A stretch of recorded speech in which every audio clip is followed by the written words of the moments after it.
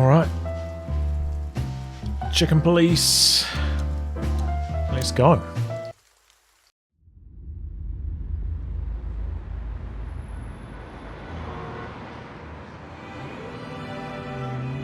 I ran out to get a pack of cigarettes, but I left my wallet at home. Yeah, that's me. I'm getting old. My name is Sonny Featherland, an investigator for 20 years, and once the star of the predatory division of the Clawville Police Department, one half of the legendary Chicken Police. But buying a pack of smokes is more than I can handle right now. Maybe I should just lay low. Yeah, I'll do that. The most colorful place in the wilderness. For all the gods, what bullshit. The last clucking color left this city years ago. And slowly I'll turn gray too.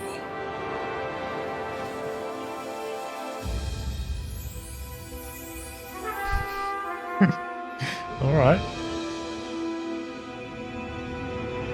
Still, what do I expect? We're living in a vast experiment, and don't even notice that everything got clucked up a long time ago. We believe in this wonderland of peaceful coexistence. Wolves and sheep, chickens and hounds. Yeah, sure, why not? It's just ridiculous.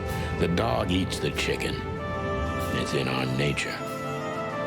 I'm not propping up the illusion anymore. 121 days, and it's over. Retirement.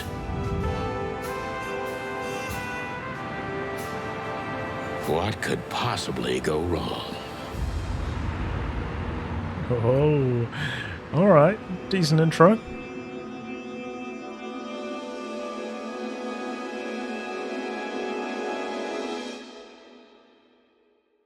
It's supposed to be our love interest.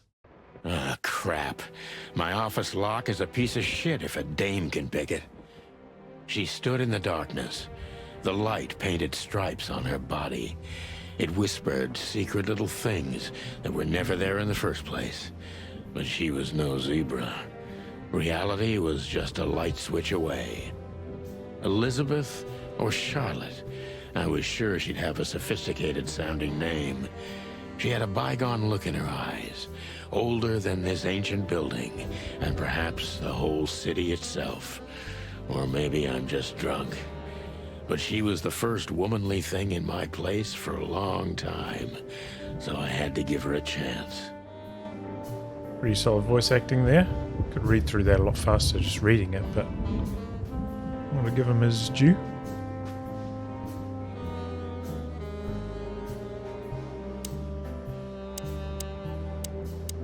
Who is this dame, anyway?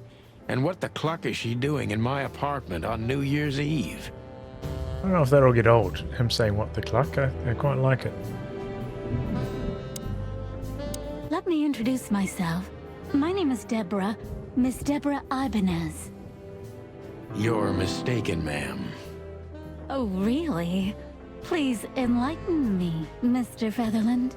I'm not a private eye. I'd recommend Mr. Philmar Lowe instead of me. He's a nice guy. Believe me, Mr. Featherland, it's not an accident I came to you.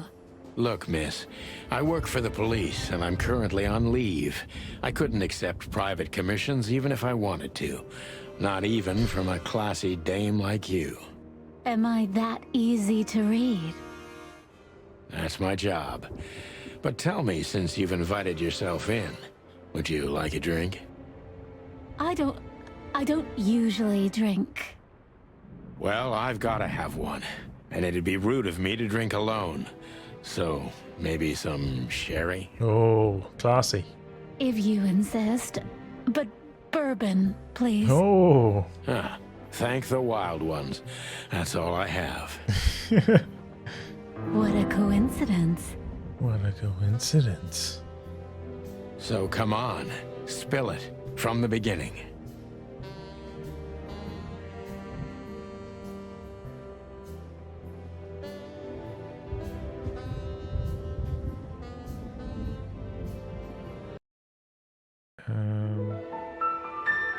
Oh, okay.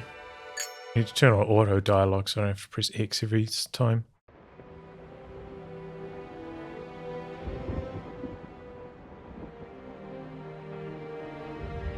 Whiskey, papers. That's better.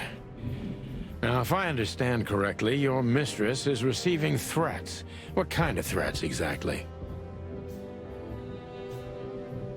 It's a very strange matter. First, there were letters. Then it came printed on a wine bottle's label, sent as a gift. Then carved into a brick, thrown through the window. And finally, they painted it on the wall of the house in giant red letters. I think it's time to dig a little deeper. If you don't mind, I'd like to ask you some routine questions. Please, that's why I'm here. Oh, new function. Questioning. I might have to move this. Because you guys can't really see that. Check it behind me for the moment.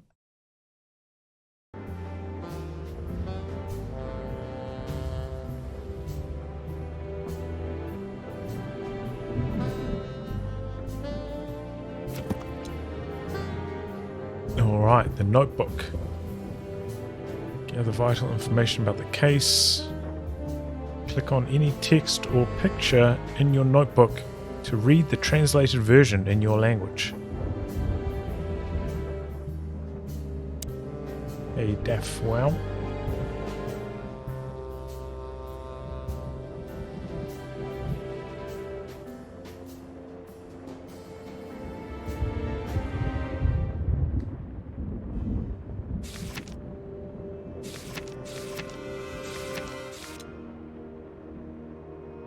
Alright.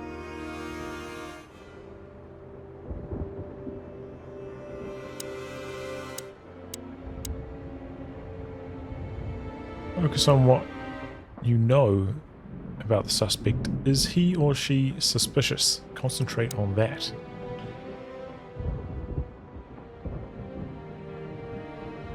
Ooh, I've got a detective meter.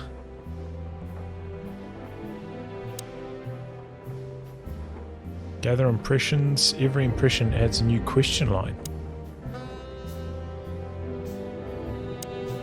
Detective meter is your best friend. It shows how well the questioning is going. Keep it on the positive side, okay? I must be cautious and smart. This dame seems shy, which I can use to my advantage. But I must be careful about what I say to her, or I could scare her off. Let's start gently, and when the time comes, we can go in hard.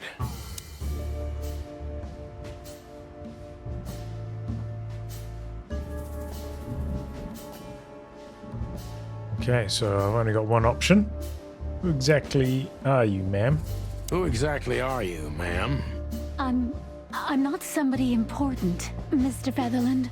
You're important enough to deal with such a delicate matter, right? I carry out the wishes of my employer, nothing more. This means simple paperwork, most of the time. You've been thrown into deep water, sweetheart. Tell me, can you even swim? Believe me, this is just as unpleasant for me as it is for you, if not even more. Oh.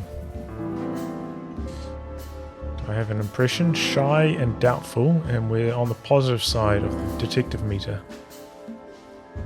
So two options here.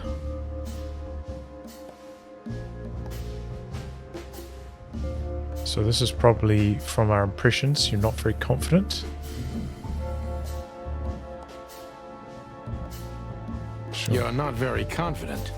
Are you sure you're all right? Yes, excuse me. I'm just a bit nervous.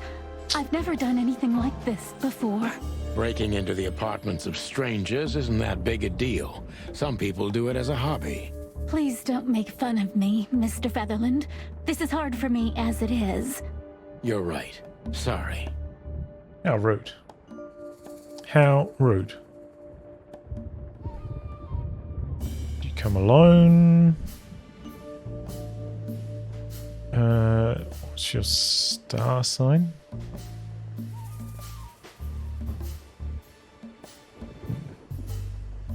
Did you come alone?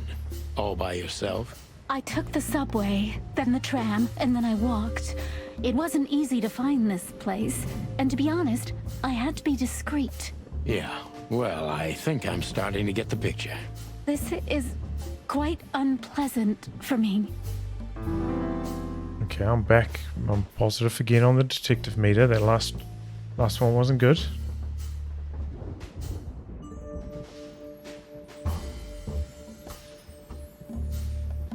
Do you...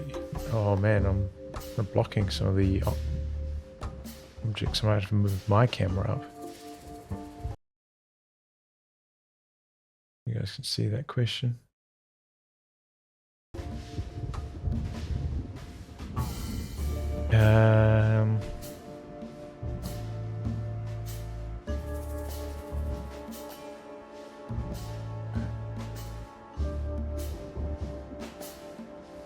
Okay, we'll go with the middle option, right? Why did you come to visit me? Why did you come to visit me? Why not your employer herself? My employer is Miss Natasha Katsenko. She hasn't been leaving her home lately, only if she really has to. How so? Miss Natasha is afraid. She's scared because of those unwanted messages, and everyone knows who she is. So she's that kind of woman. I don't know what you mean. Of course you do, Deborah. Thank you, by the way. We're finally getting somewhere. We avoided the point long enough. Deborah's hiding something, no question. Let's focus on that. Alright, let's focus on her hiding something.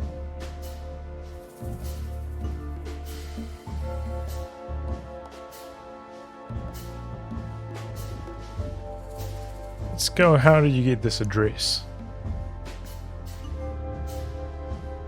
How did you get this address? You know, my mistress has exceptional connections. If they were so exceptional, she wouldn't have chosen me. Don't be so hard on yourself, Detective. You are the head of the famous chicken police, am I right? Was it a raccoon with a scarred face called Zip who recommended me? He hates me. No, Mr. Featherland. I don't know anyone like that.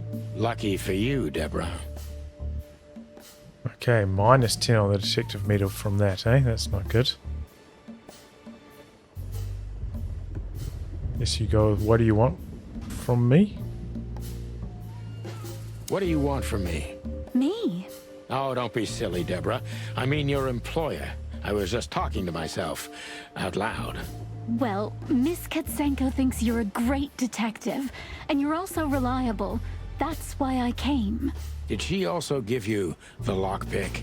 Please, could you let this go? I'm really embarrassed. Sorry, sweetheart. I'm just teasing you. As soon as I saw you, you were forgiven. That's very nice of you. It has nothing to do with being nice, Deborah, but you're welcome. What? I don't know about that interaction.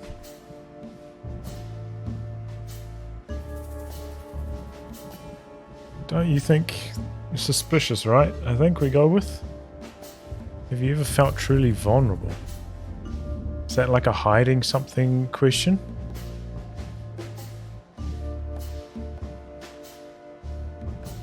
Have you ever felt truly vulnerable? Honestly, very often, Mr. Featherland. Great, because that's exactly how I feel right now, Deborah. I'm sorry if it's too unpleasant for you, but we had no one else to turn to. You know, I get that a lot, and it never ends well. Do you like happy endings? Oh In my books god. and movies, but in real life it would be nice for a change. But this is Clawville. Not many happy endings around here. I knew you were romantic at heart. If what's between me and my whiskey could be called romance, then yes, maybe. A little. Happy endings, huh? Minus 10 on the detective meter for that. Really?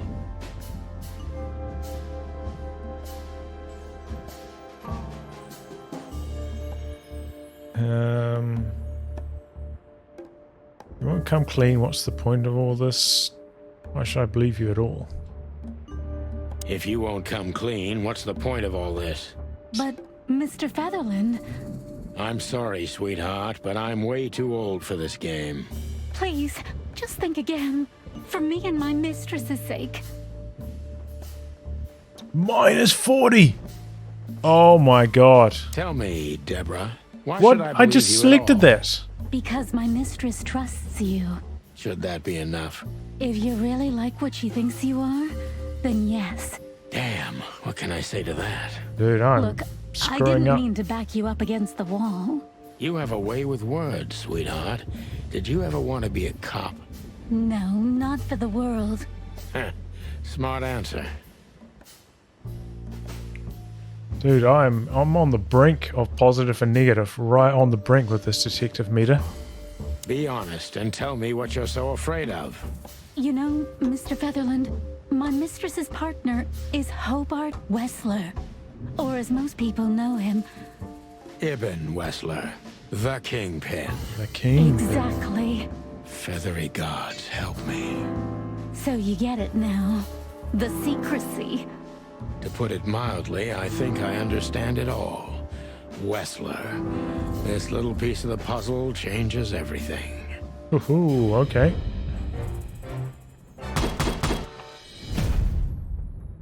I'm a rusted copper. Do they mean that as in like copper the metal? Or copper as in police officer? Like Trent from Punchy, you know? Copper is punch him in the face.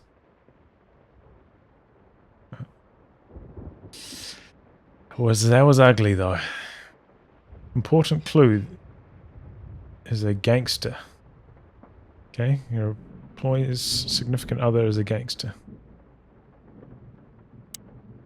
No retries though, no way.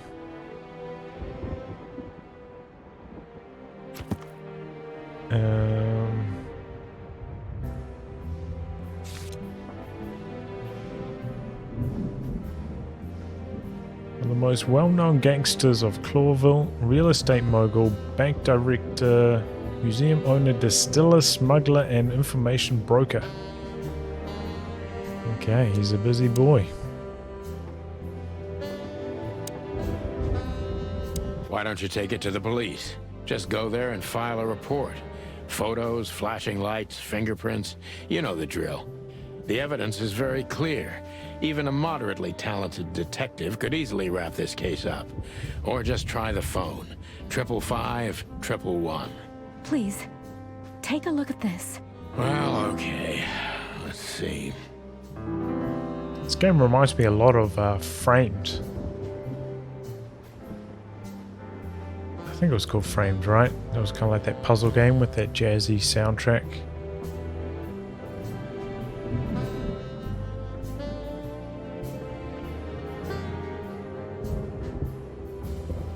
What was I looking at?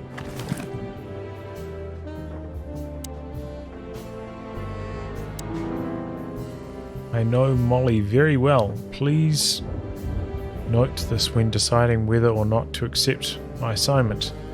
Miss Ibanez is a trusted friend. Treat her as a gentleman. N. Who's N? I know Molly. Oh, read that out loud, okay. I felt like I'd been hit on the back of my head with a blackjack. Reality tilted. Molly. Molly. Good gods. What was her name doing there? I glanced at the opposite wall with the well-worn picture frames. Like an eternally dark hole in the wall. A missing piece. She was wearing a light silk dress and singing a lullaby. The waves caressing her beautiful long legs. Why Molly? Why now? Mr. Featherland?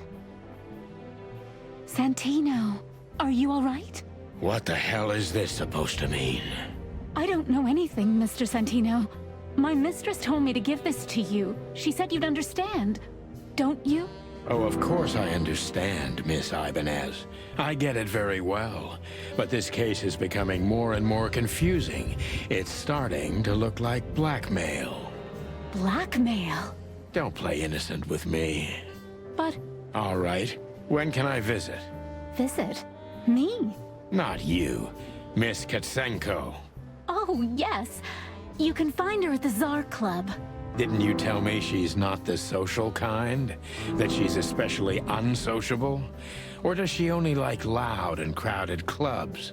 No, she's really not like that. But she owns the place. Judging by the flyer, it must be a very busy club, especially on New Year's Eve, right? I'm sure you'll have no trouble finding Miss Katsenko, but there's one small problem, Mr. Featherland. Let me guess. Mr. Wessler better not know about my visit. Exactly. How did you know? 20 years experience, ma'am. Oh, and please, call me Sonny. It was a pleasure to meet you, Sonny. I'll talk about the rest with Ms. Katsenko in person. A good friend of mine would be happy to take you home if you'd like.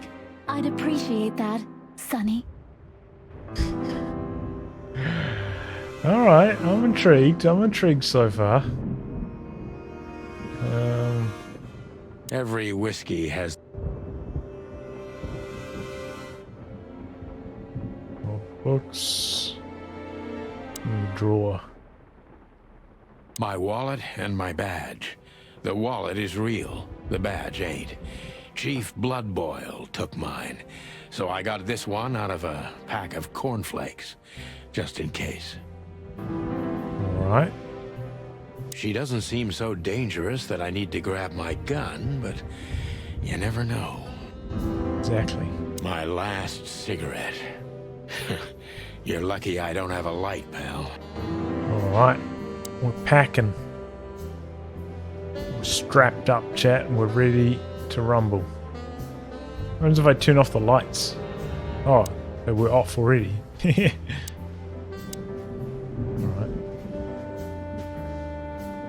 I don't even know where the key is. Whatever's inside is gonna stay there forever. Okay. Thank you again, Mr.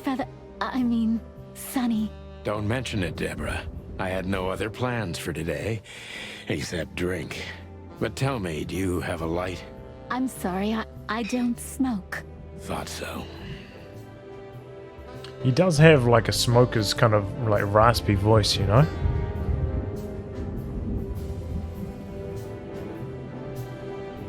I wanted to travel the world.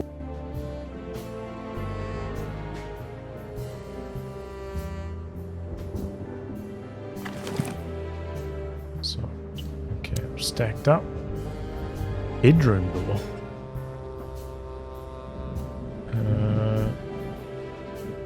That was going to be my exit. Behind that door.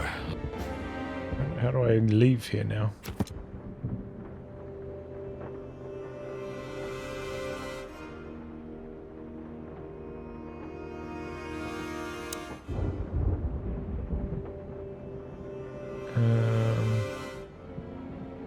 Did I miss something?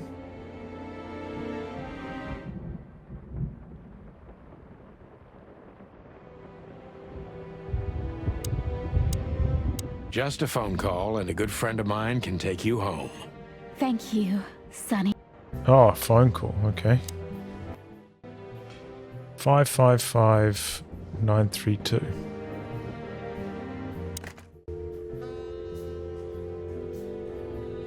Five, five, five,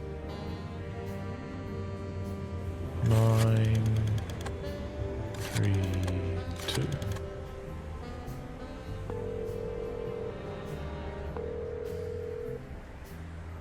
Hey, Lewis. Am I bothering you? No. Of course not, Sonny. Old friend, what's up? Could you come over? I've got a favor to ask if you're not busy. For you, anything. Just a minute. Lewis arrived a few minutes later. He lived in the rooms above, so it wasn't difficult getting here. Not to mention that he's a rabbit. It was a quick hop. The Atlas Hotel was his inheritance. It was once a well-renowned place, but not anymore.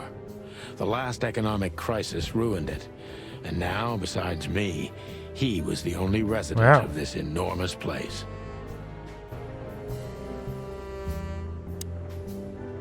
Thanks for being so quick, Lewis. Can you drive Miss Ibanez home? I have some things to take care of. Of course, Sonny. You know, anything for you. Thank you for being so considerate, Sonny. I appreciate it. Don't mention it. Goodbye, then. So long, Deborah. Before I visit the club, I have to take a detour. I've got a feeling that this case isn't going to be a one-man job. And there's only one bird in this city I can trust. My ex-partner, Marty. He's going to be at the station. I can only hope he'll be willing to talk to me. Oh shit, the ex-partner. Alright, so we can go to the world map now. Main scenes, limited scenes, and closed scenes.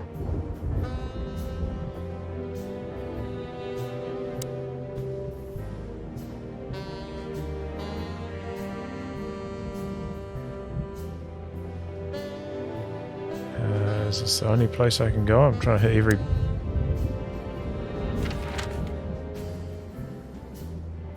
every button.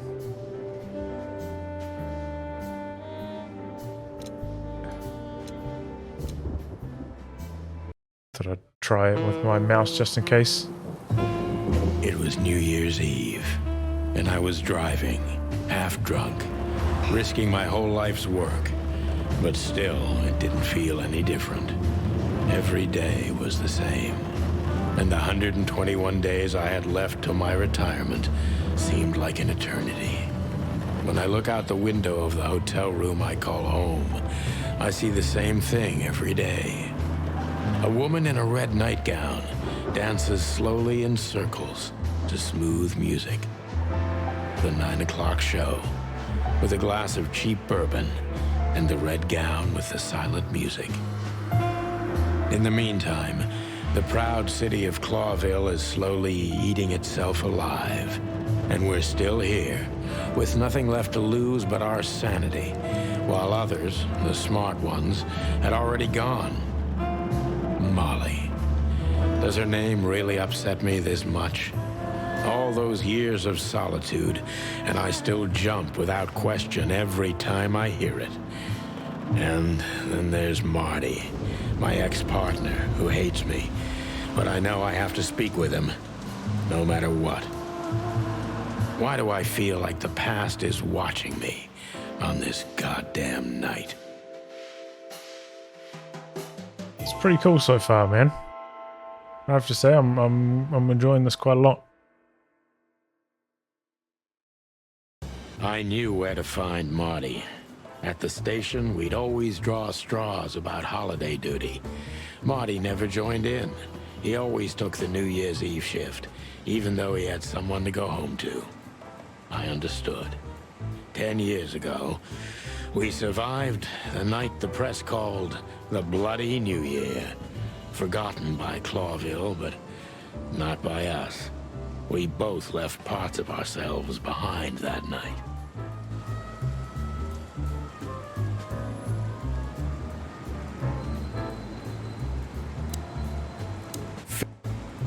Oops. Oh boy. The bullet hole in my crest is worth more than these two combined.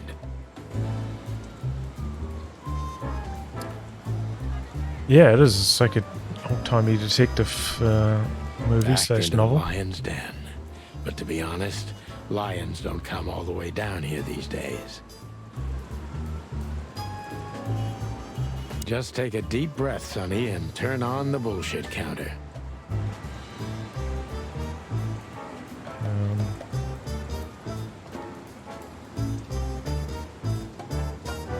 Oh, I can zoom in. Just take a deep breath, Sonny, and Turn on the bullshit counter. What's that?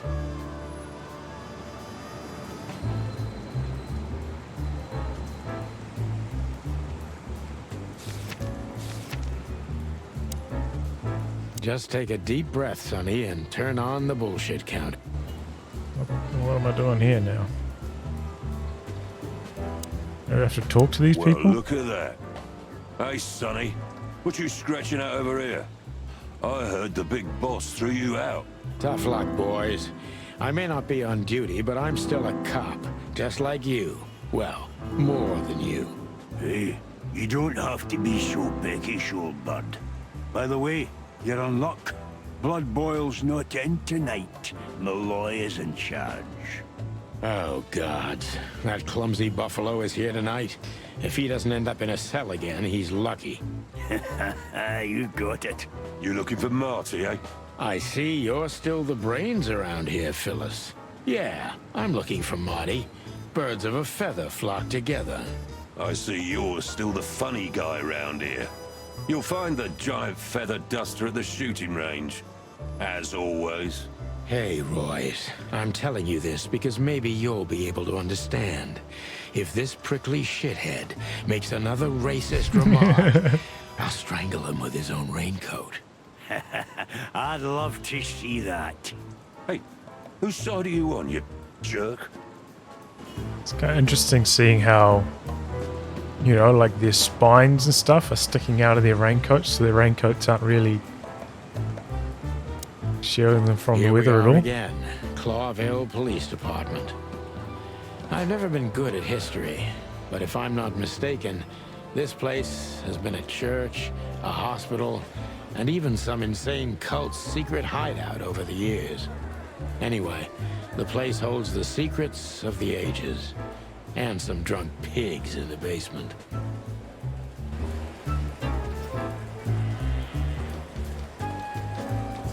Alright, what do we got here? Bosco and Mort. We can go straight to the shooting range, or we can let's have a wee chat to old Monica, eh? See if he's got the smooth moves on her as well. Hey, Monica. Hey, Boss Bird. What are you doing here? Shouldn't you be celebrating somewhere? Every day's a holiday since I got out of here. I can tell. But what are you doing here? Are you here for a file? You know, I'm a little busy right now.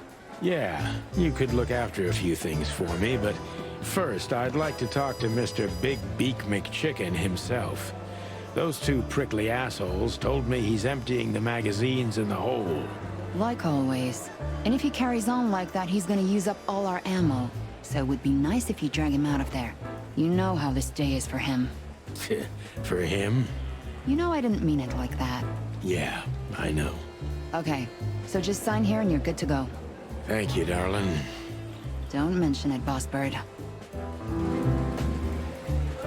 She seems nice. Marty drinks this shit. I've never tried.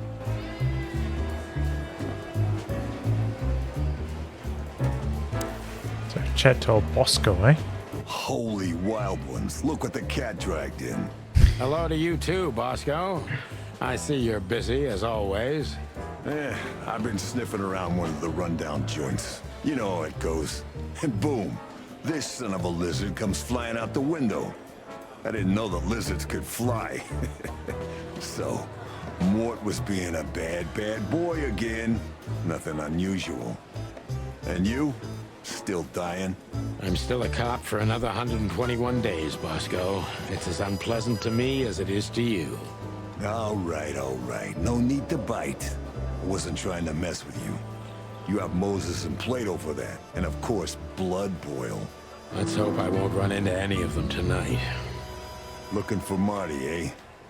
Ever since you left, he's kind of lost. Yeah, I know, He's right? trying to hide it, but he's not the same bird. Well, I don't think we'll have a teary reunion, thinking about how we parted. Let me give you some advice, Sonny. Let him rage. He'll be the same after that. Anyway, he was the one that shot you, right? You should be mad, not him. It's not that simple, Bosco, but we'll see how he reacts. Thanks anyway. No worries, pal. The guy had some, like, pretty big tats on his arms as well, right? Officer Buck. One of Blood Boil's favorites. Mainly because he's a dog, of course. Officer Jardine. They say she's clever, smart, and dangerous. We need more of her kind in here. So there's a bit of racist kind of stuff between like the chickens and the dogs and the cats going on, eh? This is gonna be a hard ride. Last time we saw each other, he had a smoking gun in his hand, and I was bleeding. I don't know how we can get past that, but it's worth a try.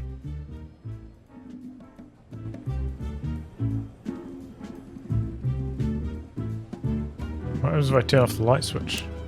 Oh, it's turning it on again. Marty looks good. Big and loud and angry as always.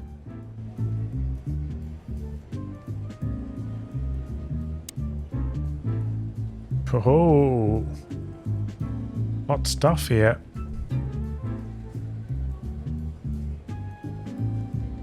Can I zoom in? No, I can't. Long thighs and a big gun. That's Marty's idea of a perfect woman. Can't blame him for it. All right.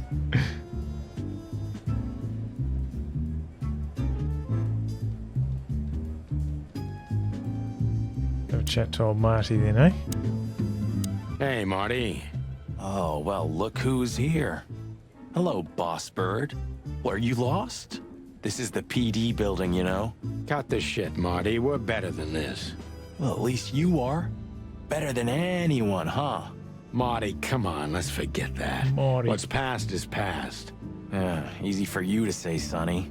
Damn it, Marty. You shot me, remember? I almost bled to death. Hell yeah, I remember. Unfortunately, my aim wasn't good enough. I need your help, okay?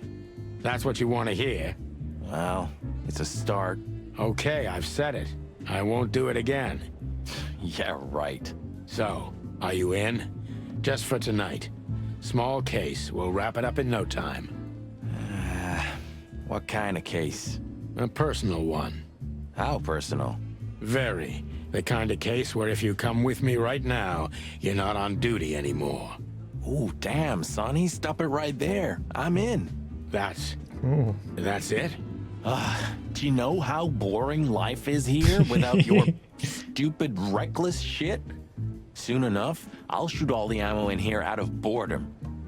Right, so, tell me, what's it He's a about? loose cannon. I'll tell you in the car. Ooh, can I bring Bertha? Ah, for the love of... Marty, this is a routine case. You can't bring your shotgun, okay? Bertha stays. Okay. But at least Susie can come, right? All right, Susie can come. That's what I want to hear. All right. He likes the shotties. Anything else we need to look at? Doesn't look like it. Still drink coffee? Yeah, my only poison. Except for guns, of course. And women. We could visit our old haunt. What do you think?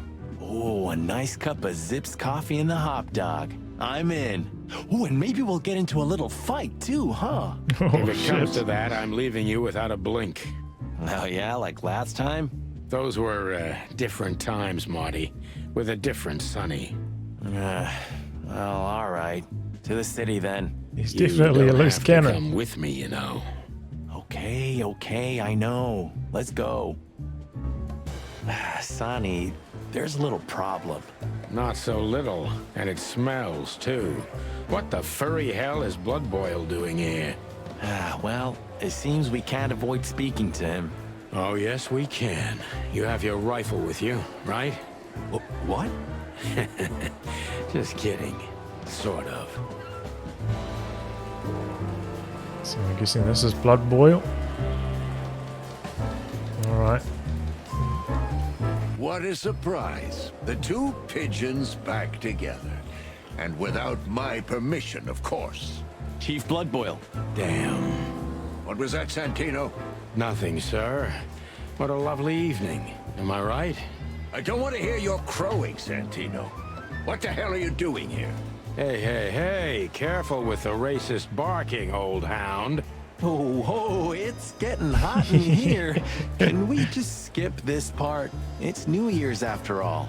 And you're on duty, if I'm not mistaken, Martin. Where do you think you're going? That's it, boss. To serve and protect.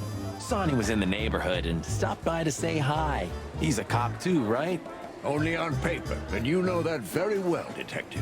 I don't want any trouble, boss. I just wanted to say hi to Monica, and then this feather pillow showed up. I invited him to grab a quick coffee. You can allow him that much, can't you? Your coffee breaks usually end up in shooting or brawling, chickens. Oh, just a coffee, boss. I swear. Oh, have a heart. It's New Year's Eve, and I haven't seen my old partner for so long. How touching. You shot him with a shotgun, if I remember. Family quarrel. For all the marrow bones of the world, get the hell out of my sight. Have a lovely evening, boss. You especially. Fuck off right Oh. now, Santino. Damn, they were saying like cluck quite often, you know?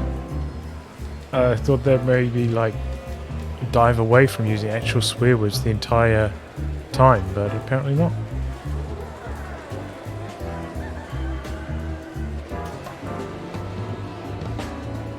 We can't avoid speaking with the chief first. Say goodbye to Monica. We're leaving, sweetheart. Stay safe, boys. I'm glad to see you two together again. I'm afraid you're alone with that. Hey, don't make me change my mind.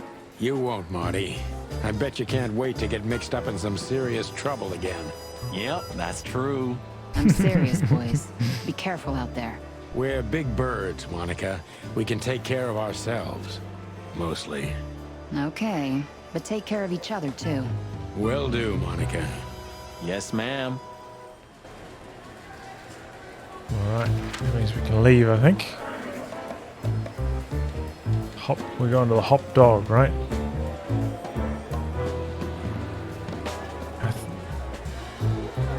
The hop dog was like the last warning. You can still turn back. My eyes lingered on the sign. An enormous dog. Like a neon god with limitless power over cheap hot dogs, plastic hamburgers, and watered-down coffee. The cold light called me, but I didn't want to get out of the car. If we went in, we were all gonna be pancakes, kept together by cold syrup. Cold syrup. Marty's worried look shook me out of my reverie. Oh, cluck. Was I talking to myself again?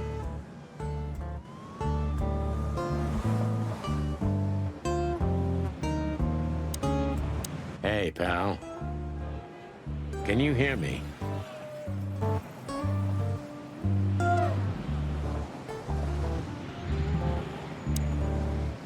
You don't serve bugs here. Bigots. A lot of them.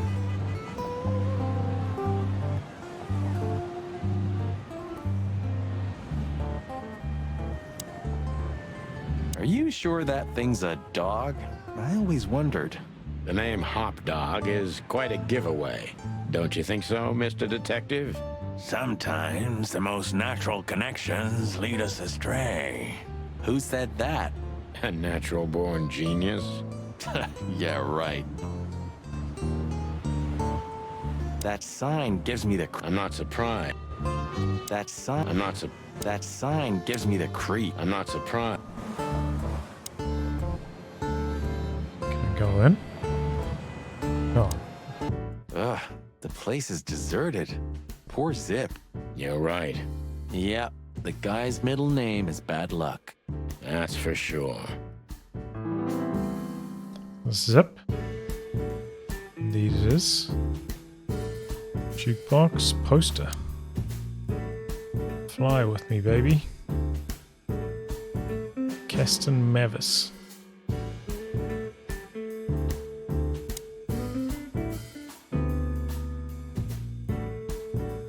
It's on the menu.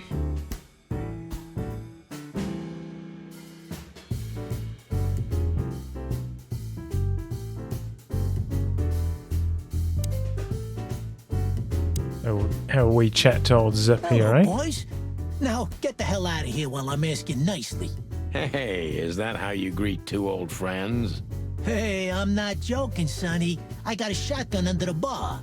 No, you don't, because if you had, we'd arrest you here and now. If there's still life in you when you're full of buckshot. Ah, it's going well so far. We're just here for a coffee, Zip, okay? Like old times. Nothing's like old times. Haven't you noticed? Yeah, as a matter of fact, it's quite noticeable. Shit.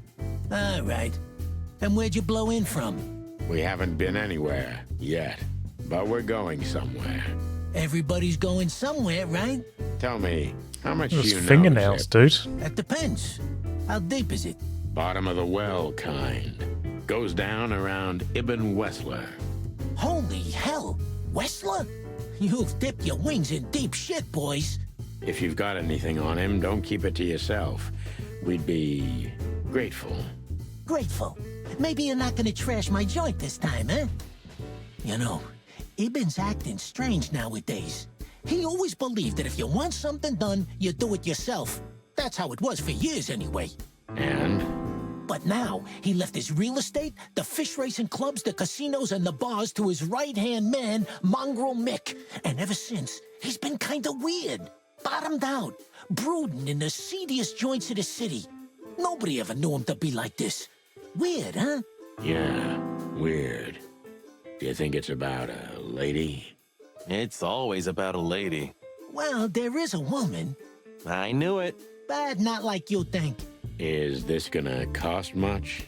Only a favor, like the good old days. Oh. Okay, I'm in. New function ask.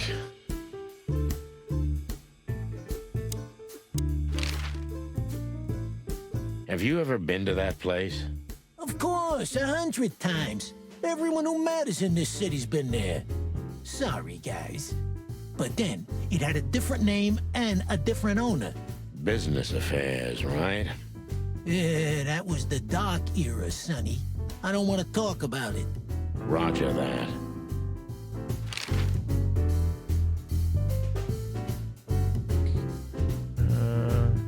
Have you ever been to that place? Of course. Business. Yeah. Roger that. Oh, okay, you cross them off. You scroll down with the D-pad to get to other options. I'll ask about the hot I've dog gotta first. say, you've revamped the joint pretty well. Yeah, after you trashed it, I had to. Look, I'm sorry, Zip. That ocelot and his gorilla. Baboon, not gorilla. Whatever. Sonny, what's your beak? So you owe me one until about the end of time. But I'd settle for you washing up here for a few years after retirement, Sonny. Mind your tongue, furball. Ha! Okay, let's ask him about Ibn's gone Whistler. insane. Love will kill you in the end, they say. Seems like everyone's in a poetic mood today. You're one to talk, by the way. Huh? Why? So, about that woman. Is she really that dangerous? What woman isn't, huh? No, Zip. I mean, really dangerous. She's got the most influential gangster of the city wrapped around her finger. She calls him her little furball. How dangerous do you think she is? You didn't get any younger, pal. You're telling me? You look like you haven't had a good night's sleep since forever. To be honest, I've never had a good night's sleep in my life. You will when the big sleep comes. And what are your plans? Dying behind the bar? Of course. You got a better idea? A couple, yeah. But somehow this suits you. You know what? Your mother's a goat. Whoa, whoa. No, you can't be talking about my mother that way.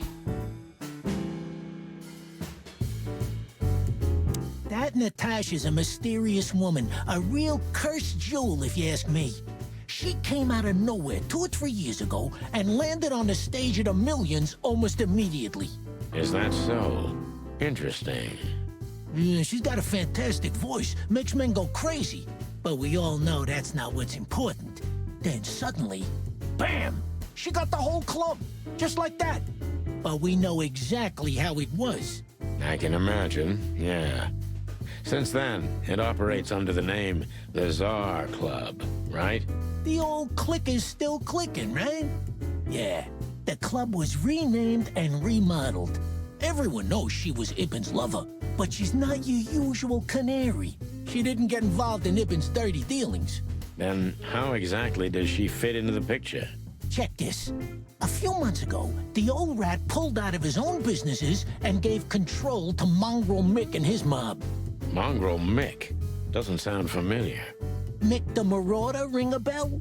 Damn, that little monkey came this far? I think that little shit took advantage of Ibben not being himself. Which has something to do with this Natasha, right? That's my guess. Thanks for the straight dope, Zip. We owe you one. Straight dope. One? You owe me the price of a new coffee shop, remember? Okay. Whatever you need. Just call us. I clucking will. Thanks, pal. Hey, I'm not your pal, Marty. What about the coffee? You sure talk a lot. Maybe the past is haunting me. Once a rat, always a rat, right? Oh, come on, Zippy. Don't be so hard on yourself. You got out in time, and you've been living an honest, ordinary life since then, haven't you? Yeah, right. How lucky am I, eh? It's more than what many others get, believe me.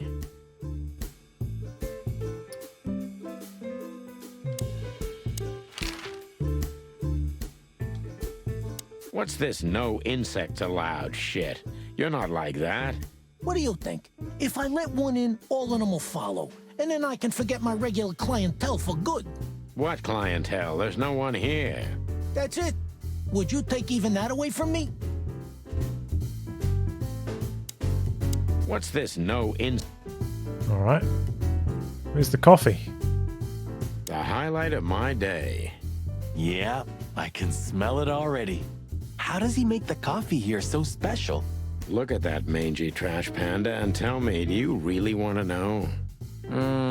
You're right. As always.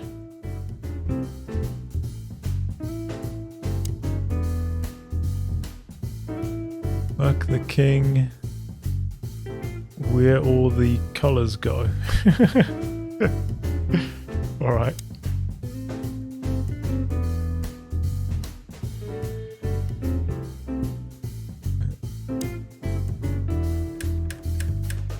Oh, we got a bunch of options, eh?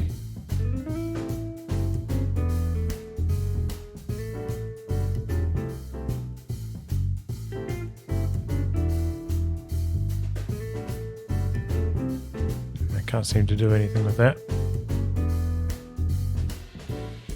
The door didn't look like this last time. Yeah, because last time you tore it out and beat that baboon with it. Oh yeah, I remember now. So that's why Zip remodeled the whole place. He had to. We didn't leave much of it standing. If I didn't know how nice we are, I'd almost hate ourselves. Welcome to the club, partner. Okay, does that mean I'm going to a different location now? Oh, there's a limited time option at Hotel Atlas. Alright, I need to grab some water, chat. I forgot to get a glass before I start streaming. I'll be back in a minute.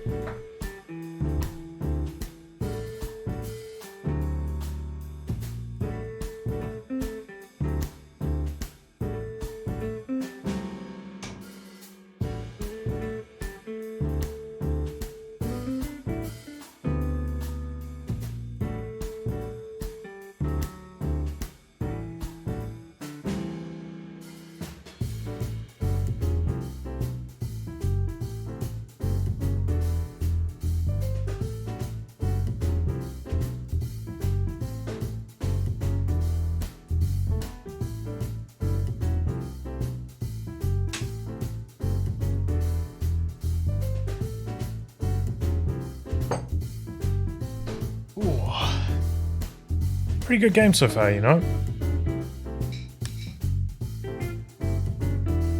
Nice soundtrack, you know, the visuals are fine, strong voice acting and scripts, you know, like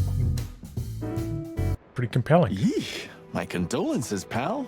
I see your cleaning lady died. Yeah, she set foot in the bedroom once. I haven't seen her since. I didn't dare to go after her. Oh, I wouldn't want to go in there either. What's that smell? But what's that smell? Cigarettes and whiskey. Yeah, with a hint of dirty laundry, but no. Oh. This is lavender? Ah, that. Now, that's got to be the Ibanez dame. You know, the broad who gave me the letter. And the job, obviously. Ah, pretty, huh? I can smell it. She's an exotic, too. An impala, maybe? Strong. Furry hell. That's why Chief Inspector Bloodboil hates you so much. He's jealous because your nose is better than a clucking bloodhound. The bitter old dog. He just hates all foul. Ah, true. Except for Monica. Monica's a fairy, not a bird. So, what now? Well, let's gather my stuff and head to the club. We gotta find out who this Natasha is and what she wants from us. I mean, what she really wants. After you, Boss Bird. I wouldn't like to touch anything in here anyway. If it's okay, I'll just stand around and stare out the window. Sure, just do it quietly.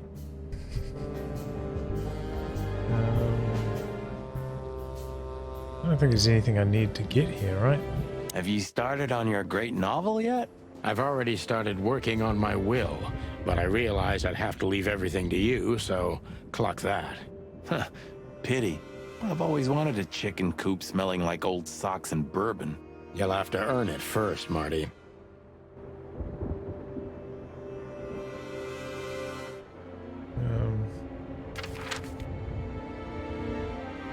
Alright, well... on to the SAR Club, right? Midnight had passed, and the intoxicated madness kicked in. We could only crawl along Shalva District's main street toward downtown. The city's heart beat differently. Ancient buildings were defaced by neon signs and billboards, like half-drunk lovers on a fine leather sofa. Great old houses neighbored by garish modern blocks. A place that makes the head hurt. The Tsar's huge neon sign was visible for miles. A blazing red sign advertised tonight's main attraction, the amazing Natasha. Cops were never welcomed at places like this. I hoped we were too late for the show. We had to be inconspicuous, but it was never easy with this bird mountain by my side.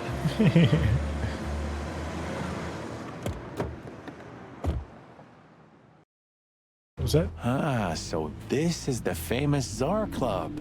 More like infamous, Marty.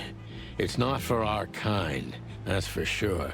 And I don't mean that they don't like foul here. Well, at least we don't have to be afraid that they see you as a detective, Boss Bird. Very funny, Marty. So what are we gonna do now? We find Natasha, the broad who sent me the message, remember? But first, we need to get into the club. And Marty, please, don't monkey this up. Excuse me? On behalf of the well-respected and noble primate community of Clawville? Cut the crap, Marty. Let's focus on what we're here for, okay? As you say, Boss Bird. Is that mate? Hey, that's your old friend, right? Wait, what was his name? Lawrence? Lamar? No, Liam. Lewis. Yes, it's him. To be honest, Sonny, I always thought that guy's not all there in the head. Nobody's perfectly sane in Clawville, Marty. But if not for this old rabbit, I wouldn't be here today. I'll never forget that.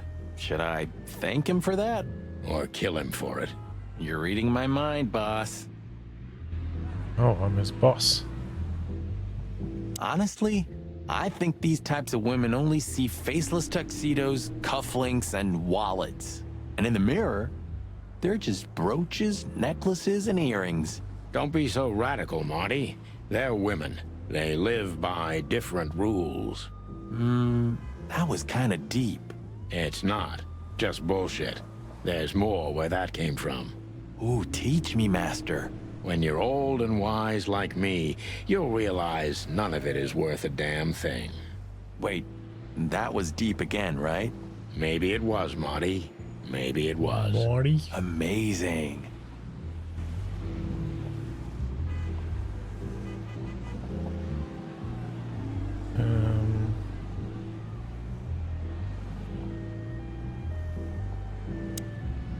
What are the ads? Huh, I like this. Why's that? I don't know. 'Cause it's moving, I guess. You're a simple bird, aren't you? Yes, I am. All right, let's go in. Howdy, pal. Gentlemen, how can I help you on this wonderful, chilly night? We're expected in the VIP lounge. My apologies, but I don't remember ever seeing you gentlemen here before. May I ask? Stop right there, big guy. I get it. Yeah, I know exactly how this works. So what do you have to do to get in? Nothing's easier, sir. Are you on the list? The list? Yeah, Don't tell me you forgot. I'm afraid I did, Marty. Sorry, big guy, but I'm pretty sure we're not on the list tonight. That's a shame. I'm really sorry, sirs. In that case, you can't come in. Yeah, right. Thanks. My pleasure, gentlemen. You function, ask.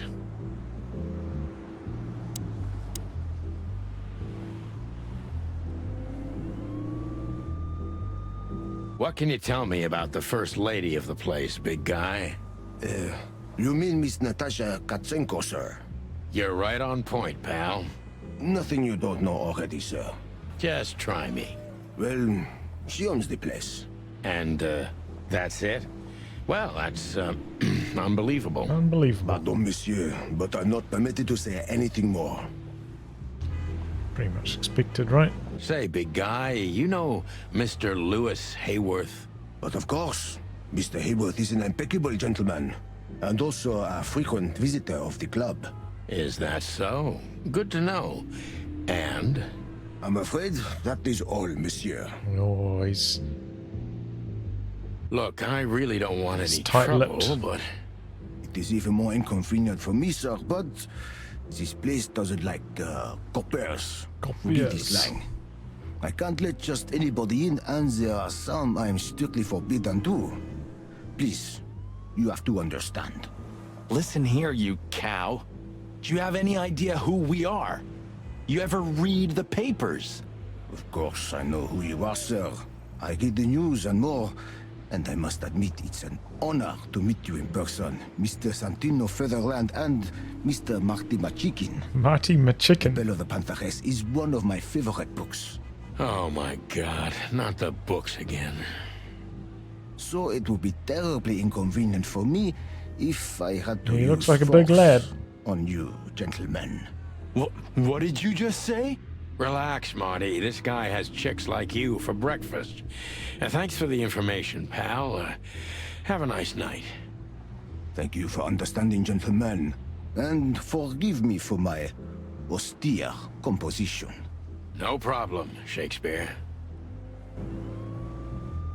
Okay, well, Jeez, look at that guy. That's not... Yeah. Nah, he's definitely a Bob. $5 for Bill? Okay, I'm in. is there like a back room or back way in or something?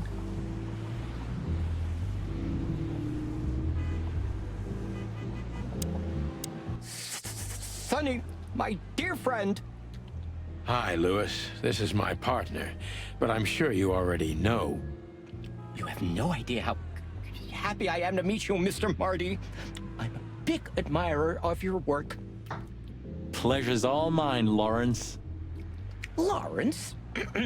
Anyways, so, the legendary Chicken Police back together?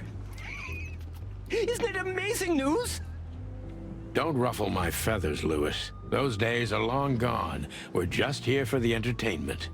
Or something like that. I see. Well, that's a shame.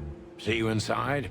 I have something to do, my pal, but I'll try to make it for the main event. Okay then. Catch you later, pal. Alright, well, how the hell are we gonna get in here then? Whoa, look at that. Isn't that the new... It is, Marty. A brand new 942 Silver Hawk. Haven't seen such beauty since I left Iveria. Of all that's furry. Whose is it? Maybe it's Ibn Wessler's. I guess he's no paper tiger. Yeah, he sounds like a fellow who drives around in one of these. Lucky bastard.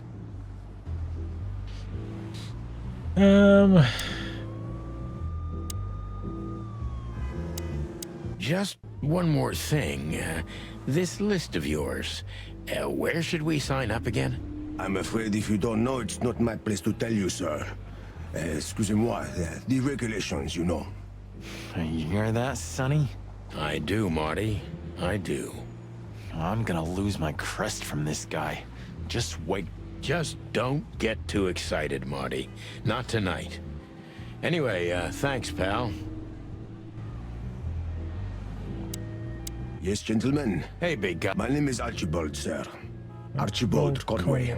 Well, that's not a Bob. Excusez-moi, monsieur. Archie, what? No way, that's not even a real name.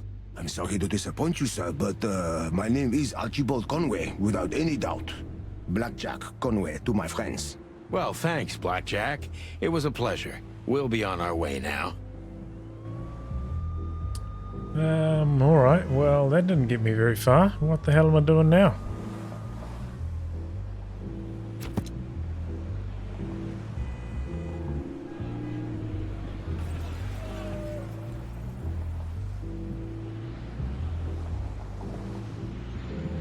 Like, how am I supposed to get in here?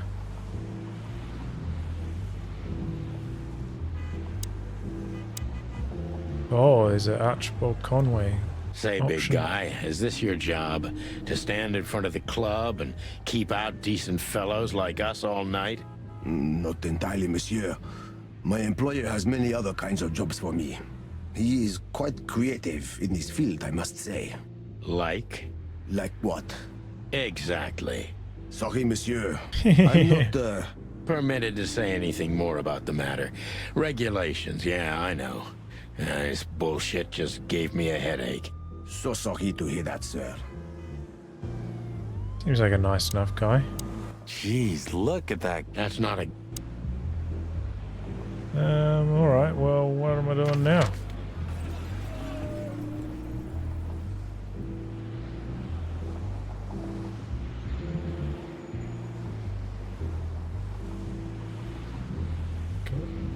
Go back to the Clawville PD, maybe? Look at these two simpletons. They don't even realize their jackets are full of holes. For the wild God's sake, don't dare tell them. I already tried, but nothing happened. Figures.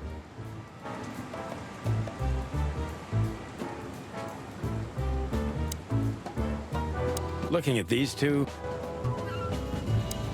Hello, gents. Everything all Maybe right? these guys will have some info on how we get in there. Fine, Sonny.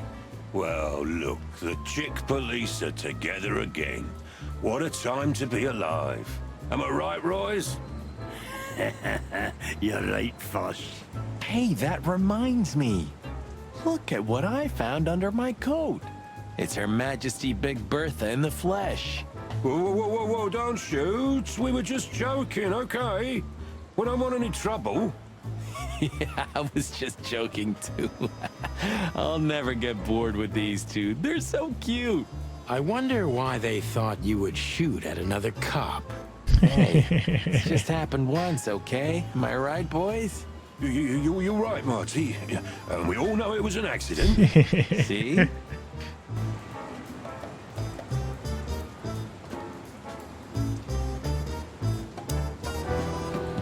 So Gotta talk to Monica, eh? Maybe she Hey, seems Monica. like she's hip. Remember that invitation from the other day? Oh, yeah. I'm so sorry, Marty. I'd love to, but I've got a lot of work to do. You know how it is. Please tell your sweetheart that I'm sorry. Okay, I understand. No problem. We'll meet at the annual party anyway, right? Yeah, that's true. I'll tell Laura. I have a strange feeling that we'll meet again tonight. Strange. I have that feeling too. That's weird. I was just thinking the same thing. I have a strange... Okay, exhausted that. Talk to Bosco, I maybe? see you're swamped, buddy. I've sent the old lizard away. I don't need him to foul the air anymore. I hate his kind anyway. Well, because he's a reptile. No, because he's a good-for-nothing piece of shit. No, yeah, that's true. And you letting off some steam? Something like that. We'll go and check out some seedy joint. We're cops after all, ain't we? And this is still Clawville. Maybe I have to go That's back true, to pal. the Protect and serve. coffee shop. Get a room, you two. Ah, shut up, Marty.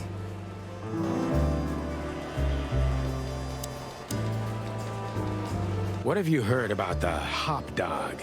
Is it still standing? Yeah, it is. But I don't frequent that neighborhood. You shouldn't either. Things have escalated there recently.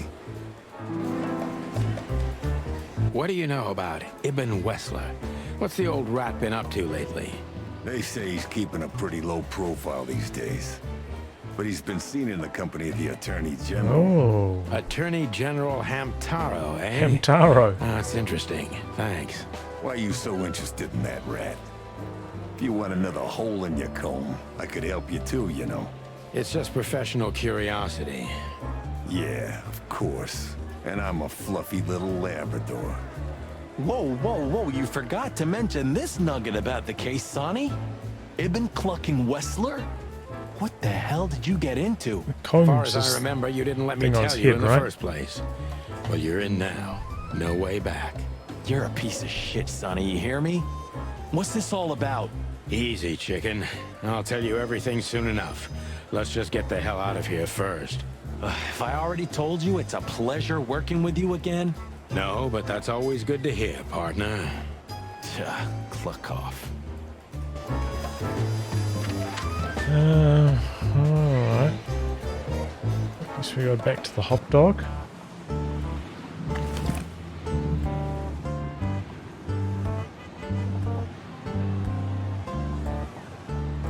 Molly, my ex-wife.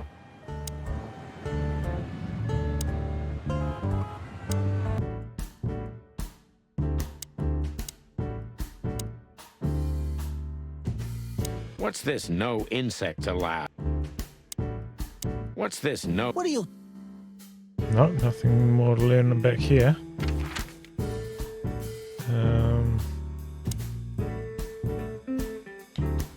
Maybe I have to use that invitation or something?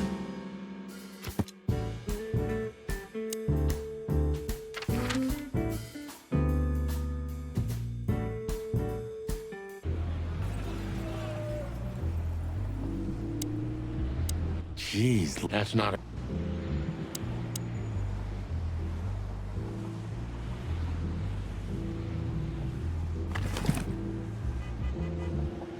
Molly.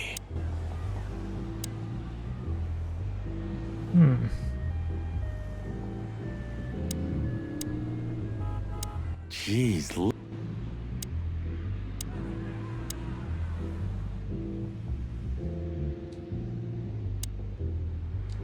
Can't talk to him again anymore. Do you remember when the Clawville Chronicle was a really high-quality newspaper? You mean when they wrote something about us daily? Yeah. What exactly happened to them? Well, they got bored with us, Marty. And to be honest, so did I. But still, here we are working together again. Funny, huh? Yeah, hilarious. Hilarious.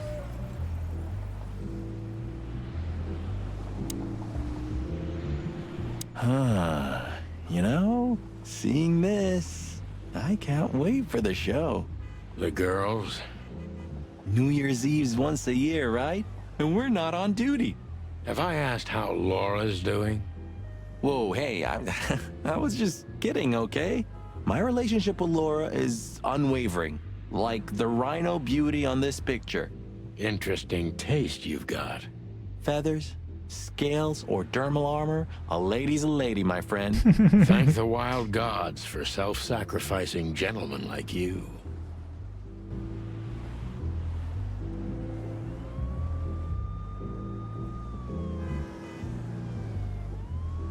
My city is on fire. This is it. It was on the flyer from Deborah. Maybe we'll get to hear it, if we're unlucky. From none other than our secret employer, Natasha Katsenko. Ah, a job with benefits, huh? Don't be tasteless. Oh, I get it now. The title. Do you think it's about the Great Fire of Clawville? Did you ever think of being a detective? Ah, very funny.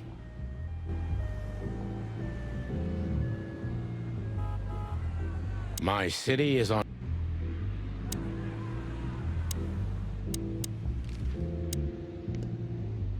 That fella's built like a brick shithouse. I don't think we'll be able to just sneak past him. Wanna bet? Not today, Marty. Remember, we must avoid suspicion. Ah, okay. No trouble. I get it. It's okay, Bertha. Maybe next time. What was that? Nothing. Just the wind. Did you bring Big Bertha with you? Gods, no. What are you thinking? What idiot would bring a shotgun to a club? Was that a rhetorical question? Let's just knock that giant out, shall we? Easy peasy. Let's just not do that, shall we? Okay. Let's just Let's...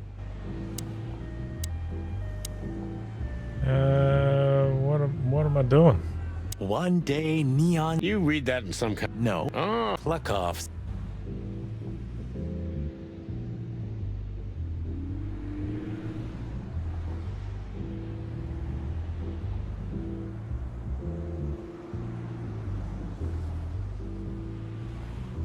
Let's not bother. Okay, boss.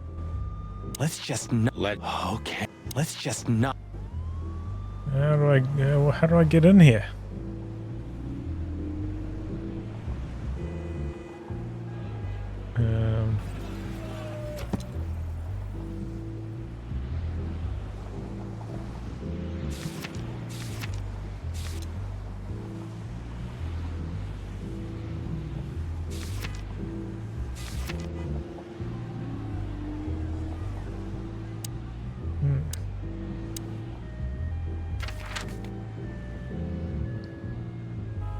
Maybe the answer's at my hotel?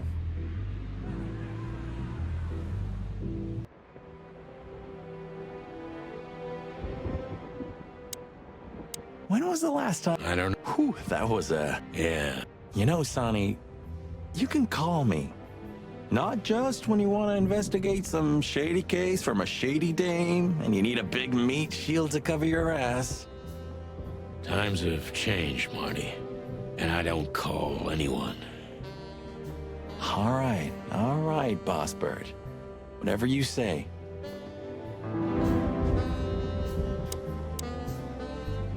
Have you been there before? Never. You know, it's not my style. It's too fancy for me. I'm more like the smoky, smelly, ramshackle little joint type. Yeah, same here. But we're not gonna mingle like this, right? We're not searching for a tailor on New Year's Eve, okay? We'll go as we are. That'll be exciting. Let's just stay out of trouble, okay? What trouble? That's the spirit. So she just turned up with a message and this flyer, and you fell for it? Maybe I was bored. Or maybe there's more to this thing than meets the eye. Yeah, there's always more. Maybe I just wanted to meet you for old time's sake. That's not funny. I've never had a good sense of humor. You know that better than anyone. That's for sure. So the Tsar Club, huh? My city's on fire. Sounds good. But that's all? It's kind of weak for a clue. It's not a clue. It's just a guide. By the way, it's New Year's Eve. We deserve some fun, right? Well, that's true. But it's never that easy with you, Boss Bird. There's something you're not telling me, right? Nothing important, Marty. Yeah. If you say so. Oh, hi, Mr. Sinclair. How are we? Sinclair is doing fine, thanks. Anyway, you still talk to your guns? Yeah. And so what? Other animals talk to their plants. Crazy, isn't it? At least a gun has a soul. Gun has a and soul. It's useful. I can't believe you're allowed to walk around freely, Birdie. Oh, if you only knew what I'm packing right now. I don't want to know what's under your feathers, Marty. So, am I staring quietly enough? Well, the floor's creaking a bit when you shift your weight, so, You're an asshole. You have what we came for? I just want to look around a little. I'm ready. Yeah. All right, Sonny. Then grab your map and let's hit the road. I'm gonna clean up. Maybe in a...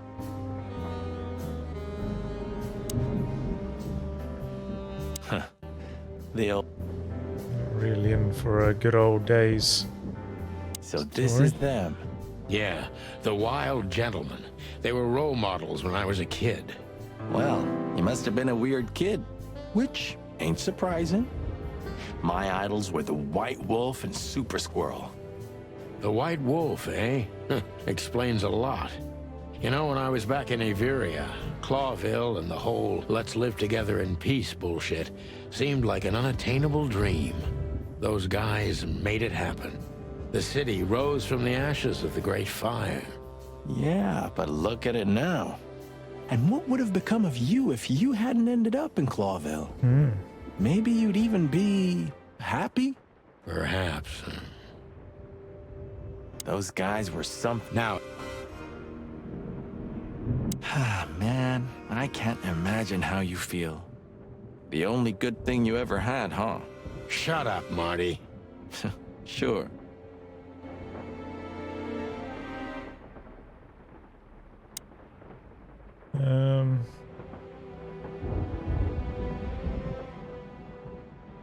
You know, this city's outgrown us.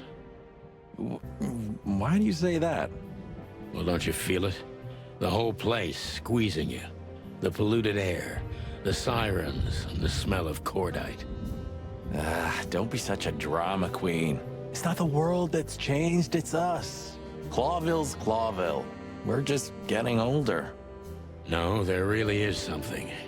You know the feeling of foreboding, of something wrong, of something bad on the horizon. You're screwing my mood. Yeah, but I'm not sorry. No shit.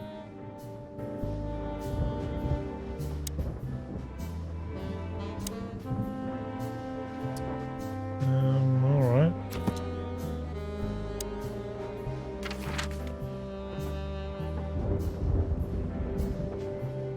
How are we getting into this club? Gee. Let's just not... Let's Okay. I'm kind of stuck here, chat. I think I'm going to have to look something up. How do I get past this point?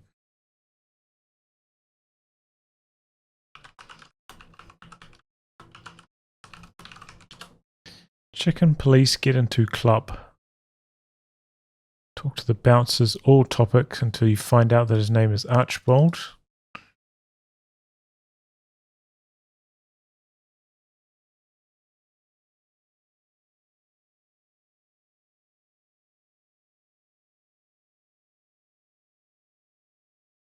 When you ask all the questions, you can talk to Lewis. He will ask the bouncer to let you into the club. So I need to talk to Lewis now. Look, Lewis, that bouncer over there. Well, yes. He is a bit intimidating, but his manners are impeccable. Am I right? Yes, indeed, but it seems tonight we're not on his list. Oh, I see. Oh, I get it. I get it. You'd like to go in, but he won't let you.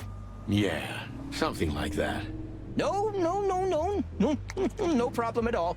Come with me. I'll talk to him. Much obliged, pal. Yeah, thanks, Bunny. Excuse me. Ah, jeez, what the hell's wrong with you, Marty? What? Did I say something wrong? Stirring it up, eh?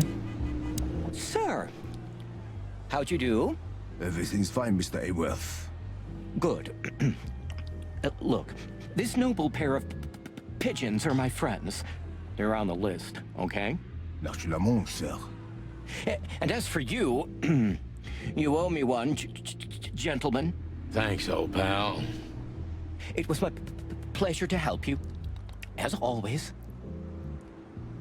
Alright. In we go. The jazz overwhelmed us. There was no band in sight, yet the music seeped from the walls like years of cigarette smoke and the smell of spilt whiskey. Behind the bar, rows of fancy bottles reflected the harmonious voices of pretty dames and the clinking of crystal glass. It was the kind of place that makes you drunk, even if you've never had a sip. A dangerous place for someone like me. No matter how alien I felt, it was strangely like coming home. Welcome to the Tsar. Well, here we are. Your packs. Mother of... I take you to the nicest places, eh, sweetheart? Oh, does it mean you're buying, honey? Don't even think about it. Oh, men these days. So, we're here to find a dame called Natasha. I have a hunch she won't be hard to find. Let's mingle and try to avoid suspicion. Just like always. No, Marty, not like always. This time it's for real. Oh boy, here we go. We've got a henchman. Bunch of movie posters. Box fella. Big buck. Who's this? Hey, there's Filmar. Filmar. Who? Oh, yes. Filmar. Because that's what he calls himself, right? You know him well? We had some seriously wild cases together, yes. Mainly in Averia, way before Clawville. Another place and another life. Sounds good. Like the blurb of some cheap pulp fiction book. Yeah, it was the exact opposite. But the old bird's worth saying hi to. Alright, let's have a chat. Well, well, if it isn't the great detective, Marlowe. Blow me, Sonny. You know I don't use that name anymore. Okay, Mr. Dumbass alias Phil Marlowe. So says someone who tried to go undercover with a feather pillow mafia is a turkey. Right, Mr. Turk Cayman? Hey, that was a long time ago. I was young. And I stick to my principles and my stupidity. Phil Marlowe, and that's that. Don't rile me up, you old fart. Okay, fair enough. Sorry, I'm a little clucked tonight. I know the feeling, pal. By the way, what are you two doing here? You stick out a bit. Are you here for a good old-fashioned beating? We stick out? Man, you look terrible. Like someone who sat on an electric pole. Don't even ask. I feel exactly like that. You want a case? 5 feet tall, half of that legs. Angelic voice, demonic eyes, just the usual. Oh boy. And you? Something like that. Just don't know the exact numbers yet. A dame named Natasha. She called us here. If I'm not mistaken, the joint is hers. Yeah, she owns the joint, amongst others. Well, good luck, guys. That broad has a reputation. She's not the kind to toy with, if you know what I mean. Any useful information? For free? Stop clucking around, Filmar. All right, but just because of the old days. Look for me after you've talked to her. You wouldn't understand what I have to say about her before then. Don't leave unless you're thrown out, in which case, you know the drill. We don't know each other, I'll deny you in a blink. Good to see you too, old pal. We'll be back. Alright. Need to talk to him afterwards then. Oh, here she comes, maybe.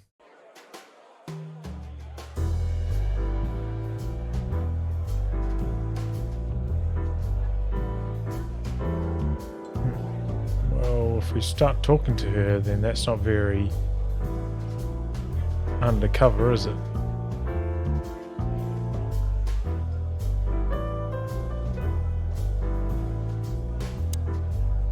This guy is certainly not a gangster henchman.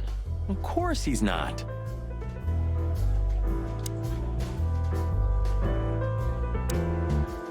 That woman with Ibn, I think I know her from somewhere. Maybe in your dreams, pal.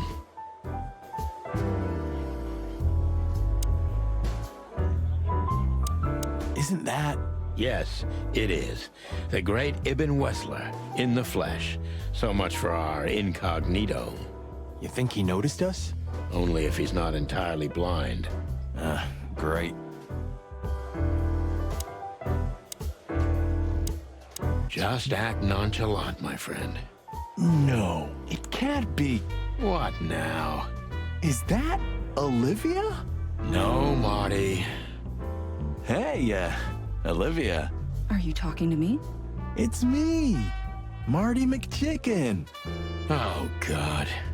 What a pleasant surprise. The Rooster Copper's in person. Oh, Chicken I like police. his voice acting. But yeah, Mr. Wessler, you could say so. The name's... Sunny Featherland, of course, of course. Chicken Police.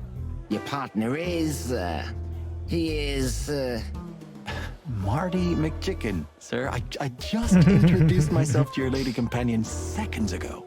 Oh yeah. I'm so happy to see you. Hello, boys.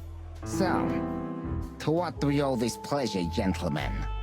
Yeah, so, we were, just in the neighborhood, and... Cut the crap, Marty. All right, we're here for your sweetheart, Natasha. Oh, I see. No big deal. Just a blackmail thing. You know, horrifying threats written on the wall with blood-red paint. The usual stuff. You must be familiar with this kind of thing. Oh yeah, indeed. It's, nasty business. But I didn't know Natasha hired a detective because of this simple matter, but to be honest, I understand. I would have taken matters into my own hands, you see. But I'm kind of busy. Mr. Wessler had a meeting with Attorney General Hamtaro yesterday, so he's rather tired. Taro. If you would excuse us. Oh, dear Olivia, it's okay. These gentlemen are just doing their job, right? And if I've heard correctly, they're notoriously thorough.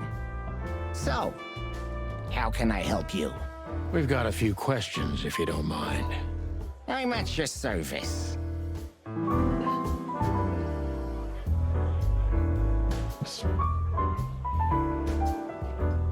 It's pretty, yeah, pretty cool game so far. Nice bunker you got here. Well, thank you, but it's not mine. Not anymore. But I'm sure you already know that. Listen, detective. If you want to know something, please ask straight, huh? All right, Mr. Wessler, let's make this a bit more professional. Look, detective. All right, Mr. West. Has your assistant been... Are you talking about me? Yes, I'm talking about you, ma'am. Let me answer your question then. I've been in Mr. Wessler's employment for 6 months. Why do you ask? Oh, just routine questioning, you know. Most of them aren't good for anything. Just killing time. It sounded rude to me. Yeah, please forgive her, detective. Olivia's a real firecracker. I'm not as exciting as people tend to believe. I grew up in a poor family of many siblings. I'm the only one still alive, unfortunately. My career started with a shoe store, and now, here I am. I wouldn't call that an average life. Shoe store owner to mob boss. How dare you speak to Mr. Wessler like that? Leave it, Olivia, dear. It's just provocation. I'm sorry if I offended you, Mr. Wessler. Shall we talk about something else? Everybody knows Mr. Hayworth. He's an antique piece of furniture in this city, so to speak. Only a bit worn out. It's not my fault that he's so much in debt, Detective, but the name of his family still rings quite loud in Clawville. Is that still worth anything? The name is just their name, of course, but the man behind the name is another matter, Mr. Featherland. You're a pragmatic rat. Thank you. Wessler's a tricky guy. Unfortunately, I don't know enough about him, so I have to detective be time. cunning. I can't just pin him against a wall. Yet. Alright, here we go, chat. Last time I did a horrible job as a detective. Let's see how this one goes.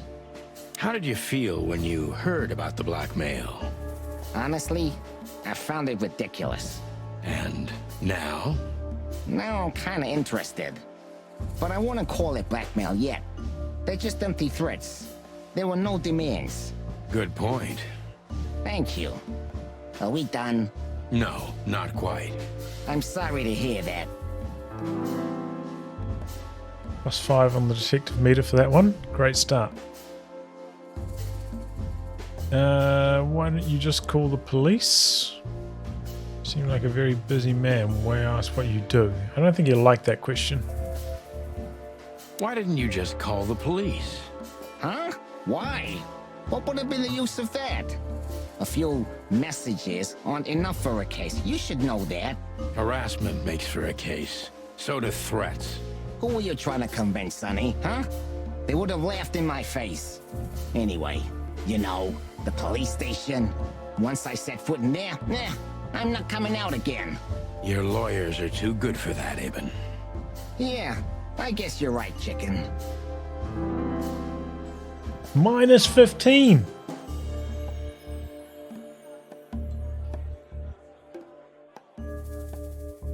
Why would anyone have reason to blackmail your girlfriend?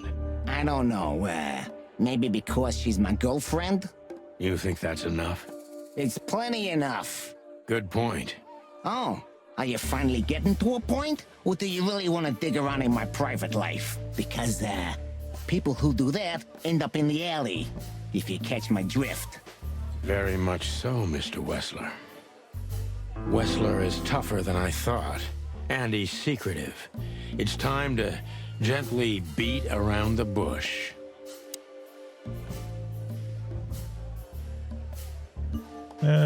Gently beating around the bush. Are there any similar instances? Were there any similar incidents in Natasha's past? I mean, threats, blackmail, enemies or insane fans, psychopath pianists, perhaps. I don't know about enemies, but she's a celebrity. A star shining bright in Clawville's night sky. Do you understand? She gets endless fan mail. It could be anybody. I wouldn't overreact. Natasha doesn't feel that way. I've noticed. +15. Okay, we're getting somewhere. You told us to be indirect, though. It's time to gently beat around the bush.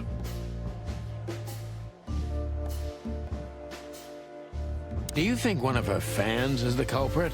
Someone who can't take rejection, maybe? Why not? It's quite common. It's a typical motive, indeed. Any ideas who it could be? Yeah. Attorney General Hamtaro is obsessed with Natasha. But he's, more like the kiss on the hand, flowers bowing type. Throwing bricks through the window is not his style. I can't think of anybody else. Or rather, I can think of everybody else. About half the city, actually. I get it.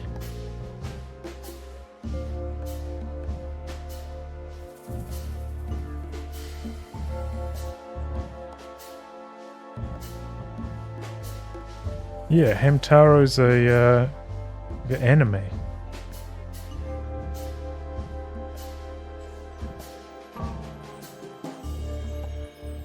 This is Hamtaro.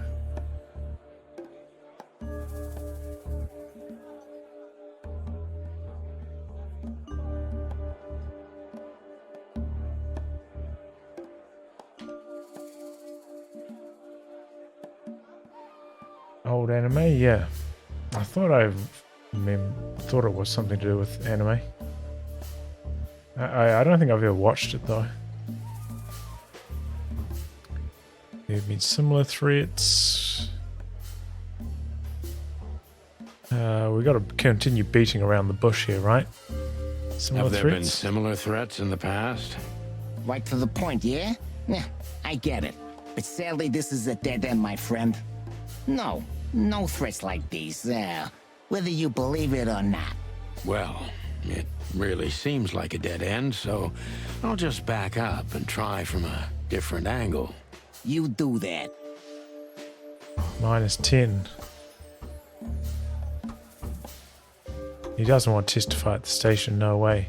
The mob boss and the pussycat, eh? How did you even meet? Huh? Are you trying to piss me off, Corpora, so I accidentally let some big secret slip out, huh? A simple answer would work.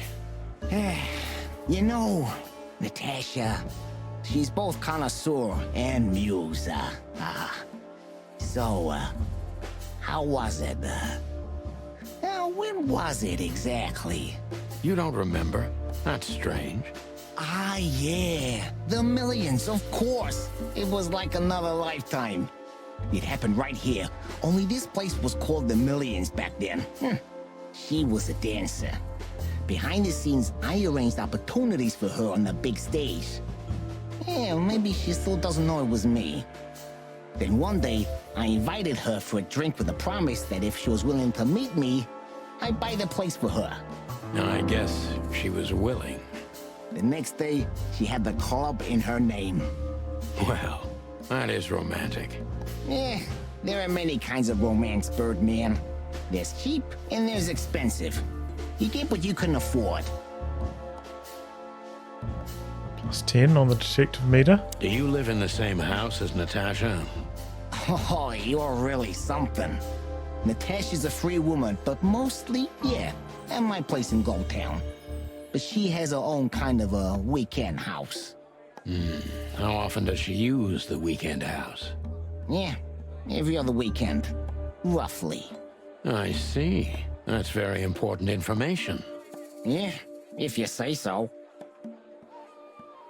+10 again on the detective meter. We're inching our way back up. Is she alone when she's there at the weekend, or...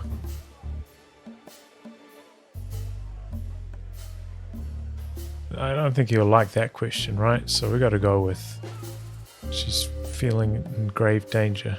She's still going out alone. So Natasha feels like she's in grave danger, yet she's still going out alone. Yeah, I know what you're getting at. But I'm 100% sure of her loyalty. She's gone out very rarely since this started, and mostly in my company. Yeah, you know, I'm not sure if you do, but in our social circles, banquets and dinners are frequent. Illegal gambling nights. You got me there. Yeah, you're right. Natasha is crazy about the roulette wheel. Always putting it all on the red, right? Yeah, you're a real rotten bastard, Sonny. Although, yeah, always on the red. You're right. So, can we meet your lady? I don't see why not. But first, please, listen to her sing. She's on soon.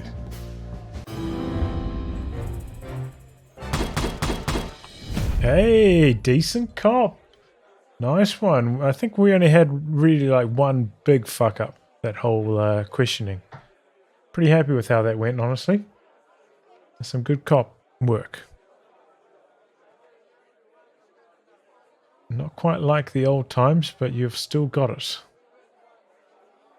The old rooster still remembers some tricks. He knows more than he's willing to tell about the threats. That's the important clue. Thank you for your time. We'll be seeing you. I have no doubt about that, unfortunately. Yeah. Hey, we should grab a coffee or something, Olivia. You know, for old time's sake. Pleasure to meet you, gentlemen. Goodbye. Oh. Please, take a seat. The show's gonna start soon.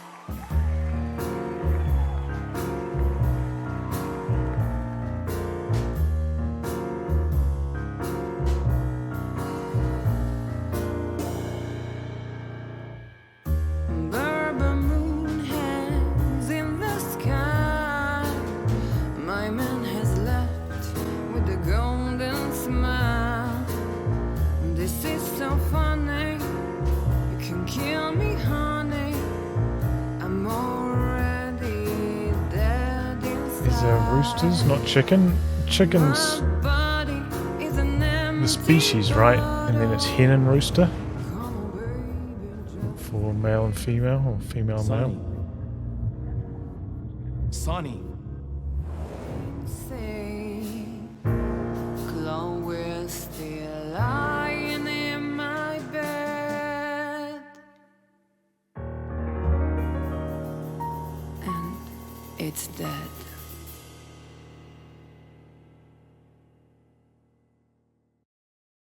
That was, unique. Oh, that is cute. Nobody has ever given me such a unique compliment before. Forgive me, my name is Santino Featherland. I thought so. You look more or less like I imagined. More or less. Sometimes less is more, Mr. Featherland. You were amazing, dear. As always. Could you be my little furball and fetch me a cocktail? But of course. Ibn will be back soon. We'll have a few minutes to talk. Then he'll end the conversation and throw you both out. With all due respect, ma'am, we're not that easy to get rid of. Doesn't matter who's trying, believe me. Doesn't matter, he'll do it. That's why I'm telling you. I don't want a scene. My room's upstairs. Meet me there in 20 minutes. Come alone, Sonny. You'd be too conspicuous otherwise. Hey. I understand. You know, they call him Target Marty at the station. I don't have time, Mr. Featherland. Sure thing, Natasha. I'll come to your room. 3 knocks, a short pause, then another 3. I'll be waiting. Go, before he comes back. I knew she was trouble the first time I saw her. Oh. She wore danger like a perfume. It was simply part of her being, and it attracted me, like light attracts the moth people. I wanted to be the microphone as she whispers her melodies. Oh, shit. With a pillow she rests her feet on while reading some cheap romance. I wanted to be her nightdress, barely touching, barely covering her marble Oh my skin. god. But it's getting I was explicit. a cop. And a lifetime wouldn't be enough to rid myself of what a woman like her hides under her makeup. Keep your distance, Sonny. Just keep your distance. So we're in her room now, I guess. Holy shit, what's that?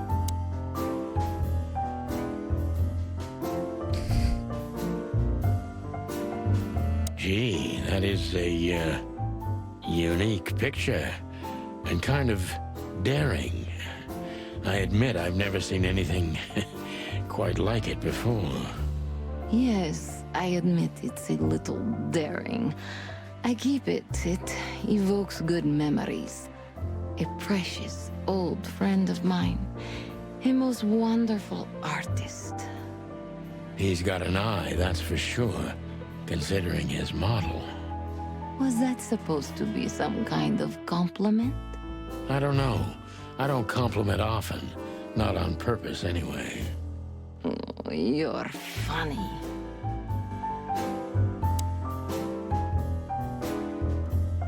What have we got around here, eh? I bet you spend a lot of your time staring into the mirror. Do you even recognize yourself? What? Maybe you were trying to be rude, but, you know, that's a very good question. I was just trying to be rude. Oh, really? Well, then I'm sorry. Don't mention it. Interesting how basically everything in this game is black and white, but her eyes are green, right? And the sign to the club was red. Very, very few. You got a beautiful place here, Natasha. A peaceful Touches of little color. island on the ocean of madness, with very classy furniture. Ibn likes me surrounded by elegant things, you know? You're an elegant thing yourself, sweetheart. Oh, that's charming. Thank you, detective.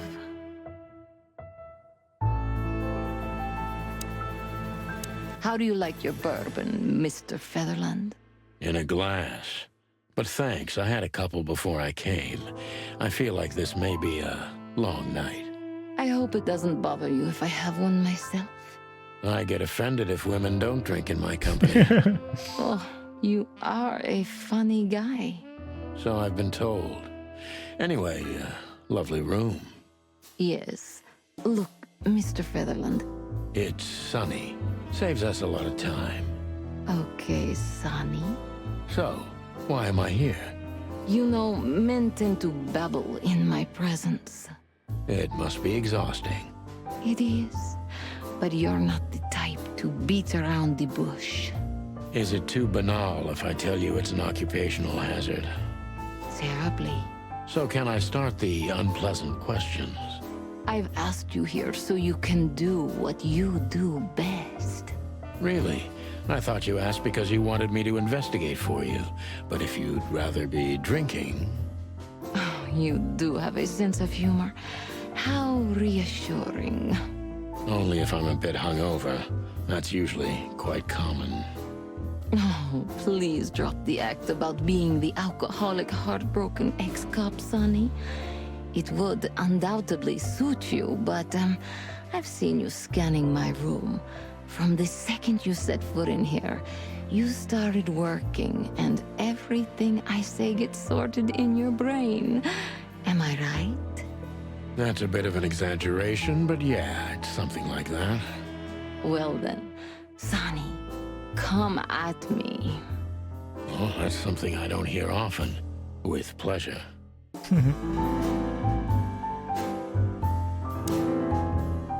Seriously, how did you find me? Not even my boss knows where I live. Although I didn't include Ibn in my little private mission, some of his resources were still available to me. Yeah, let me guess. There's someone at the station working for him. Someone? You're so cute when you're playing naive. Have you ever had dealings with the police? Not in this city. And otherwise? Does it really matter, Mr. Featherland? Maybe it does. More than a little. I'm afraid you'll have to unravel that thread yourself. But you will find nothing but a dead end.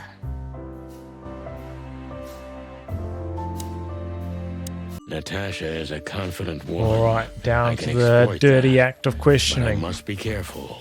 Every part of her oozes danger.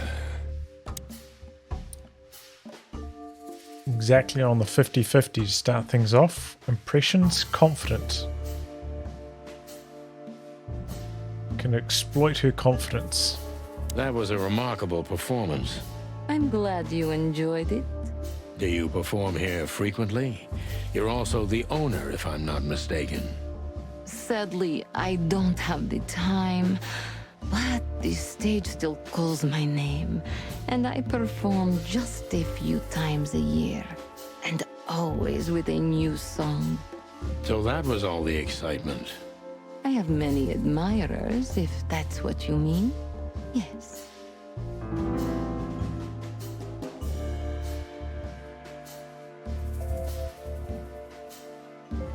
We already talked about the picture. The place is very elegant, and so's your room. Why, thank you. I kind of feel like I'm in a museum. Well, that depends on the kind of museum. The kind with nice things. Oh. Suspiciously nice things, just like you. Do you think I'm suspicious? We'll see about that. Try me. Yeah, plus 10 on the D meter. We'll call it the D meter from now on, eh? Or maybe when we're just talking to her.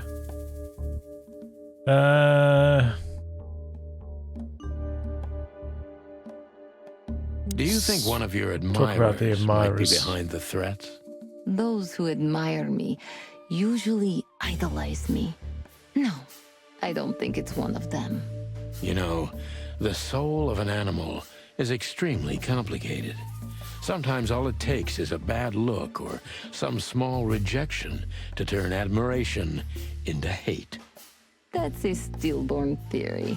No one hates me if they once loved me, Mr. Detective. Ah, I see. Your impression cold and mysterious.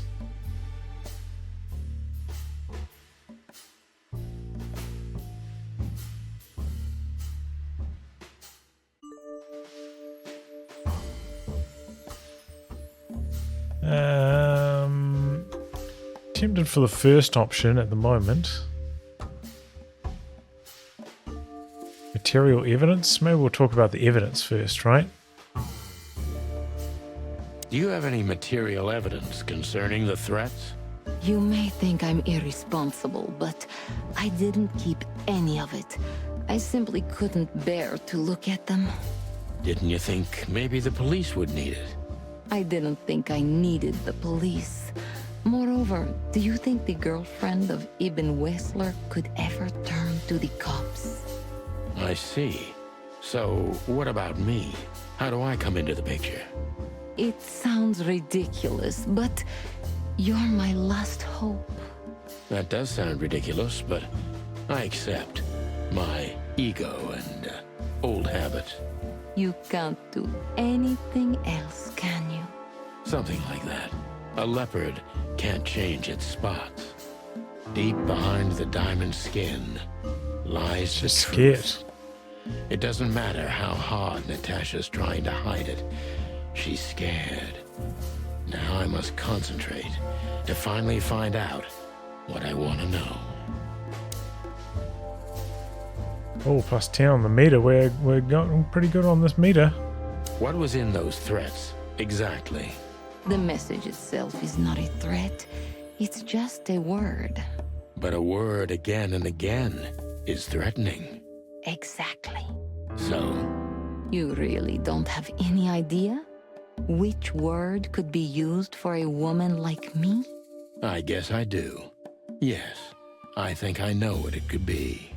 Whore. Cat got your tongue? Am I right? You heard it.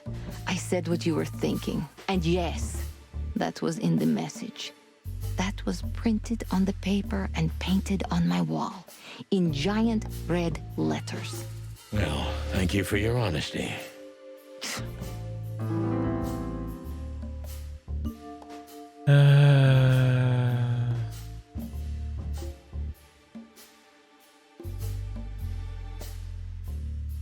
Filmer. Who's Filmer? No, we don't talk about Filmer. Could the threats have something to do with the dangerous relationship between you? I've seen the culprits. We've got to ask more about the dangerous relationship, right? I think. Hey, indeed.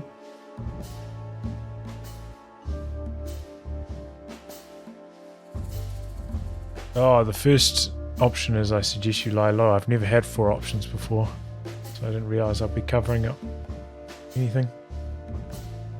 First option is I suggest you lie low.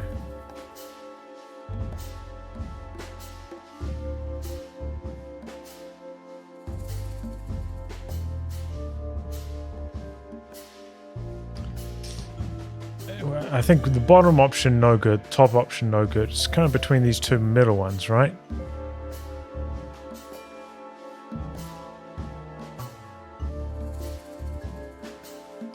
I was thinking third one. You guys Could thinking the third as well? have anything to do with the dangerous relationship between you? You mean I'm a cat and he's a rat? Every interracial relationship has risk. But yes, this one's more conspicuous than most. Clawville's a very open and free city, but I guess you see more radical transgressions than I do. One of the most common causes in homicidal and predatory cases, ma'am. So, yes. Well, I don't know about that. Nobody ever questioned our relationship openly. We are what we are. And you know, if you're interested in my personal feelings, danger fills our relationship with a flavor no other can replace. It must be one interesting relationship, that's for sure. I'm not sure I can feel the same, but I can certainly understand it. Maybe one day you'll experience it, Sonny. Have you ever been with a predator Oh. before? Well? That's unsteady ground, Natasha. Let's turn the questioning around if you don't mind. As you wish, Sonny. Damn. +5. We're still going up on the detective meter. We're doing really good on this one so far. How many fools like me have you used up, Natasha? In all my life? Well... I just forget it. I don't want to know. Curiosity killed the cat. No pun intended. I'm just joking. You're not a fool, Sonny. I know that was supposed to be a kind of insult, but it usually rolls right off me. I can't take cock-a-doodling, so you can put aside the strutting stuff while you're talking to me. Fair point. Broadcast received, ma'am. Natasha is a mysterious woman, but I must gouge out at least one of her secrets. Enough games. It's time to know why I'm here.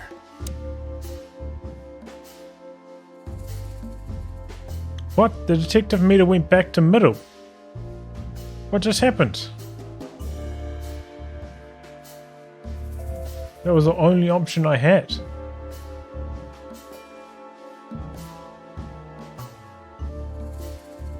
Let's stop beating about the bush. How do you know Molly? I'm prepared for that question, but it's still not easy. You knew very well that if you threw in the name of my wife, I'd come to you no matter how vague and suspicious the case was. I just want to know if you're simply a manipulator or you're really that desperate. I really know her. I'm not lying. Oh, really? How? Were you a nurse, too? Forgive me, but I don't think so. Don't be rude and so cynical, Sonny. I'm sorry, but that's me when feline claws are at my throat. Molly is an old and good friend of mine. She has nothing to do with this, but I knew that if I didn't mention it to you, you wouldn't have come. Yeah, Natasha, you're right there. I knew you were a decent fowl, that you would help me. That's what you're famous for. Don't go there. Flattery doesn't work. Look, forgive me. I shouldn't have brought your wife into this. You're right, you shouldn't have. But to be honest, I don't think she's my wife anymore. On paper she is, but I haven't seen her in years. I'm sorry, I didn't know. Really?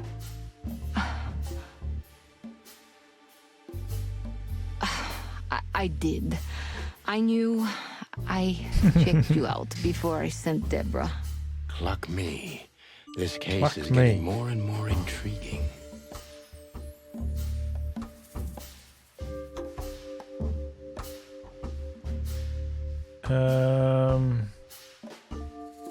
So we're going with what exactly do you want from me, right? What exactly do you want from me? You are really as good as they say you are. And I'm not selling lucky dips, Sonny. Find them, whoever they are, and... Whatever it takes. Not exactly, but something like that. You know, if I didn't see the speck of fear behind the confidence shining in your eyes, I wouldn't take the case. I'm not afraid. You're terrified, Natasha. Don't be ashamed. You must solve this. As soon as you can. Money's not an issue.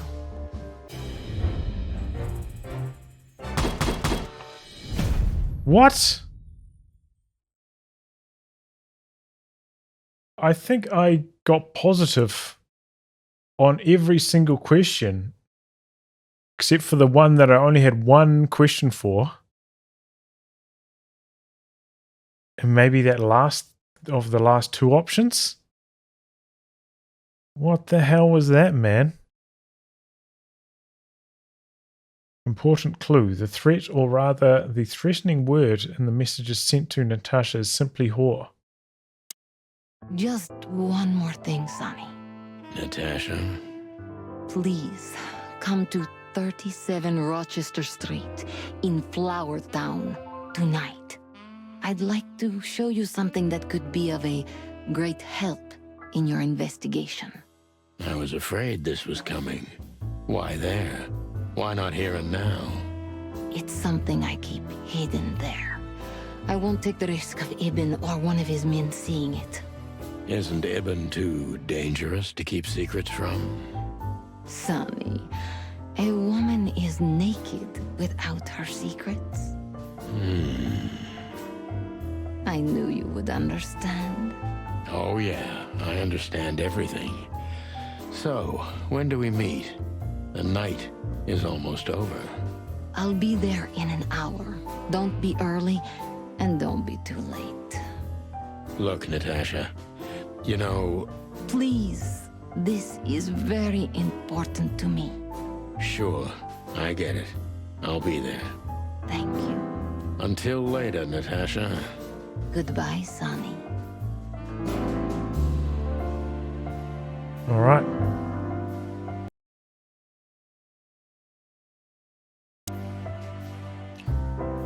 Well, chat, I'm getting really hungry now. Oh, but this is pretty fun, man. I think I'll be returning to this in the future. Compelling story, you know, nice ambience.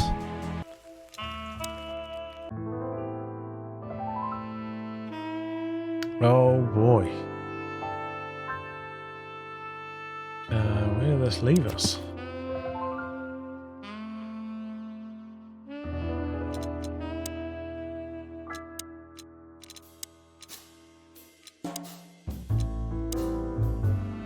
The threat says whore. Okay, so the interrogation of her has gone through, I think. It's worried we might have to interrogate her again. Do you have a light, Natasha? I'm sorry. I've never smoked. Really? That's very uncommon in your line of work. It was uncommon in all my previous lines of work, too. But I promise the next time we meet, I'll bring you a box of matches. I might take you up on that. No trouble at all. Oh, ask. Why did you name it the Tsar Club when you took over? It was the Millions before. Maybe you can guess my origins from my name and my accent. I come from the eastern Tsardom of Slavonia. We are quite respectful of our leaders. You feel that's not the case here in Clawville? Here? No. Absolutely not, Mr. Featherland. Many here don't even know the name of their king. To them, he's only the Fox King. It's quite disrespectful and rude. There's some truth to that. Where I'm from, we choose our leaders ourselves, and whatever they do later, we proudly stand by our decision. So that's why the name, in respect to your country. Don't take me for so sentimental. It's only partly the reason. We lived there until I was 14. Then we had to flee. It doesn't matter why. In the end, I was the only one who made it to Clawville. So the name isn't because of nostalgia or respect. More like a reminder. That was a long one. So, why Deborah? I could not seek you out in person. It was risky even to send Debbie. It's too late now. Mr. Wessler is aware of my little investigation. I'm sorry I got her mixed up in this. She's a lovely girl. She looked like one. May I be brash? It's New Year's Eve. Everything goes tonight. Ibn, do you love him? In my own way, yes, I do. Whatever that means. You can't understand this, Sonny. There are women who can't actually love. Not like they're supposed to. But that doesn't mean they don't love however they can. That's not a real answer, is it? If you only accept yes or no, then yes, I love him. Oh, I got an achievement. Is this love? So this message... I'm sorry I had to upset you, Sonny. But if I didn't take that step, would we be talking here right now? Well, probably I'd be dead drunk and counting sheepmen in my dreams. I'm good for you, you see? Yeah, you're a real angel. Why just me? What's wrong with my partner? Nothing in the world. I just like to be discreet. I wanted to talk to you in private because of Molly. Thank you for your discretion. It means a lot. Don't mention it. So, who's this Olivia bird? I know well what you're curious about. You want to know if she's sleeping with Ibn. The thought may have crossed my mind. You men. But guess what? Maybe she does. You don't care? As long as he loves me, I don't. Well, that's your business. What do you know about her? She's not the one threatening me. You can be sure of that. I know that was your next thought. The lovesick assistant is jealous of the boss's girlfriend and wants to flick her out of the picture. It would even stand up, but Olivia doesn't have feelings. If she let Ibn sleep with her, it's because she does what he says, nothing more. That was so honest and raw, I'm inclined to believe it. Alright. We got the asks out of the way. Any more speaks? Light? I'm sorry. Really? It was on.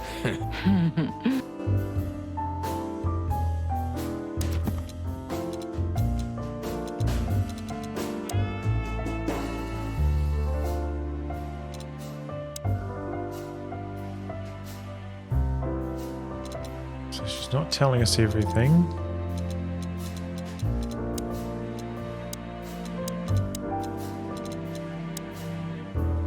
Stavonia. Alright. I think that's everything.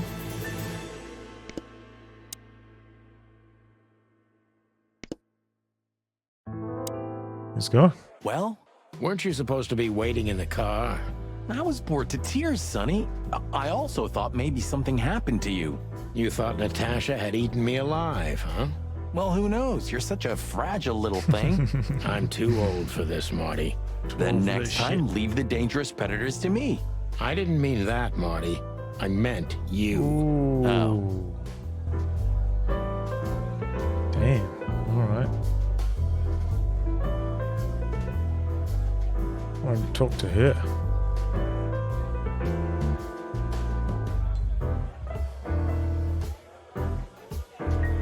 Livy's by herself now.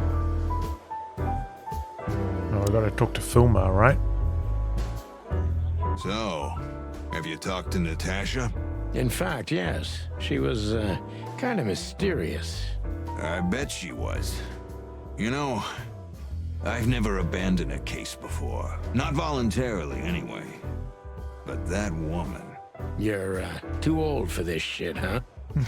As you say, pal. That's exactly how I felt, too. Before you leave, take this and examine it closely.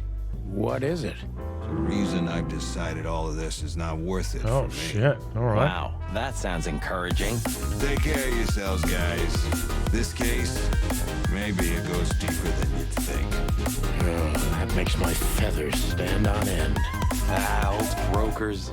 You're safe while I'm here. Okay, I didn't say anything. Hey, Mega Man, thank you very much for the resub. Much appreciated. Thank you.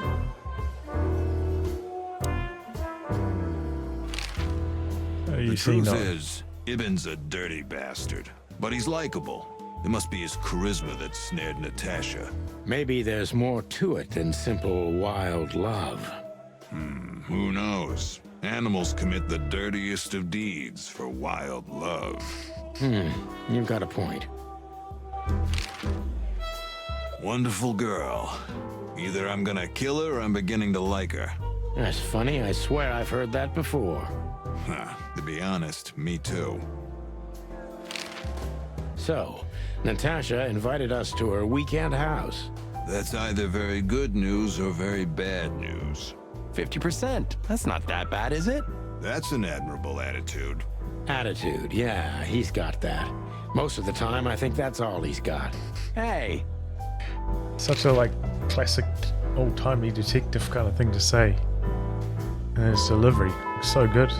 Who is this woman anyway? She's like Ibn's shadow. Nobody knows anything about her. I don't know if she has anything to do with the case, but it's worth keeping an eye on her anyway. More women, more trouble. You already fantasizing. Even the sight of young women make me tired. Anyway, most people say she's the rat's lover too. But next to Natasha, I doubt he'd want her. Anyway, a pussycat would have already torn her to shreds. Could be.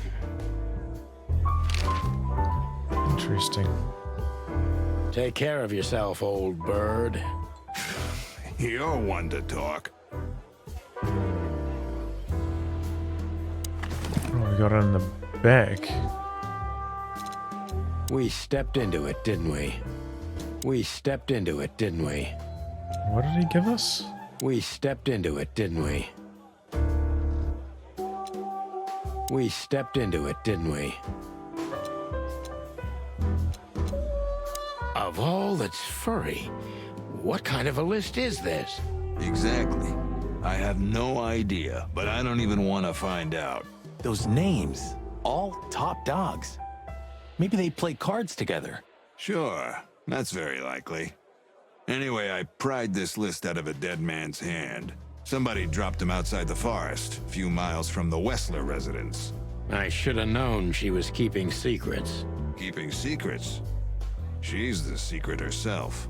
Thanks, Filmar. This could be important. Don't thank me.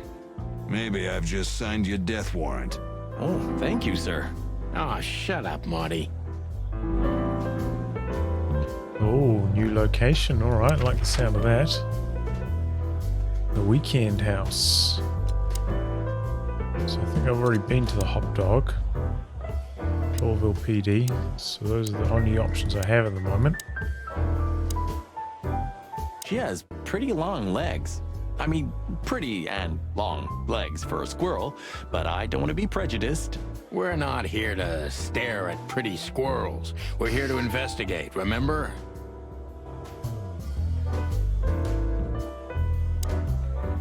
Chat to the Hey, Big bartender. Nose, where did Mr. Wessler go? Unfortunately, I don't know, Big Face, but I wouldn't tell you even if I did. Really? Say, did anyone ever tell you that you're an irritating piece of sh... Anything else, dear sirs?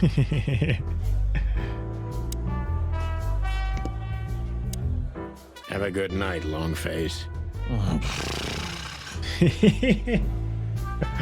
Oh, that's great. So good.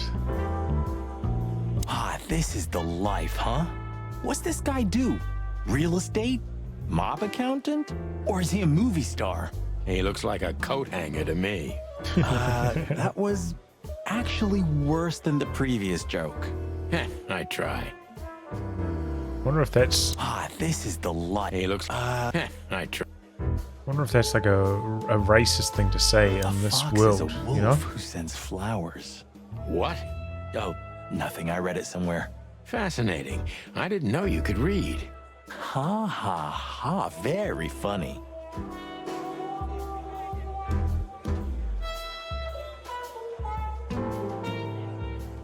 All right. Well, I guess that means we're going to the weekend house. Well, if there's one thing I'd learned during 20 years of detective work, it's that if someone wants to meet you at a remote location at night, you should bring an army for backup. One time, me and Marty were stupid enough to underestimate a situation like that, and we never really recovered. And yet, here we were again, about to step alone into something hauntingly familiar. Only one tactic remained, as the old dogs say. Balls to the wall.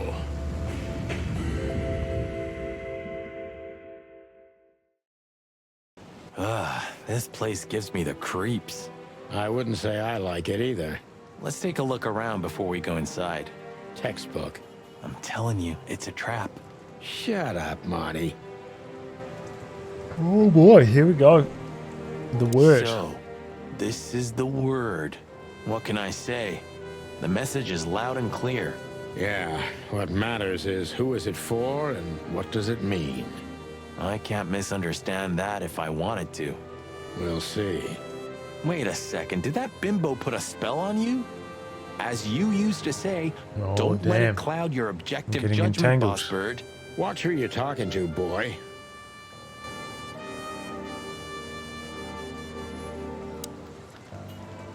Damn. It's not a good sign. Maybe she just lost it when she hurried into the house. Yeah, right. Do you think it belongs to Natasha? No idea. Do you think I measured her feet when I was in her room? Not sure I want to know, but I wouldn't be surprised.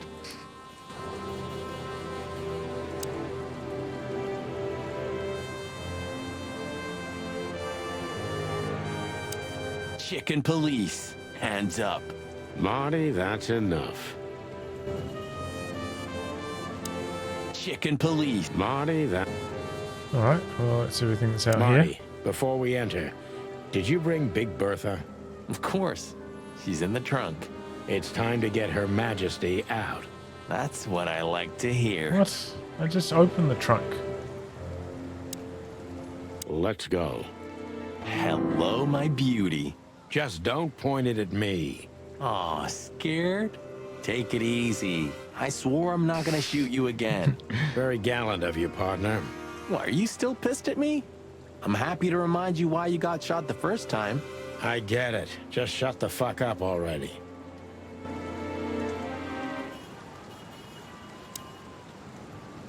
It's the nothing. What was that? Forget it. Just an old quote from a movie. It means it's fucking dark in here. Flashlight. I didn't bring one. Me neither. What a pair of fucking professionals. Yep. But you do have a shotgun with you. We should have shotguns for this kind of deal. Is that from an old movie? No, it's an original. Figures. Figures. Oh, shit. That's your assistant, right?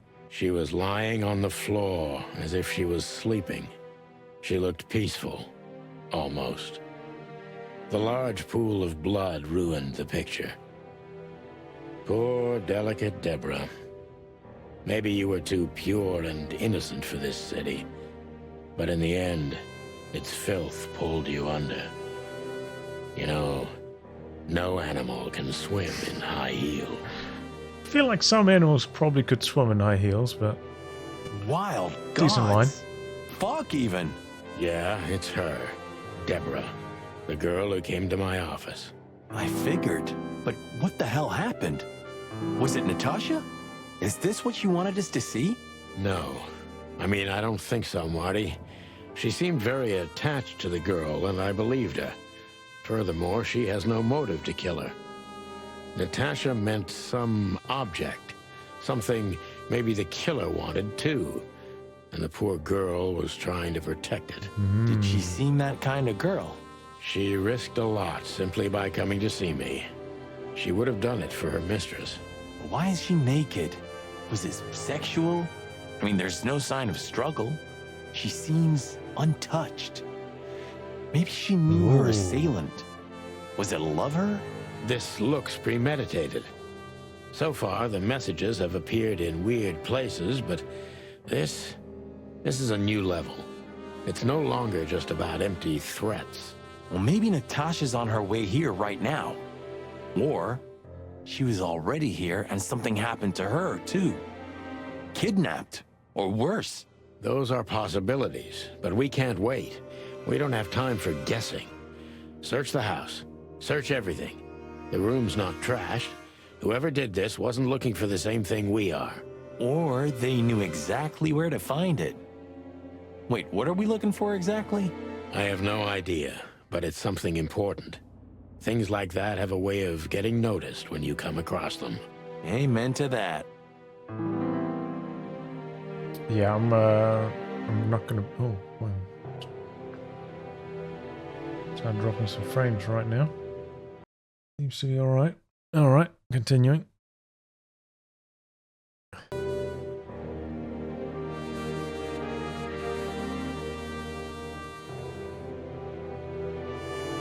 Okay, what have we got to look at here?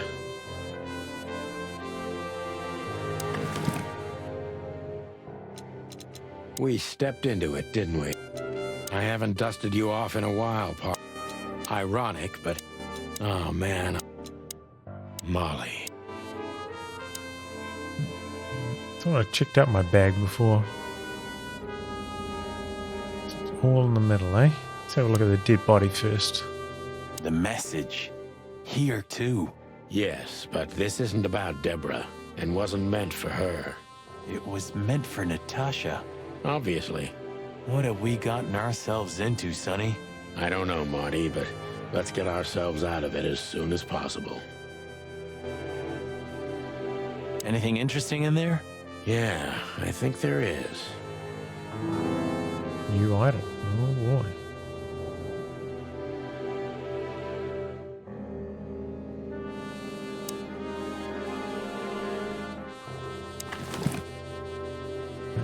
SN. Could be the initials of a person, a place, a company, or a club. Too many possibilities. But we must find out where it's from. Doesn't it say anything on SN. the back of it? We can't have a look at that. That'd be a good bit of detective work, eh? Looking at the back of a business card.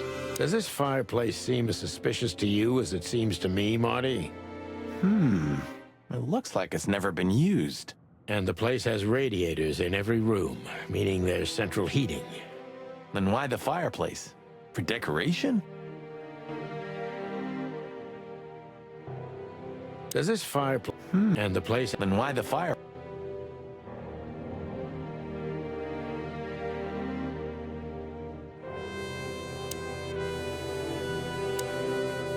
This must be Natasha's family.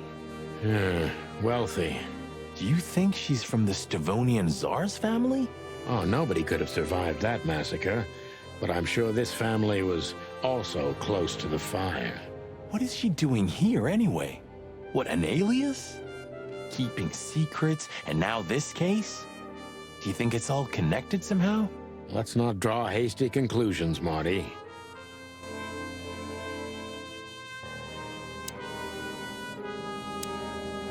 It's an exceptionally beautiful piece. What does it depict, I wonder? I have no idea, Sonny. It's so art, I'm scared to have an opinion. What do you guys think about this painting, chat?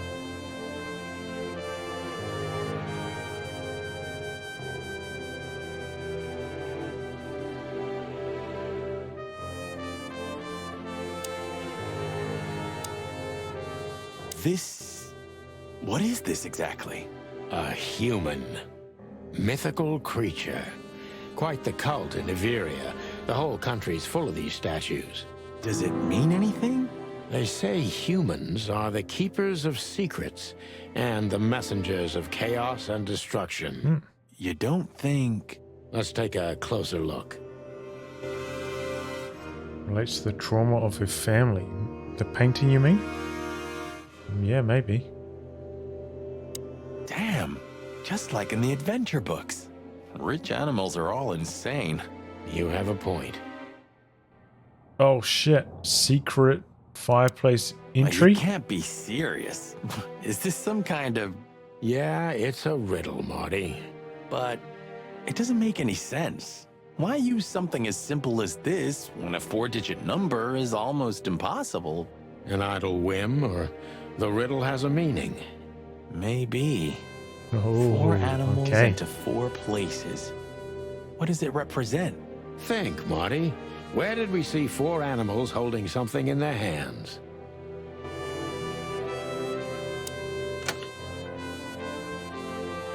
Where do we see 4 animals holding something in their hands?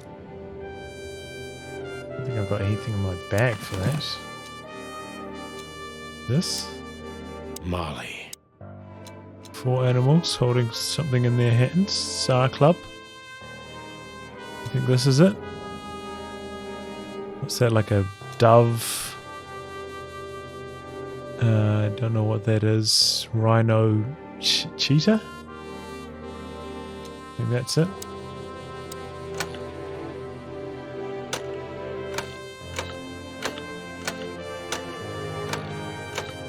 They're not really the options though, are they?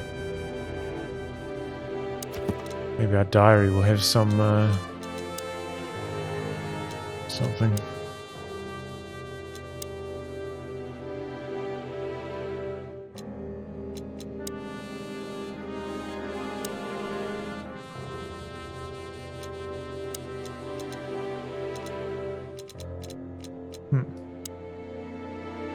That's the only idea I had for Molly. 4 animals having things in their hands. That's what he said?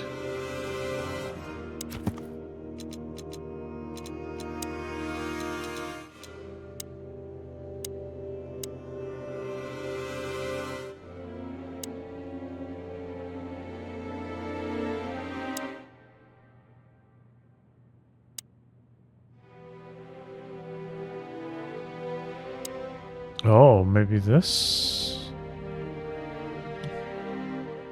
No.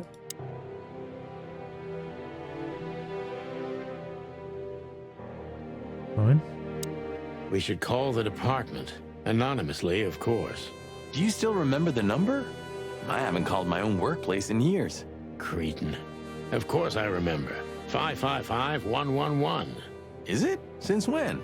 Since they invented the telephone. Yeah, of course. No, I knew that. I was just testing you. Yeah, right. I don't know, should we... Oh, we can call him now, sure. Alright.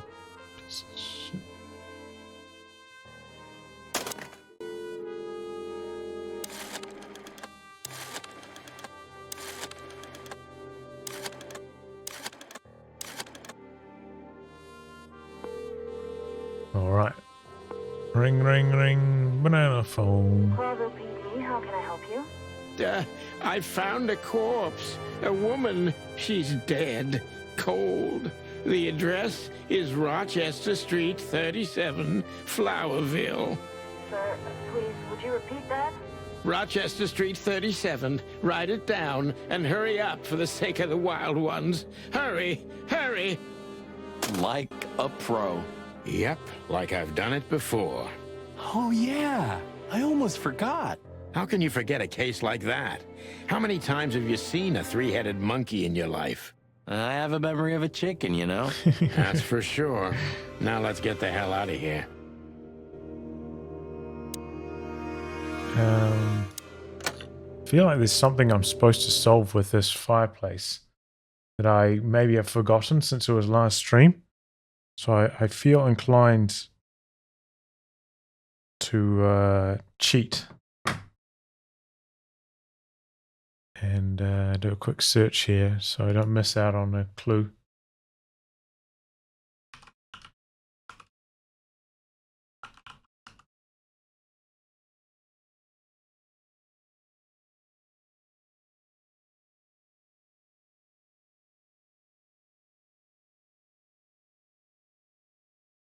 Let's see, where we go. Chicken police.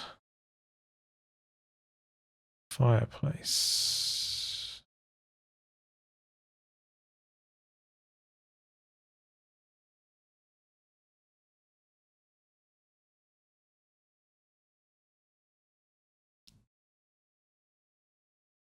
Aha, so it goes stork, lion, ram, fox. Stork, lion, ram, fox. Hello there. What could this be? Maybe a piece of a painting. And there's some kind of squiggle on it. The signature of the painter? Yeah, I can't make it out. Let's have a look at it in my bag. It's a piece of a painting. Judging by how well it was hidden, I'm sure this is what Natasha wanted to show us. This is like whore right on the edge there. And the squiggly writing. It's in red, and it's one of the few things in this game that is coloured, so could be. So a piece of a painting? That's it? And what's that smear on it? It's too illegible to be a signature. It could be anything. Well, maybe Natasha can help us. After all, this is what she wanted to show us, isn't it? Well, that's if we find her. She should be here by now. True. Well, then what's next? How about we peck around town some more? We could do that, but I think we should gather what we know and try to figure out where we can go from here. Bourbon in my office? You know what? After all this, I could use a drink. Sounds all right to Right me. answer.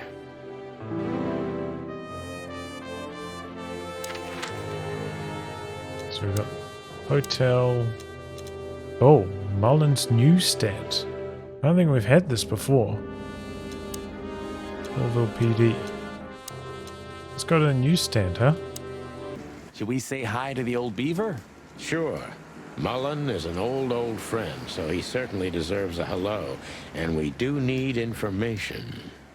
Few people know as much about Clawville as the old wood chomper. An The old wood encyclopedia chomper. in the flesh. Yeah, he always has something. How's it going? Hey, Hercule. What's up, old friend? Hello, me lads. It's good to see you. What are you doing around here where you never see a cat go by? We're working, Uncle Mullen, just like you. But I'm afraid we're also walking a little bit outside the law. But it's New Year's Eve. Couldn't it wait a bit? Whatever the case is, it can't be that serious. I'm afraid it is. Maybe you can help us with a few things. After all, you know everyone in the city. What a compliment. But of course I'll help if I can. I know you ever since you appeared in the city. Young, fresh, full of ambition. And little Marty had been just a chick when he was already coming here every day with his daddy, eh? You're like me sons, so you are. Aw, thanks, Uncle Mullen.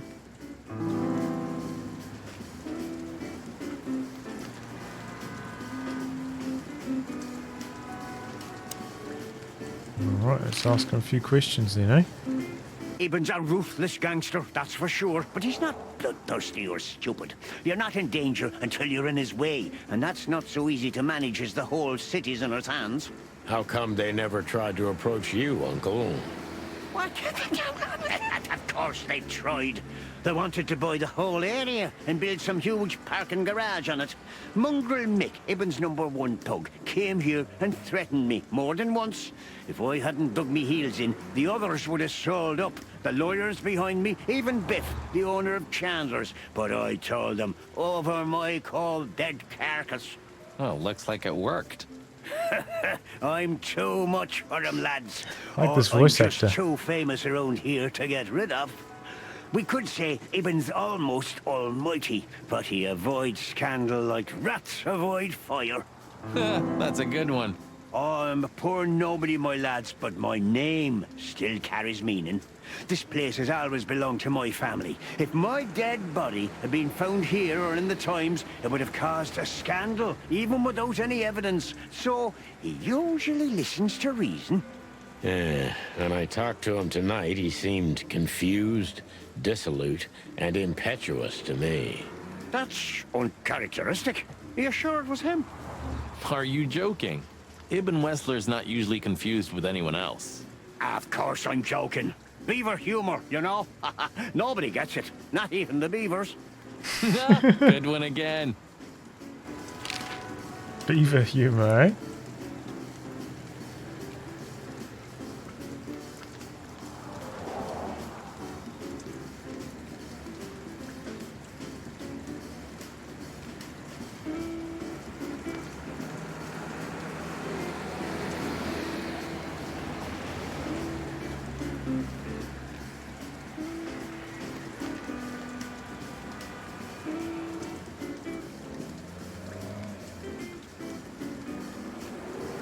Alright, that's taken care of. Let's... Hey, Martin, my lad, what's up?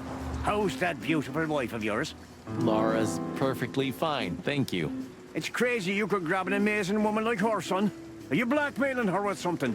Ah, I missed your famous beaver humor. I'm just messing with you, son. Anyway, you look good. You're in good shape. You look more like a turkey than a rooster, if you ask me. Thanks. This is priceless. Thanks, Hercule. We'll be back again soon. Yeah, sure will. Nice girl. She used to come here for a while, but I think she moved downtown.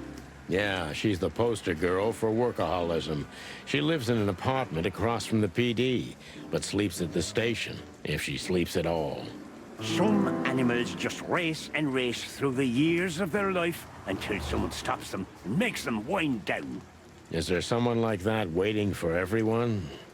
Indeed there is, somewhere. Usually not where we're looking for them. Yeah, right.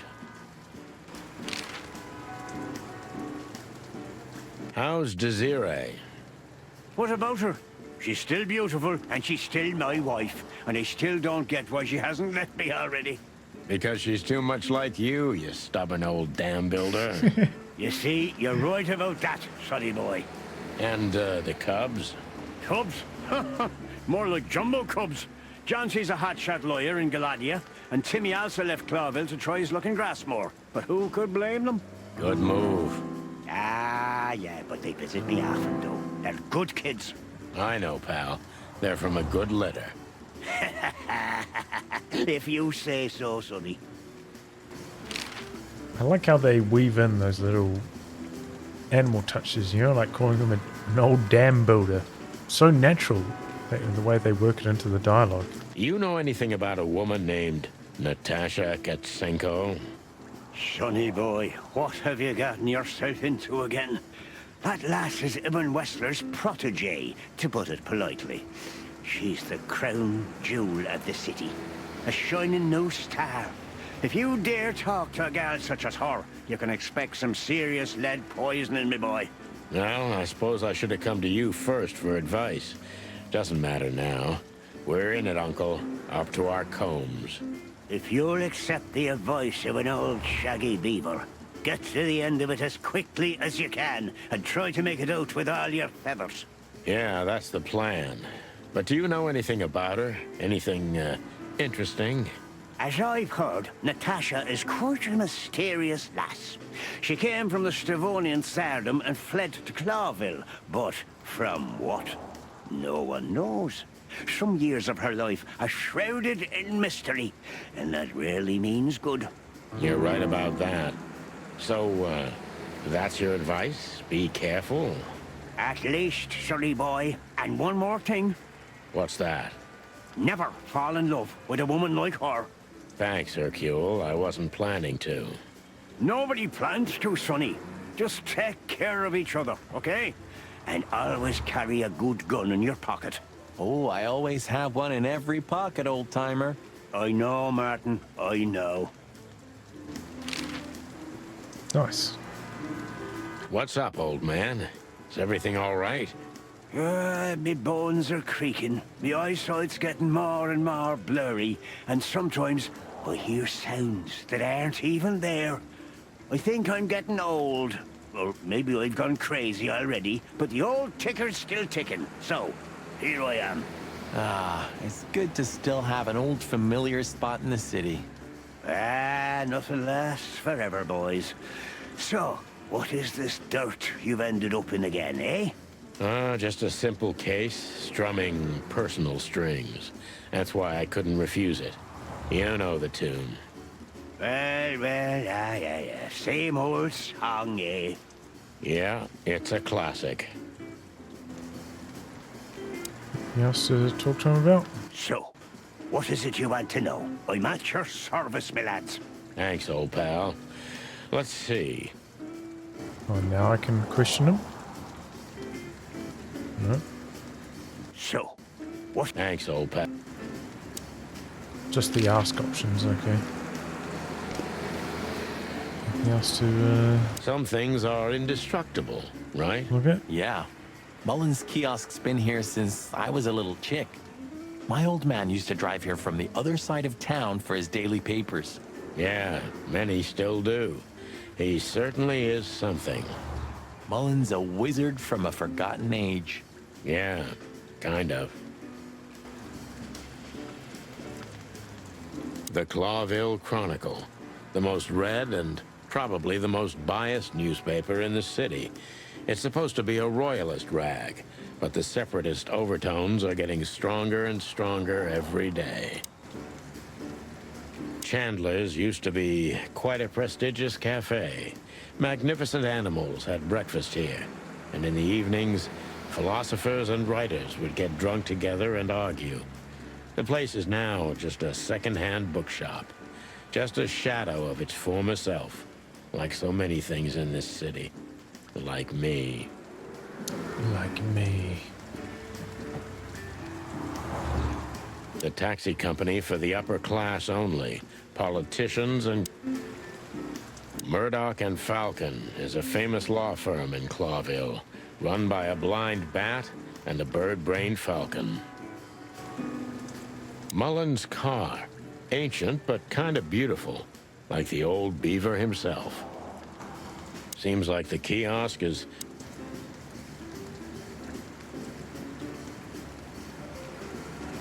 Anything else to click on?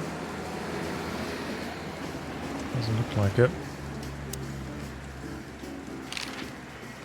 So. Thanks, old pal. The Chronicle... That's everything.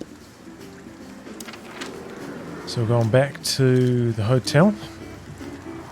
There's something else to do here, which I don't think there is.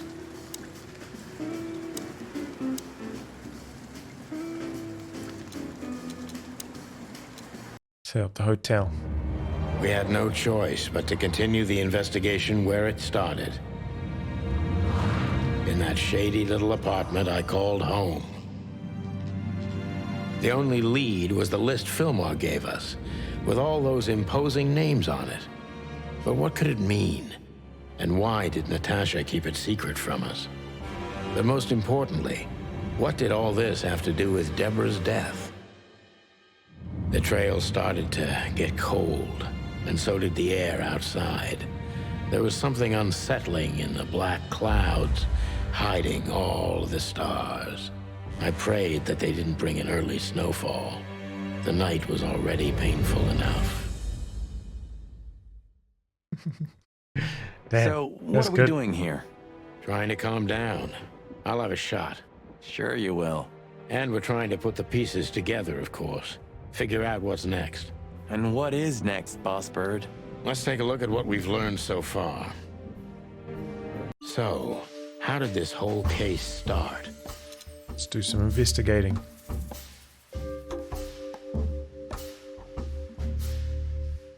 Possible suspects and clues. So I guess we can put one suspect in. Olivia.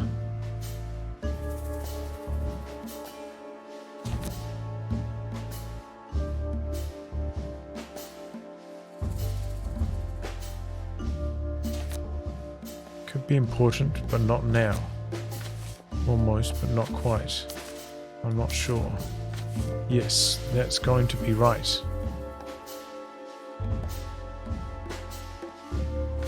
Strange list. No.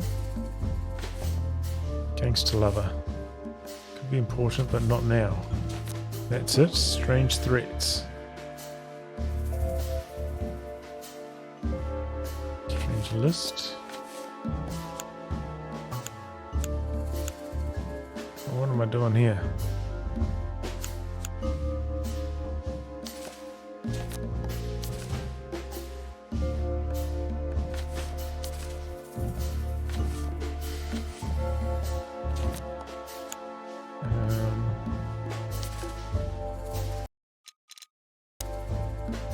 Maybe if I try this on my controller?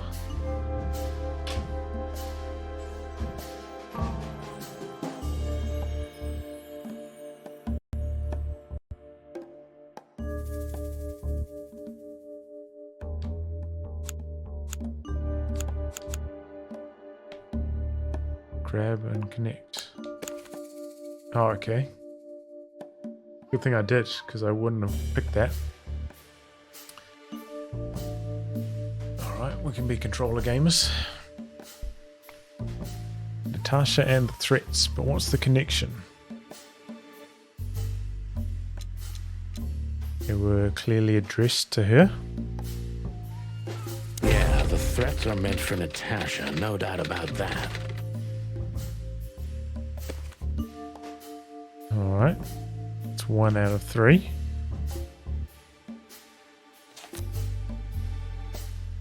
Deborah, maybe? No.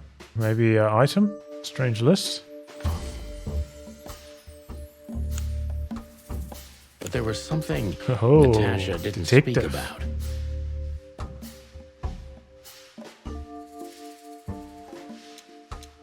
She kept it a secret. Natasha is terrified, and she's in real danger. But she kept this list hidden from us. It seems too important to keep it a secret.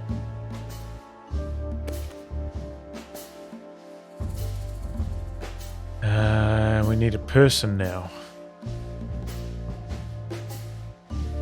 Probably Ibn, right? No. Deborah?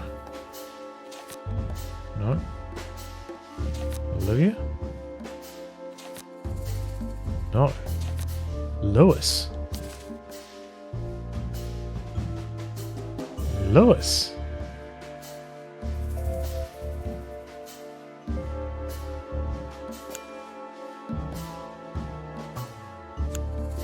But what could we do with this list? Guess we go. He may know something about it. I know only one person who moves in circles high enough to know where it's from. Lewis. We must ask him if we want to get out of this dead end.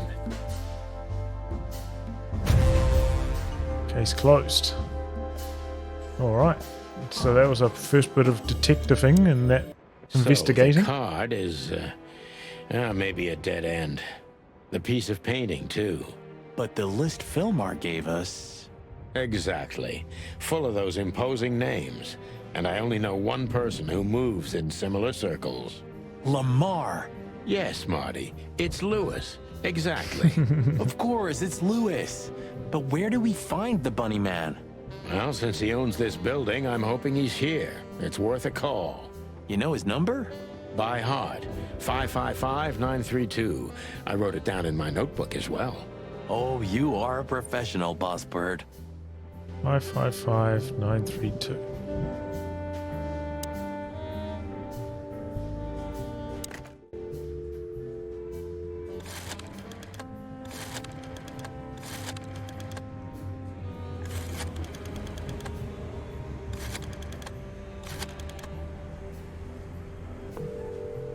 Let's dial them up.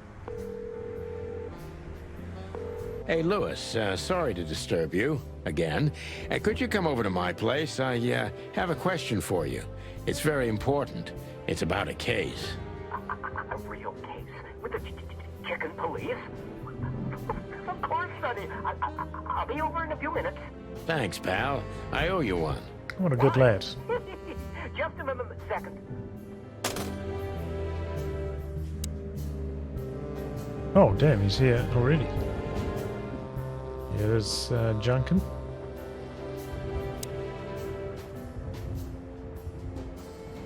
Thanks, Lewis. Again. Oh, don't mention it. Besides, it was my big dream to help you with a serious case. Well, let's hope you can help. What can you tell me about this list, old pal? Old pal?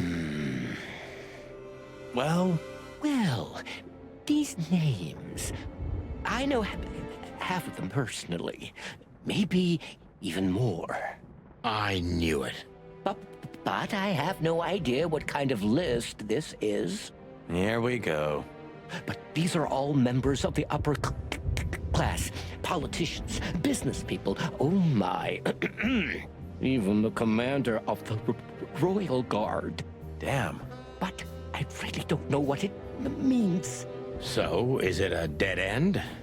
I'm afraid so.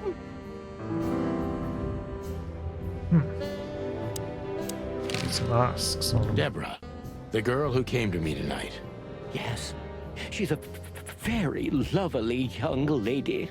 Where did you take her after you two left? Where she asked me to Flowerville. Flowerville? Rochester Street 37? Yes, exactly. Why? Uh-oh. Luck. Did something happen? Nothing good, Lewis. Nothing good.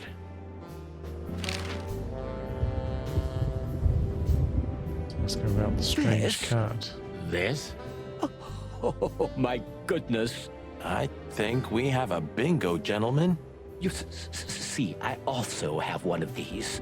A card? Like this? Really? Yes. It's a membership card to a very exclusive club. How exclusive?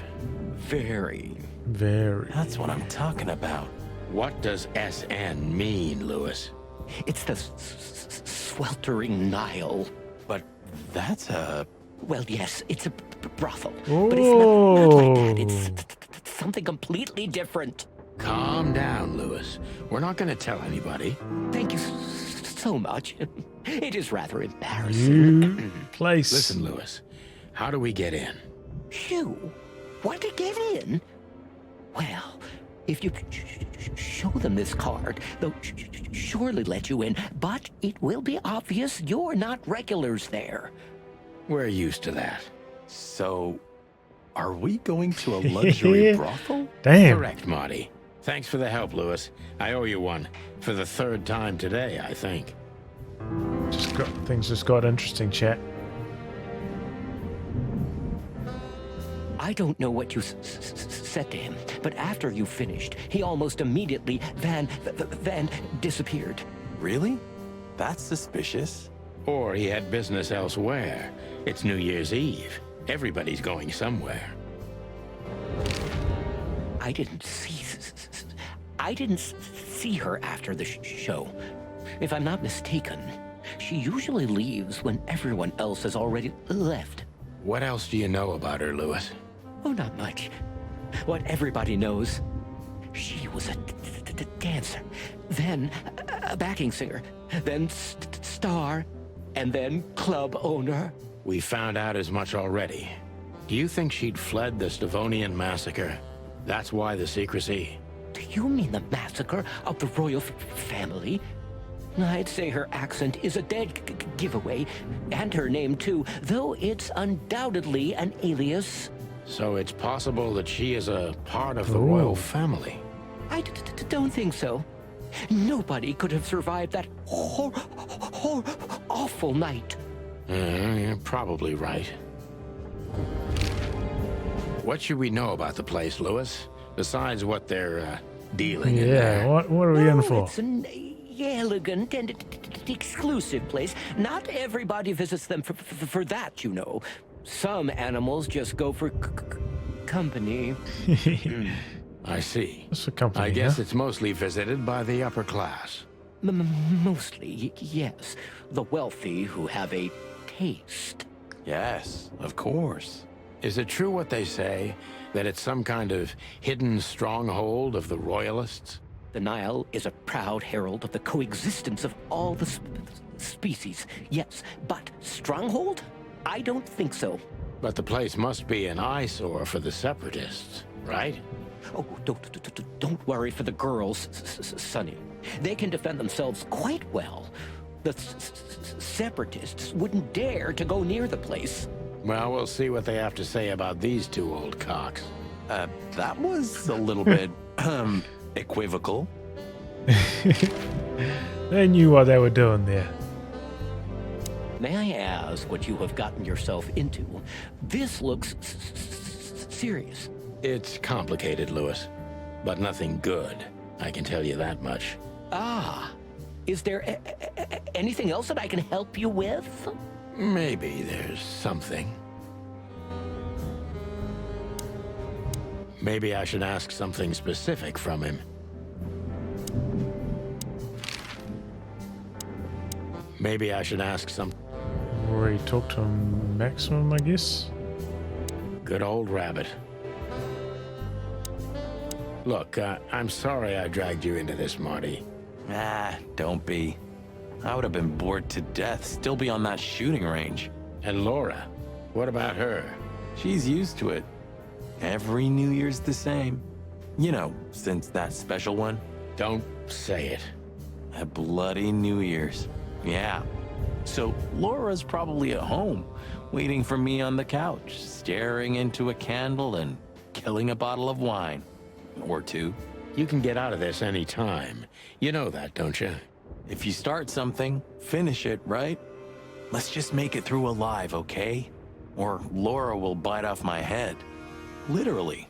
I'm on it, partner. Alright, new location available. Sweltering Nile. And there are no other options, right? It's the only place I can go to. Here we go, chat. It's a tough job, but somebody's got to do it. We were heading toward the most exclusive brothel in Clawville. The separatists and those opposing the monarchy hated the place, just like they hated everything that supported interracial relations and peaceful coexistence of all species. So the place wasn't just a brothel, it was a symbol. But just like a brothel is not a worthy symbol, Clawville failed to turn out the way it was intended. Well, here we are. The kingdom of long legs, silky skin, and fluttering lashes. We've arrived. Calm down, Marty. Watch your blood pressure.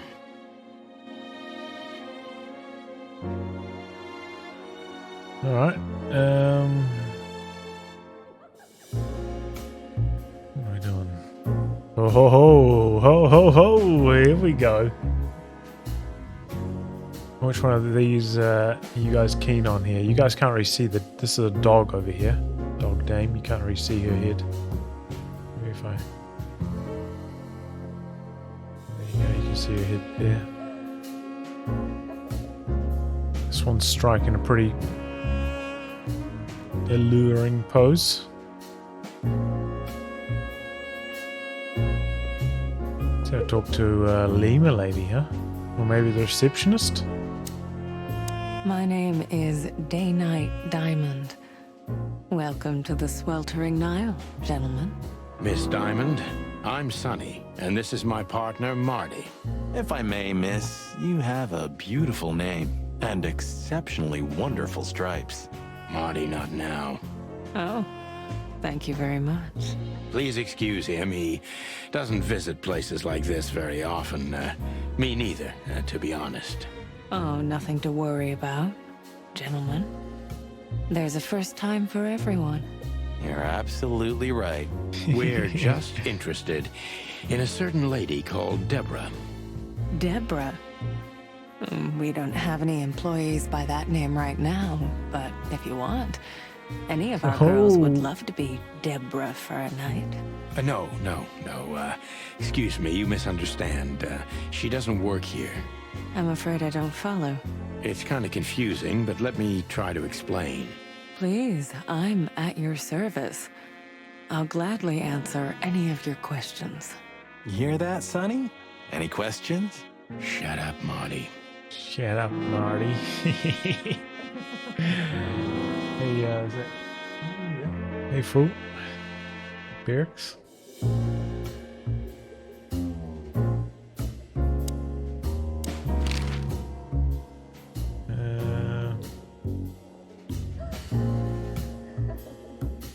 Have you been working here long, miss?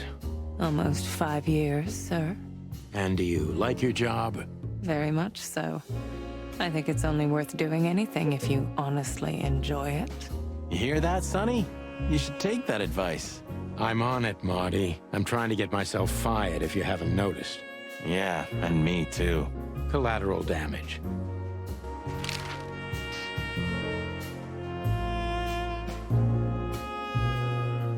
Do you know a gentleman named Louis C. Hayworth?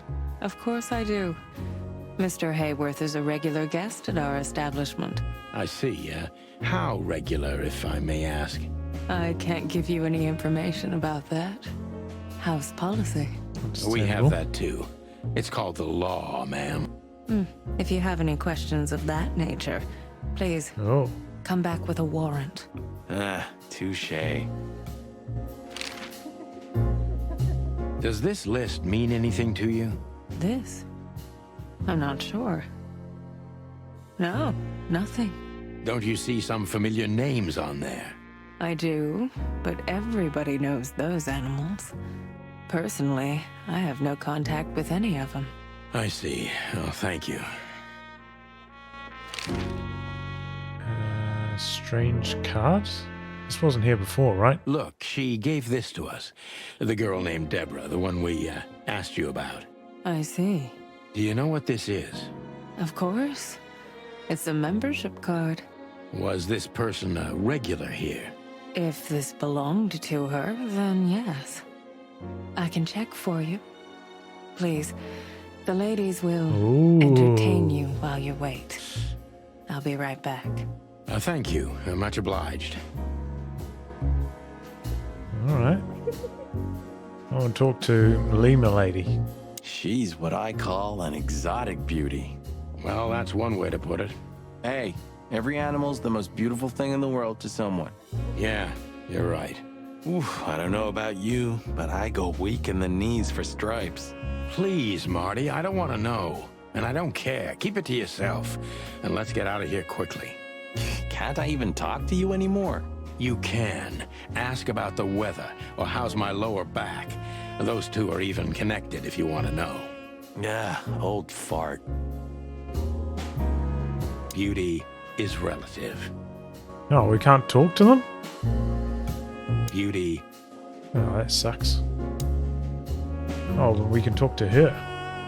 Excuse me, gentlemen. Would you be so kind as to help me? With pleasure, ma'am. The zipper always comes down on my dress. Would you kindly zip it back up? What am I, your mother? Do what you want, for God's sake. Happy to help, ma'am. Oh, what a gallant young man. Clucking lords. Oh, look at this. We got like a zipping meter.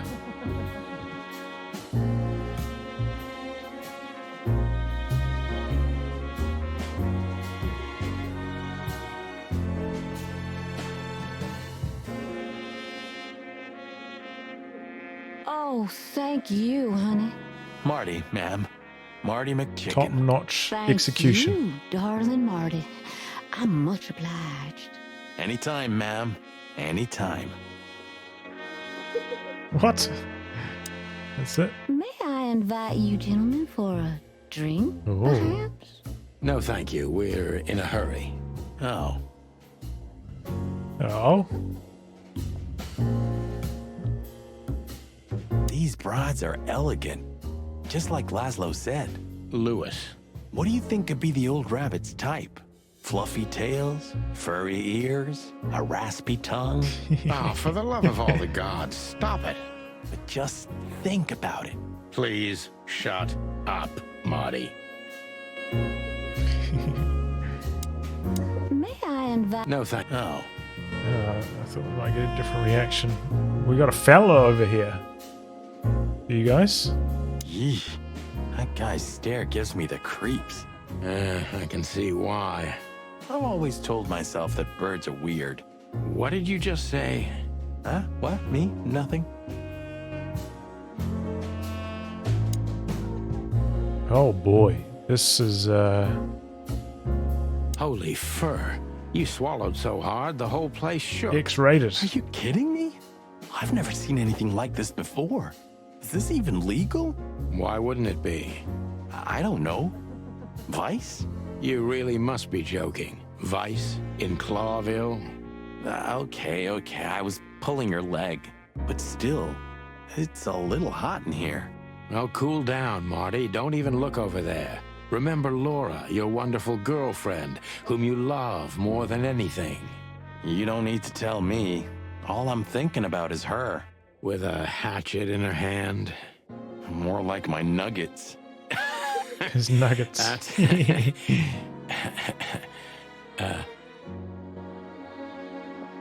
Okay, well, this was not expected. Laura. That's it, Marty. Just slowly turn away from the pictures. What if I interact? Laura. That's it. Alright.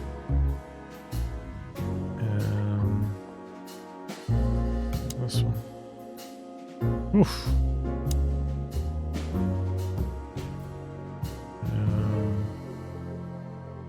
Door? That woman. She's familiar. Do you think it's her? The broad from the Bloody New Year's? God damn it, Marty. Do you have to say it out loud? It gives me goosebumps. Chicken bumps, more like. Anyway, I don't know if it's really her. I always get confused by the exotic ones, but yeah, maybe. Honestly, it gives me the creeps. Yeah, me too. Do I interact with this picture as well? I don't even know. Good gods! Hey, keep it down, Marty. I see it now. Of all that's furry. Yes, it's very furry. Or more like, shaggy. Okay, well, I've interacted with everything here. Except for the door. Beauty. So what am I doing now? May I? No, No. I apologize for the wait. Okay. Please, come with me, gentlemen. So you were successful. My mistress, Madame Zavas, would like to meet you. You mean that, Madame Zavas? As far as I know, there's only one of her, so yes. Please, miss, take us to her. With pleasure. Madame Zavas was a legend in Clawville. Oh. Her name was known all over the wilderness. She's an avid royalist, former member of the Council of 12, spy master, assassin, businesswoman, and courtesan. To be honest, I didn't even know she was still alive. She's no spring chicken, that's for sure. She could also be my mother, or maybe my grandmother.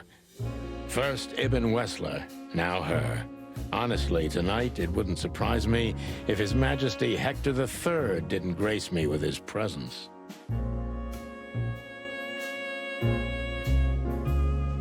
What can we see around here? Interesting pieces. Do you think so? It's the art of my people. Crocodiles? There are many kinds of crocodile in the wilderness, Mr. Featherland. This is the art of the Nilenites. Ah, hence the name, the sweltering Nile. It's a river, Mr. Featherland. My ancestors lived by this river a long time ago. Ah, interesting. Thank you. Dude, she looks exactly like the crocodile I used for my thumbnail, my FPV thumbnail the other day. Well, I think it got uploaded today. That's crazy. Is that the time already? Have you noticed your clock's not working? How observant you are. That clock isn't meant to show the time. It's a decoration. A memento. It's beautiful. Indeed.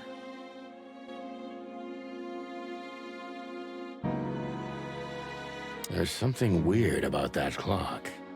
There's something weird. I think that's like a time for bloody New Year's or whatever. 1:45, perhaps.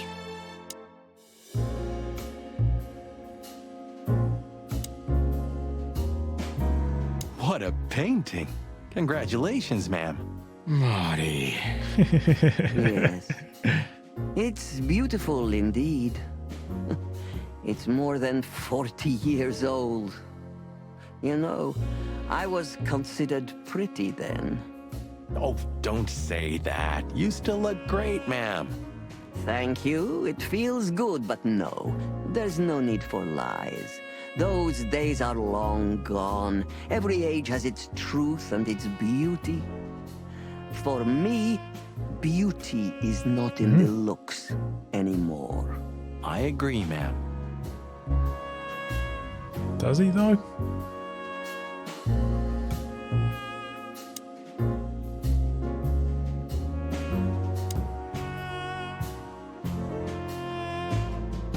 A lot of books here, eh? There are books here on quite a variety of topics. There are books here. There are books. It's just a bunch of...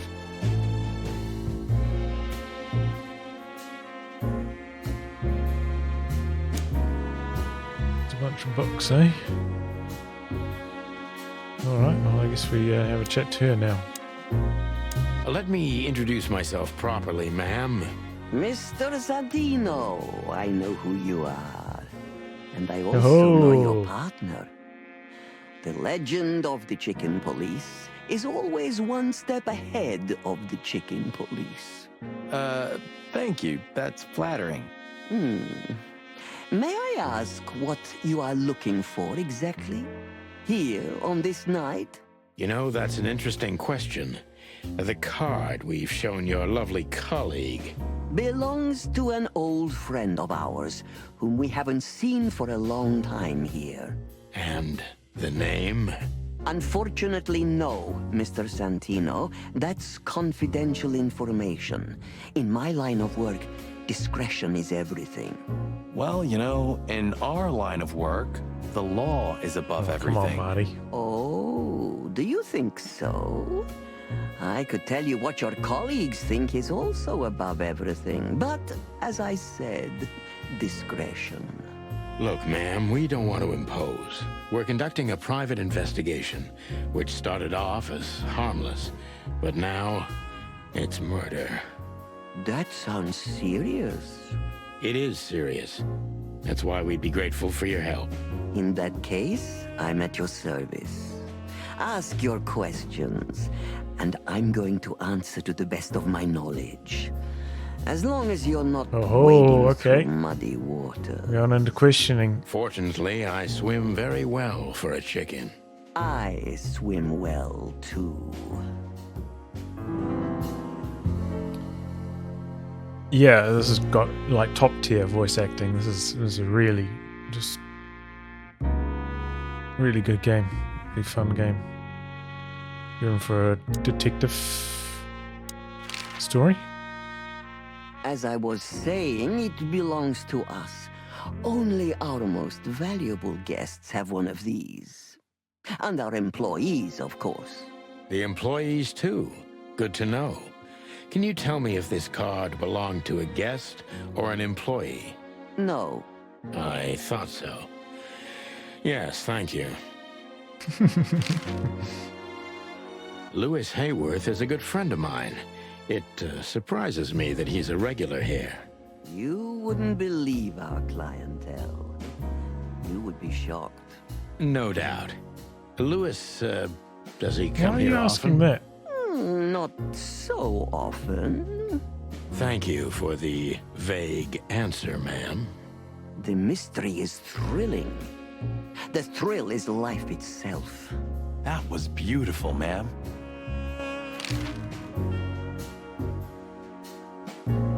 Tell me, have you ever seen this list? I have. Am I right to assume it has something to do with the sweltering Nile? It does, yes. But I can't tell you more about it. No. Discretion is key. Absolutely. Marty is simping. he was pretty keen to come to the sweltering Nile. I think he's in to get into some trouble, you know, with his wife.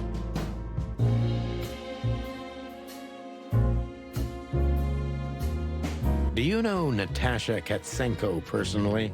Yes, I do. Tell me about her. Warm-hearted, protective, quick-tempered, fierce. Yes, fierce. Thank you. Very useful. This place isn't just our home with the girls. It's a sanctuary. Really? How? It symbolizes why the city was founded almost 1,000 years ago. Unity, love, freedom. Interbreeding? That too, yes. Do you have a problem with that? Oh, don't get me wrong. I don't. My girlfriend's a predator. Really? I'm glad to hear it. So, gentlemen. Let's see. All right, questioning time. Buckle up, chat. This could be a lumpy one. Deceit is everything to Zavas. She used to be a spy, so I'm going to take her every word with a grain of salt. Who is behind the legend? So ice.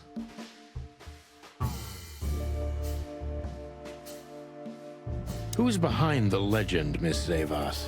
Who are you, really? Just an animal raised to survive, Mr. Featherland. And because I've been taught, I know how to survive. I always was what I had to be. And you managed to dodge my question. Clever. Well, you see, this is one of the typical elements of survival. The way of dodging a delicate question and still making the questioner believe he got the answer. But you're too cunning and experienced, aren't you? You're not an easy one to fool. I'm trying to maintain appearances, ma'am. You should. Appearances, most of the time, are stronger and more dangerous than the truth. Okay, so we're below halfway on the detective meter. Start things off. She's deceptive and she's a survivor. That's what our impressions are of her.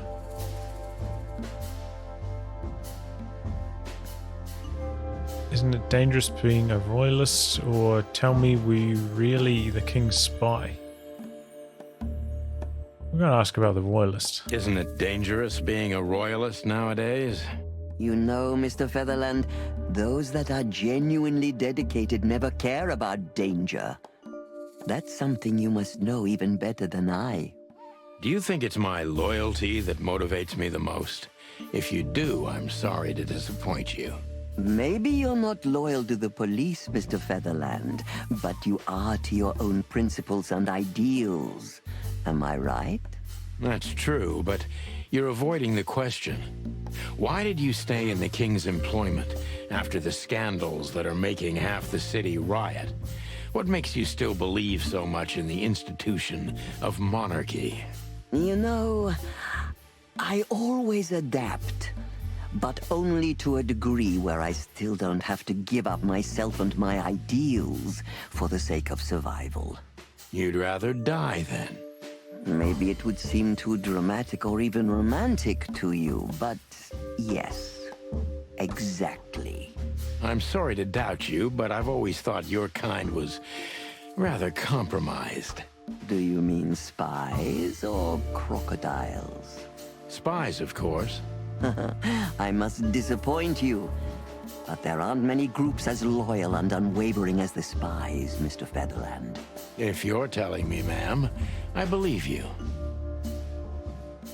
Minus 10 on the detective meter.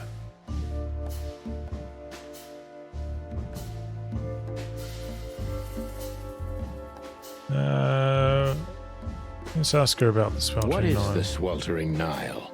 Is it really just a luxury brothel? First of all, it's what it looks like. Luxurious relaxation with luxurious ladies and gentlemen. For wealthy ladies and gentlemen with luxurious needs. And under the surface? If you're insinuating that my girls are kind of spies, you're on the wrong track. On a very wrong track, to be precise. Don't they have confidential information on almost all the wealthy bachelors of Clawville? Bachelors? Don't be naive. Almost exclusively married men visit here. Well, then my question is even more valid. Of course, they know much.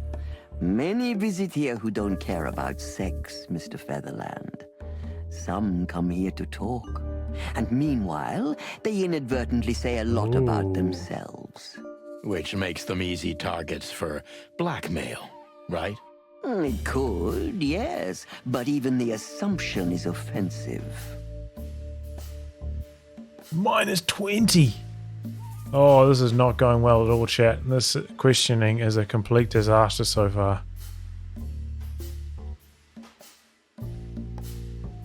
If I guess who the card belongs to, will you tell me? This is my only option here. If I guess who the card belongs to, will you tell me? I wouldn't say that's an acceptable price for such a secret as this, but if you guess right, I won't lie to you. Then, I will tell you you were right. Yes. Good. Let's see. The answer to my question, Natasha Katsenko. Well, Mr. Featherland, it seems the gossip about you is right. What gave it away? It couldn't have been easier. There's a beautiful woman with a mysterious past, trying to keep it a secret, while someone's threatening her with the exact same thing, leaving rather unmistakable messages behind. Plus, we found the card on Deborah, who was her best friend and confidant, so she was either trying to hide it or destroy it forever, so no one could find out the truth. Am I right so far? Indeed, Mr. Featherland. I didn't put that together. So if I'm not mistaken, Natasha used to work for you before she met Ibn Wessler. He fell in love with her, gave her a job at the Millions Club. The rest is history. You have talent, Mr. Featherland. I'm really sorry you're not working for the government. I am working for the government. I'm a cop. Are you sure, Mr. Featherland? Touché. Indeed. Natasha used to work here. We can put it that way, but you know, this isn't just a workplace. She also lived here. She was part of our family, and we still love her very much. Right. That puts everything in a different light. Savas is a true survivor, always was. And she's proud of that, even to this day. Maybe I can get her to trust me if I play to this part of her. So +5. So I need to play to the part of her that's a survivor.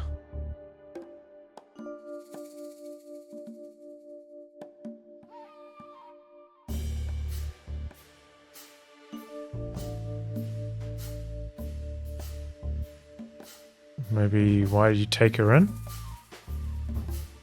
saw yourself in Natasha?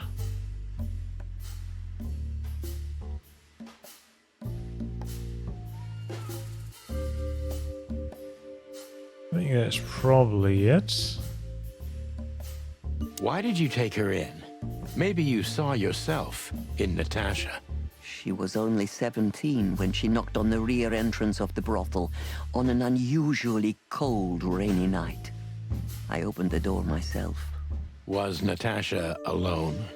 Yes, completely alone. Her left arm was slashed with an ugly wound, and she was frozen to the bone, barefoot, only a thin nightgown on her. Did she tell you what happened to her? After I brought her into the house, warmed her up, and changed her into new clothes, that was the first thing I asked. But no, she didn't tell me. We became very good friends, but I still don't know what happened to her and where she came from, or how she knew about this place and the rear entrance. And you weren't bothered by all those secrets? That would have been very hypocritical of me, don't you think? No. It didn't bother me.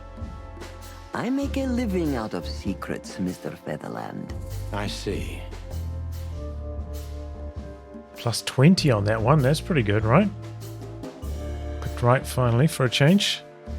Do you know where Natasha came from before Clawville? You know where Natasha came from before Clawville? Naturally. The poor dear couldn't even deny it. Even her name's eloquent, her accent, but mostly her manners, Mr. Featherland. She's from Stovos.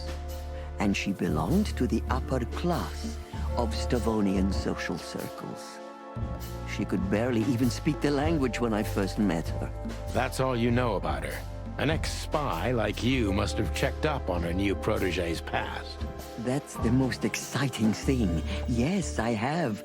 Multiple times putting my most treasured connections to good use. But nobody found anything. Natasha's trail could only be traced back to the Stavonian border. What happened in that country, no one knows. It's rather curious, don't you think? It is, Mr. Featherland. Yes, curious. That's why I've always been rather fond of Natasha. Did it touch you deeply when she left you? Indeed, it did. Zavas is protective.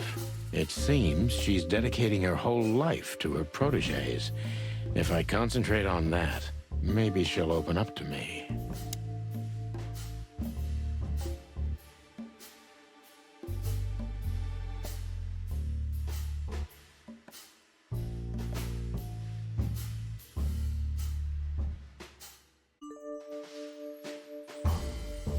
Are you kept in touch?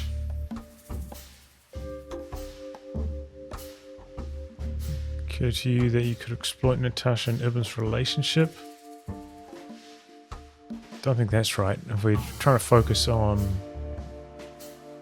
her protectiveness, why do you let her leave with Wessler? Maybe that's like a protective thing? Yeah, Sir Penguin, I think I agree with you. Why did you let her leave with Wessler? What else could I have done? Wessler is a handsome, rich, powerful animal, and Natasha fell in love with him. If anything, I know you can't stand in the way of a woman in love. There's nothing more dangerous, Mr. Featherland. I've been in this job for more than 20 years, but I haven't heard that one before. You see? You learn something new every day if you have an open mind. Yes.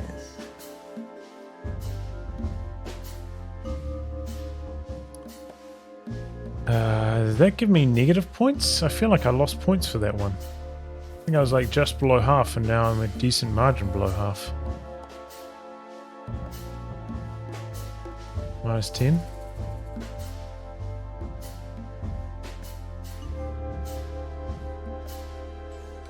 Angry at her for leaving. When's the last time you saw her?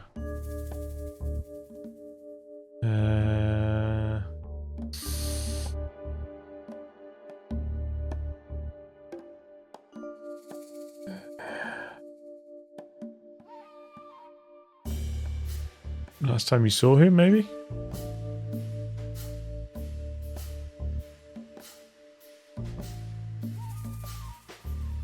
When was the last time you saw her, Madame Zavas? Maybe around 2 months ago. There was a ball, attended by Ibn Wessler, his beautiful mate Natasha, and myself. Yes. Was she herself? Did you feel like she was afraid or worried about something? On the contrary, she was unrestrained, free, radiant. She was in love.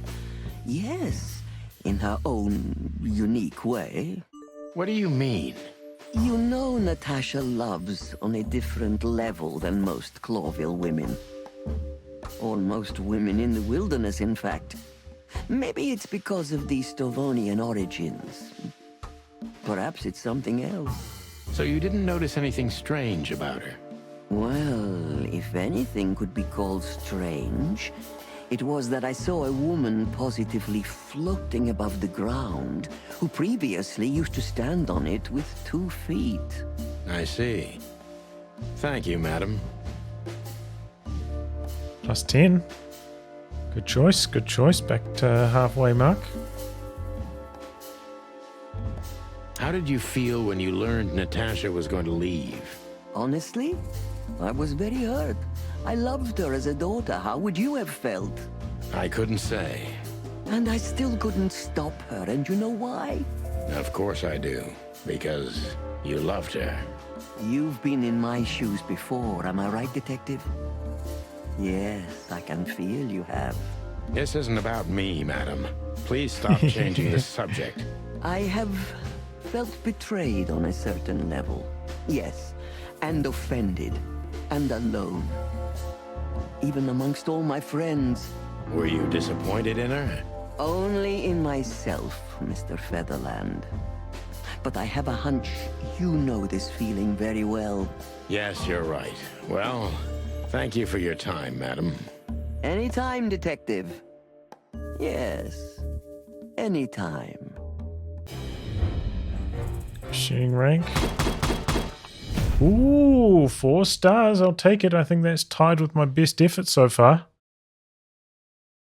Nice. I feel like I think I only got negative on maybe 2 questions.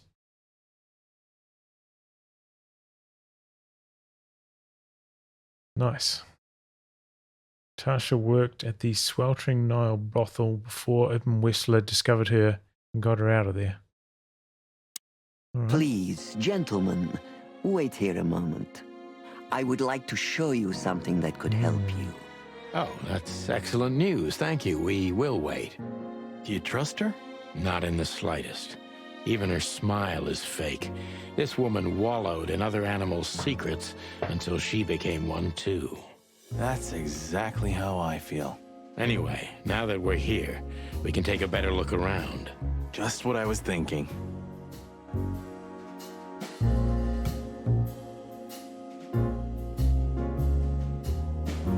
Let's have a look at that dead clock again, eh?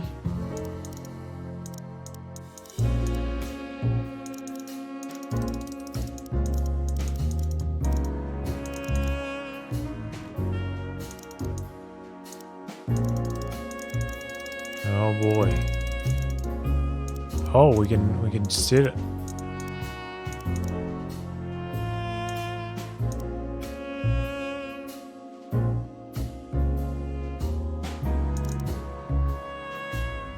Oh, we can set a time. It's got to be something. 49 years. These books are here for a reason. 49 years of the reptile. One key to the animal mind. So maybe like 49, 7 pieces of my mind, 749.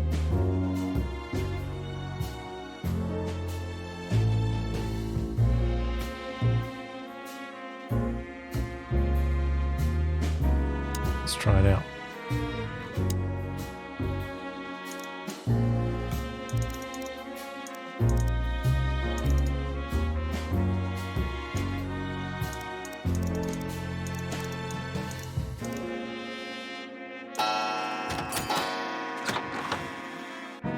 Hidden door. Boom, detective work, baby. Well, this is something I've never understood. Why isn't a key good enough? I mean, you can take that with you, but riddles can be solved by anyone. I don't think many animals get to be in this room, Marty. And the other thing is... maybe she wanted us to find it. Exactly what I'm thinking. Who knows? Anyway, we're going in. Oh, this is exciting. Secret room?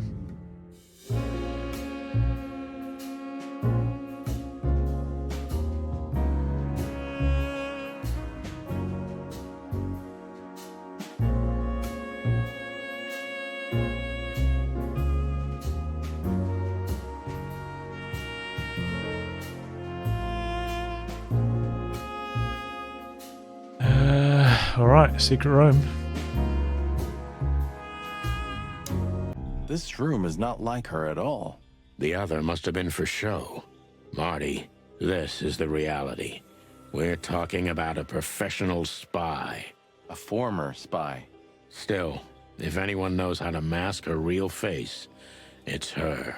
But you think this is who she really is? Cold, dark, and tiny. And full of secrets.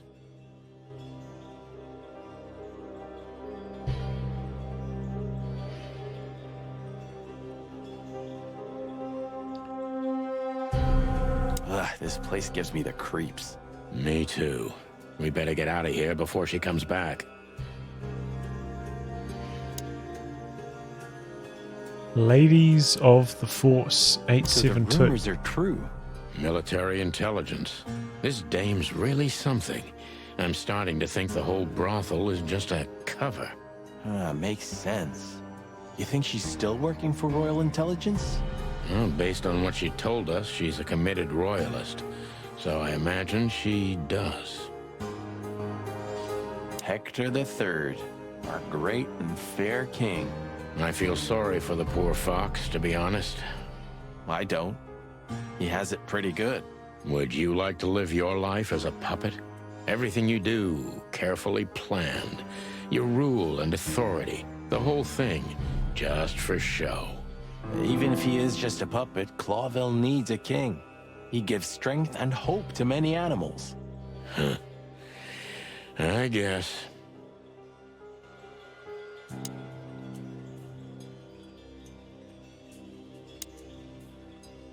Oh, this is what the page is ripped from. This has got to be it, Marty. Look at the missing page. Oh, gods. And look at the names. Yeah, the ladies and their guests. Damn. What this means, Marty, is that the most influential people in the city had been Natasha's patrons. Some even from the royal family. This book could destabilize Clawville. At least the Clawville we currently know. You think this is behind everything? Somebody's blackmailing Natasha because of this? That could easily be the case. But something still doesn't fit. That piece of a painting. Sonny? If there's even a small chance of... Sonny. What? There's another familiar name here. What are you talking about? Oh boy.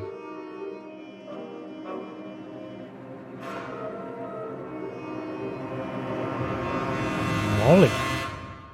She the receptionist? Plucking hell, Sonny. Molly? She was working here too. It's probably someone else with the same name. So that's why Natasha told me they'd known each Oh, is that other his for wife? a long time. Look, boss. I can't believe it. All those stories about her past. Listen, Boss Bird. Molly loved you, right? Isn't that what matters? Marty, please shut your fucking beak right now or I'll shut it for you. Okay, boss. I'm sorry. But... Just shut the cluck up. We've caught them sneaking around, Miss Diamond, you see? I see, madam. No, back off, ladies. Oh, There's no need for this. got We the don't shoddy want out. trouble. No, maybe you don't. Unfortunately, trouble has found you, gentlemen. Madam Zavas, we needed to know the connection. What this place has to do with Natasha. And my wife. Filthy cops? He's talking gibberish. May I shoot him? No, not yet, Miss Diamond. I'd be very sorry to put holes in your lovely striped skin, but believe me, baby, I will. I've always wanted to know if diamonds are bulletproof. Please, madam. It'll all be over in a second. No. We have received different Orders. orders, Miss Diamond. Stand down. Oh, I see. The pony does tricks on command. Well, I'm not surprised. That's enough, Marty. You knew who she was, didn't you? What she meant to me. Well, well, Mr. Featherland. Aren't you interested in your case anymore? No? All it took was a name from your past, and your professionalism drowned in the mud. Stop playing games with me, Zavas. What does all this have to do with Molly? Nothing at all. No, she was just a little bird among the many who sought refuge here. You forced her into this. You'd love to hear that, but until she met you, she was one of us. Just another... You clucking... Sonny, no! Sonny, take it easy, man.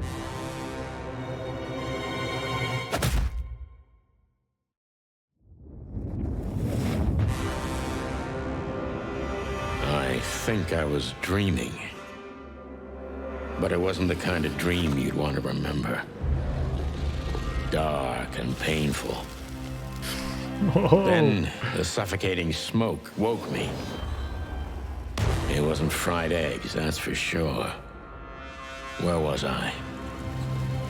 What happened? That treacherous crocodile. Then I saw Marty, who looked as horrible as I felt. Well, I've always wanted a romantic sea voyage. God damn it. I knew I shouldn't have gone along with this. Marty, I told you you could get out any time. And you knew damn well that I wouldn't. That I would never leave you in deep shit once I've joined you. You knew it, and you still asked me to do it. Marty, listen. You're a selfish bastard, Sonny, and you drag everyone around you down with you. How long was it till retirement? 120 days? 121. But you just couldn't sit still on your ass, could you? Well, take a good look around, boss bird. This is you. And this is what follows you. Just this clucking misery. And dead bodies. Do you understand? You have nothing else to offer but suffering. Marty. And feeling sorry for yourself. Oh, you're great at that. I can't believe this shit. We're gonna die here on a goddamn blazing ship like roast chicken. Well, it's dramatic at least, just like you like it. Marty. What? I've almost managed to untie the knot, but if you keep thrashing around like that, we're really gonna die here. Ah, for cluck's sake. Fine. Work your magic. Until then, I'm gonna say all the prayers I know. You better.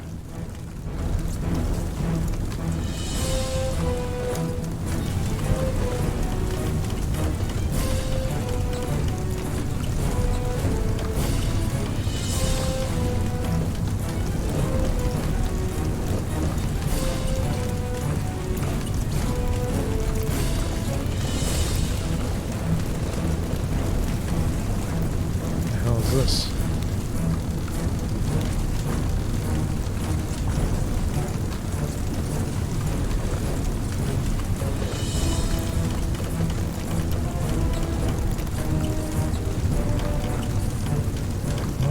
What am I doing? I don't understand what I'm supposed to do.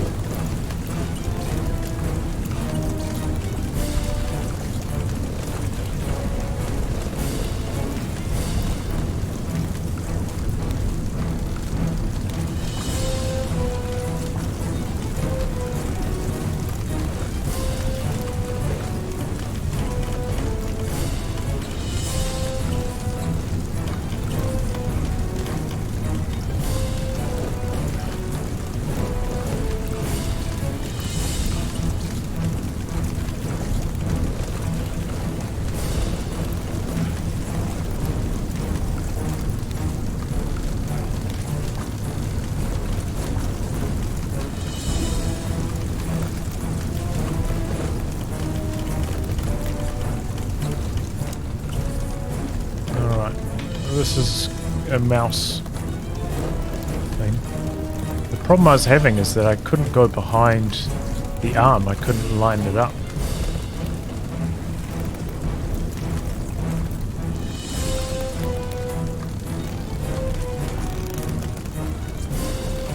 Where the hell does this go? This goes up here, around. We're here, going down,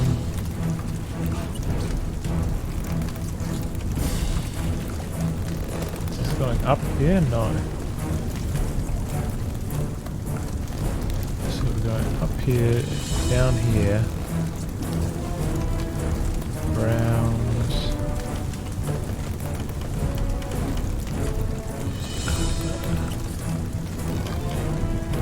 there.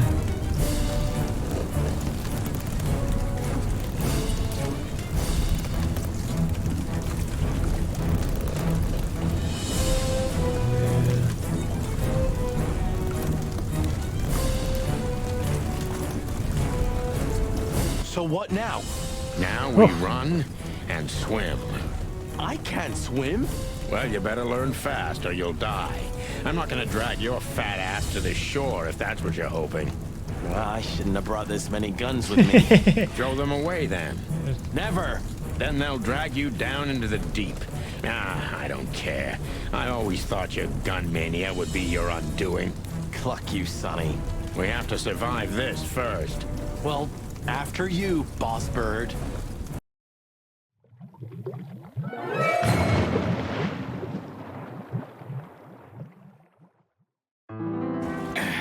That furry, fucking clucking gods. Damn. Yeah. Listen, Marty. What? What you said on the ship. What about it? You were right. I knew this would happen. Or something like it. I dragged you into this deliberately. Because I'm not enough on my own. Sonny, cut the crap. No, I'm serious. I knew I couldn't do this alone. I needed you to... well, to look out for me. I don't need this, all right? Stop playing the wounded soul. I don't fucking care. Fair enough. You're right. Hell yeah, I'm fucking right. I'll, shut up now. Good. You can swim after all. Yeah. Or the river spat me out. Well, what about your guns? Did you throw them away? Hell no. Where they go, I go. And where I go, they're coming with me no matter what. I'm seriously amazed you're still alive. Yeah, sure.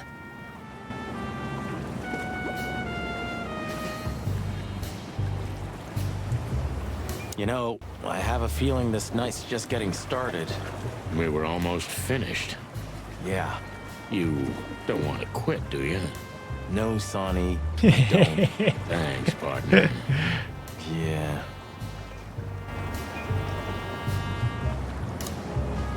I think I must have hit my head pretty badly. Say, isn't that Captain Marsh? You see him too? Oh, thank the gods. Ho, ho, ho, lads. What the hairy devil are you doing out here? Isn't it a bit cold for a swim? It was warm on the ship, at least while it was burning. I bet it was. Arr. Hey, Captain, how's it hanging? It's hanging all right. Arr.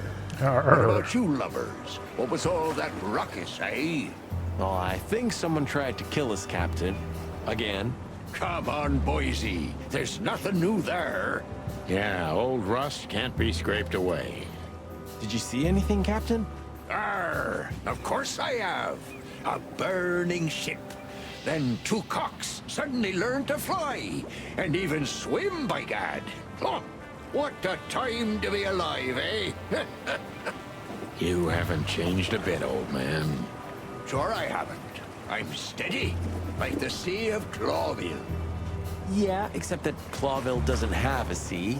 Of course it does, laddie. Just not here in Clawville. Okay, that's too much for me. Oh, we can ask him. Tell me, Captain, do you hang out here all the time? This behind me is me ship, lads. Or at least, it's a ship I'm living in at the moment. It's not mine, you know. And what do you do? I stand here and watch the sea. The sea? You mean the River Times? River? Arr, that was a good one, boy. Okay. So he's lost his mind. He thinks the river's the sea. A black car stopped not far from here. A rich-looking car. Black car. Shiny and all. Yeah? What else? Two big lads stepped out of it. One of them was looking like some kind of Must be the cow. bouncer. The other was a cat. A big cat. They were fancy looking at the ship. I don't blame them. It's not something you see every day. I swear on all the saints of the sea. Arr. Just a wild guess. Was it a ram and a bobcat? Arr, exactly. Are you friends of theirs? Well, an acquaintance. It's the bouncer of the Tsar Club, and the goon that was hanging around Ibn. Plumey gods. Zavas answers to Ibn too.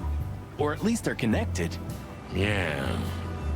Or, that sounds exciting. Easy, old-timer.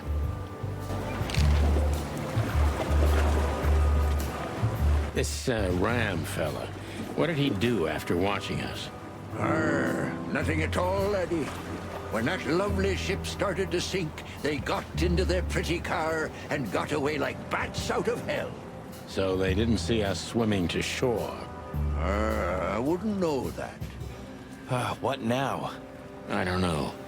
We can't go to the station, that's for sure. We agree on that. I think I broke a rib or two. My sight's getting blurry. Pluck me. You know what this means? Oh, no. I'd rather go blind than go to Bubo's. We have to, pal. I'm not your pal, especially after tonight. Come on, we got no choice. Well, we survived the burning ship. I guess we'll survive the madman too. Don't be so optimistic. I guess that's some kind of doctor. Bubo.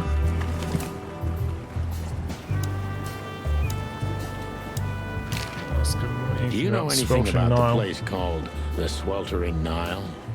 Of course I do, me boys. But they don't really tolerate folks like me there. Not surprised. Have you heard anything unusual about it? Sure I have. They have the most beautiful wenches there, laddie. Like sirens of the sea. And they're willing to do anything for you. If only I were a spring chicken like ye are, I'd be already running over there. Well, actually, Captain, that's where we came from. On a burning ship? Bloody hell. You know how to live, lads. We're doing our best, Captain. Hey, you be. Arr! Have you heard the name Madame Zavas? When I was young like ye, they were talking about a gorgeous crocodile with that name. Aye, beautiful and deadly. Just how I like my women. All right. Me too. It's her, yeah.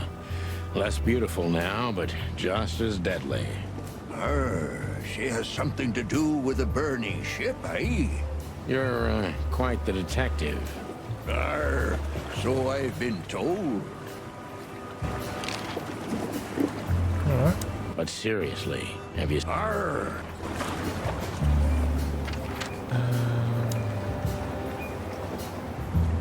Clawville. Jeez, what a floating coffin. Hey, this ship's me everything. Oh, sorry, I didn't mean... All right.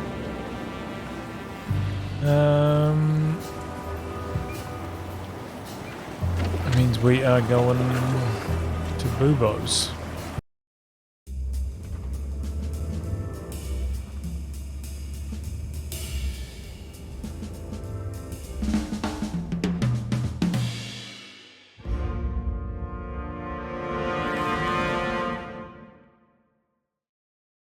Bubo used to work at the PD as a coroner and pathologist. Then a couple of limbs and organs went missing, and the morphine stock suspiciously depleted, so the force said goodbye to him. He then set up a private practice, but lost his license pretty quick.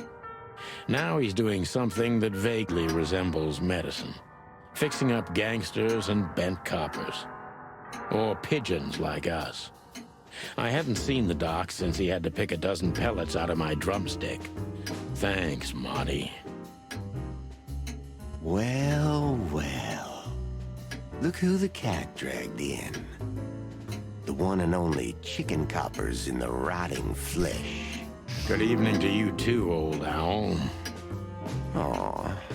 Has he shot you again? Not yet. Ha ha, it is to laugh. I just need a strong painkiller, and since we're already here, some information too. Well, then I hope your pockets are full. We just crawled out of the river, so if it's all right with you, I can pay with a pocket full of mud. Well, I owe you one anyway. One? Don't make me laugh, Bubo. You're indebted to us for the rest of your life. Okay. Tell me what's wrong and do it fast. It's a busy night. On New Year's Eve, animals love to shoot or even eat each other. Tell me about it. Tonight's starting to remind me of the bloody New Year's Eve. Or worse. Yeah. Blah, blah, blah. Did you come here to cry me a river? Oh. Spit it out.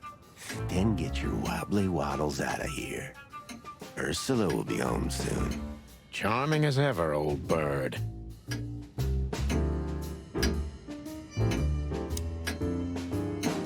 What do you think? Is this a medical illustration or the good doc's dinner? Unfortunately, the two are often one and the same. Ugh.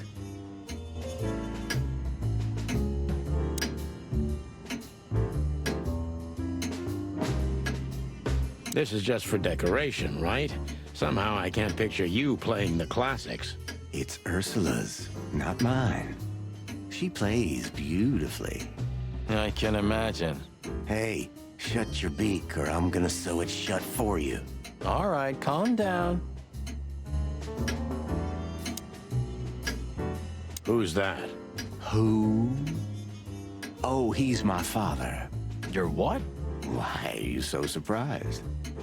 He gave his body to science. Then what's he doing here? Beak looks a bit long, right? You're a hilarious guy. That was a good one, Sonny. Yeah, thanks. Huh. Two infantile monkeys.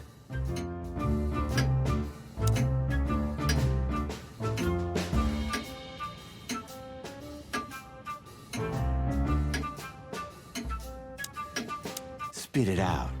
What do you want from me? I have a busy night. Busy? I had to patch up two muscleheads a few minutes ago. Of course, they ran off and didn't pay. What muscleheads? Wait, let me guess. A ram and a bobcat. How did you know? Shit. What was their problem? Why did they come here? The bobcat's hand was badly burned and something had sliced the ram. Well, it's not an easy job to haul two unconscious roosters onto an abandoned ship and then set it on fire. What have you gotten yourselves into again, you fools? Those two work for Ibn Wessler. You don't say. Well, in this case, it was nice to know you, gentlemen. Don't celebrate in advance, Doc. As you can see, we're not so easy to kill. Just tell us everything you know. And give us some strong painkillers. Well, all right. Ask away. But I must warn you. If Ursula comes home and sees you here, she'll either kick you out or maul you to death. Oh, damn. His wife's a bear? Oh, yuck. It's soaked with blood. Fresh blood. I was operating on someone else. Totally sober, huh? More or less. Probably less. My hands tremble if I don't drink, okay? Just leave me alone. Who's next? Chicken police story.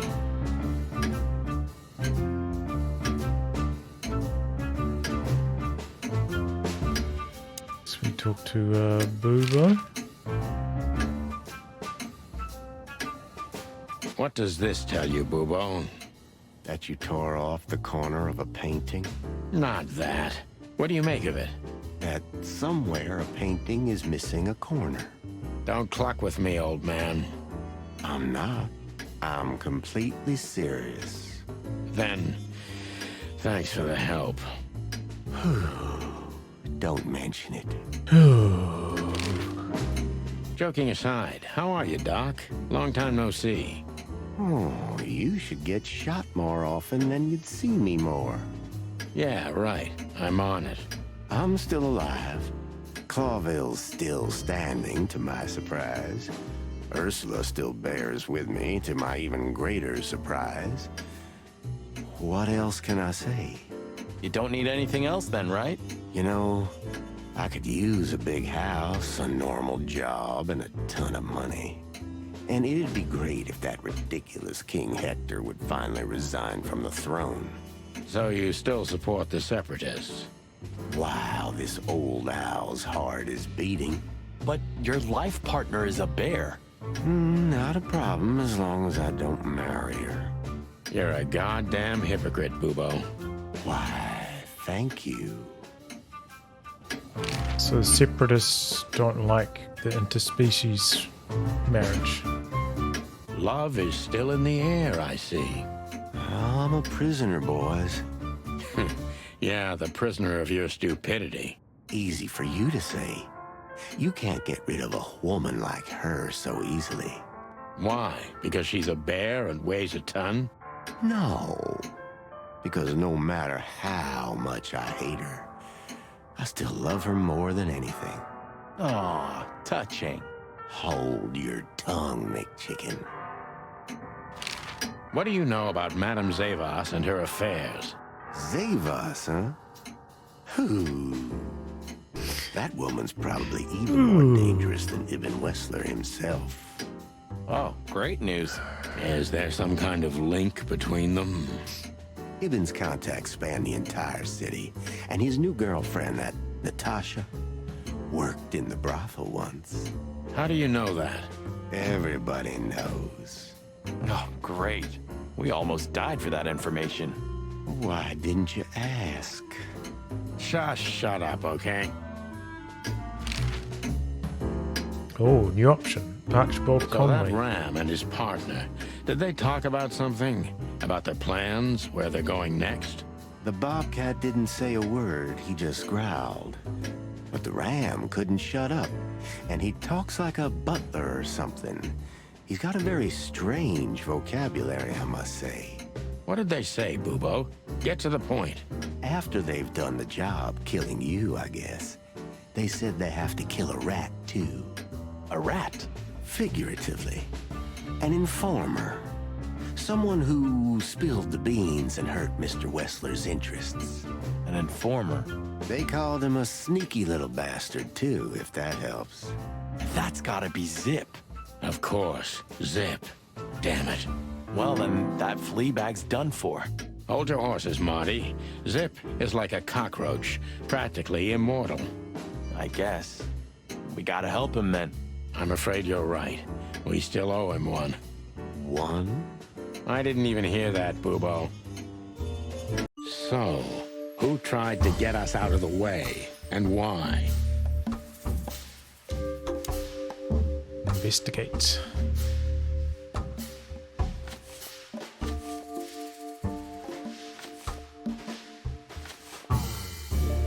This is easier to do with the mouse. Sowas and Evan with clues.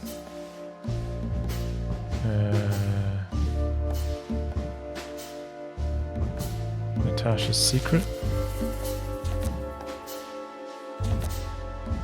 Oh, we gotta do that first. Zawas and Ibn are working together. Maybe Zavas is in cahoots with Ibn Wessler. And then we need another person. I think it's probably going to be Natasha, right? No? Close? Okay. Natasha's secret. But why? Just because Natasha used to work at that place?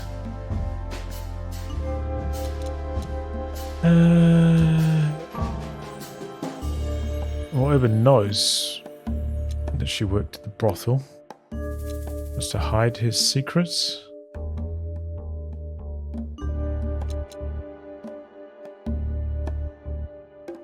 Natasha was forced to work at the brothel by Madame Zawas and Ibn Wessler. I don't know if they were forced. Everyone doesn't know that Natasha worked at the brothel. That's not true. I'm pretty sure he knows. Ibn wants to hide Natasha's secret. Probably A, right? Ibn Wessler wants to hide the tracks leading to Natasha's past. Or maybe it was Natasha herself.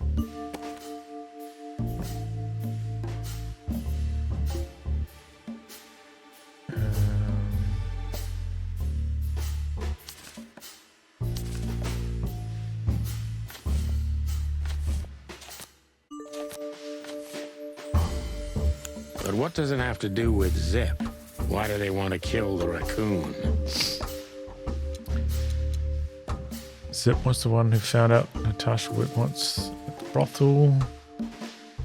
Zip knows too much about Natasha's past. Zip also worked at the brothel. Zip has something that connects the side of us with Wessler and also Natasha's secret past as a courtesan. Probably D. That was not right. A. Zip also worked at the brothel. Last one.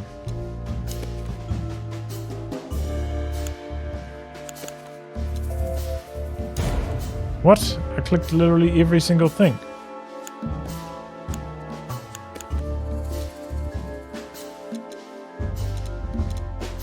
A.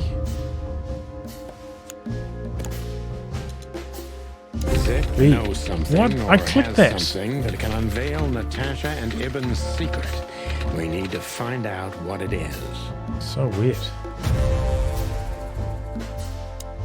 Sonny, there's something else.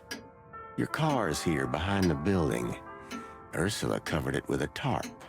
What? Why? She saw it in front of the brothel. And she also saw the madam's girls trying to take it apart. Furry gods. What did she do to them? Well, a couple of dames with guns are not enough to scare my dear Ursula, that's for sure. But relax. She didn't tear them to pieces. She just chased them off and got away with your car. You know, for once, that's wonderful news. Yeah, I wore my legs down to get here.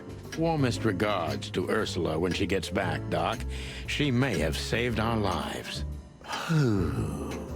Of course I will. Now, cluck off, will you? Top tier voice acting in this. I know. Will you kindly get lost?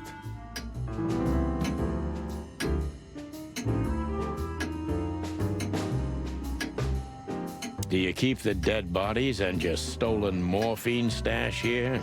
The morphine's long gone. Oh, poor Boobo. Watch your beak, Martin. Alright. I think this is a good time for me to go to bed.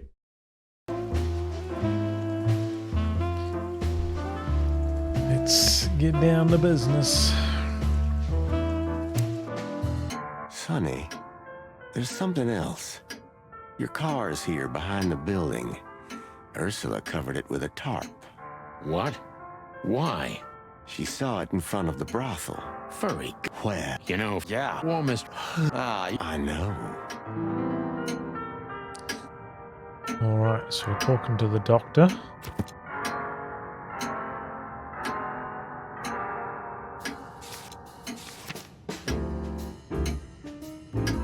Booba mentioned that Ibn Wessler trying to off a rat. Rat can only be Zip. Was Zip the bird that we met in the club?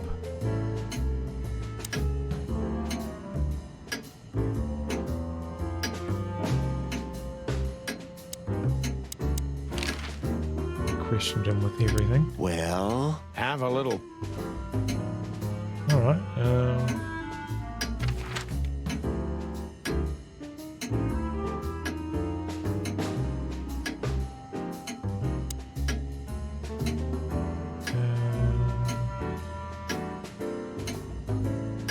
outside stuff. Like in the cave of the vampire bat in those horror movies. You're right. I think all of these are illegal, or worse. Occult magic. Demonology. Perverse desires. Unholy dealings. Would you two shut the cluck up?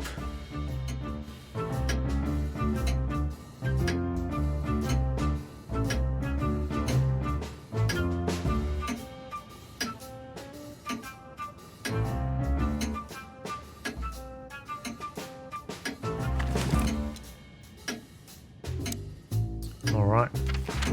Where are we going to now?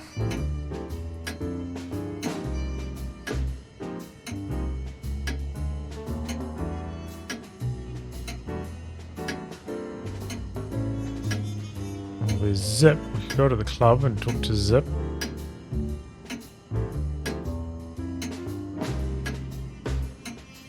Is that who Zip is?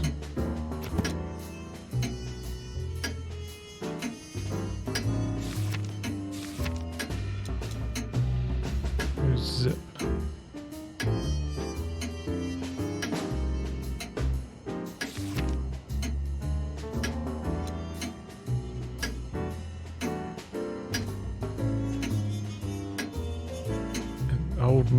An old enemy who became a good friend over the years. Where does he work?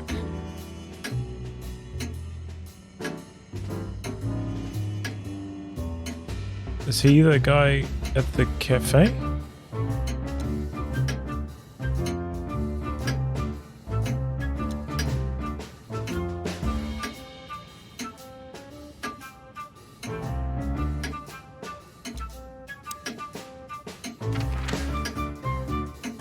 Is he the hot dog guy? Damn, we're late. I don't see him anywhere. But that jerk's here.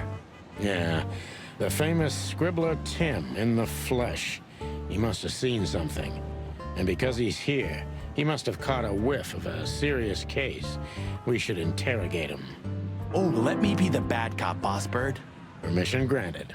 Yes.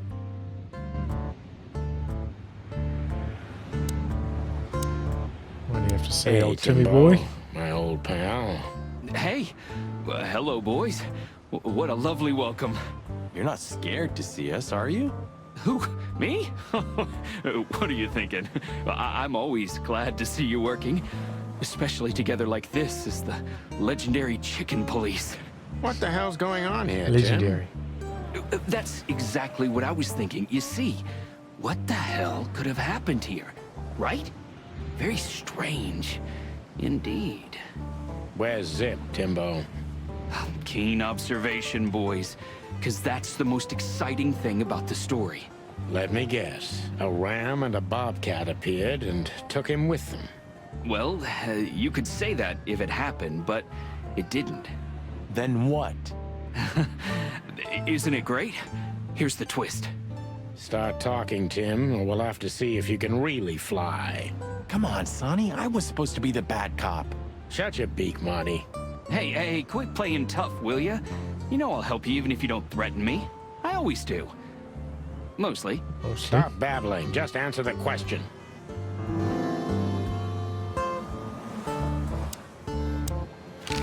Have you seen anything weird around the river?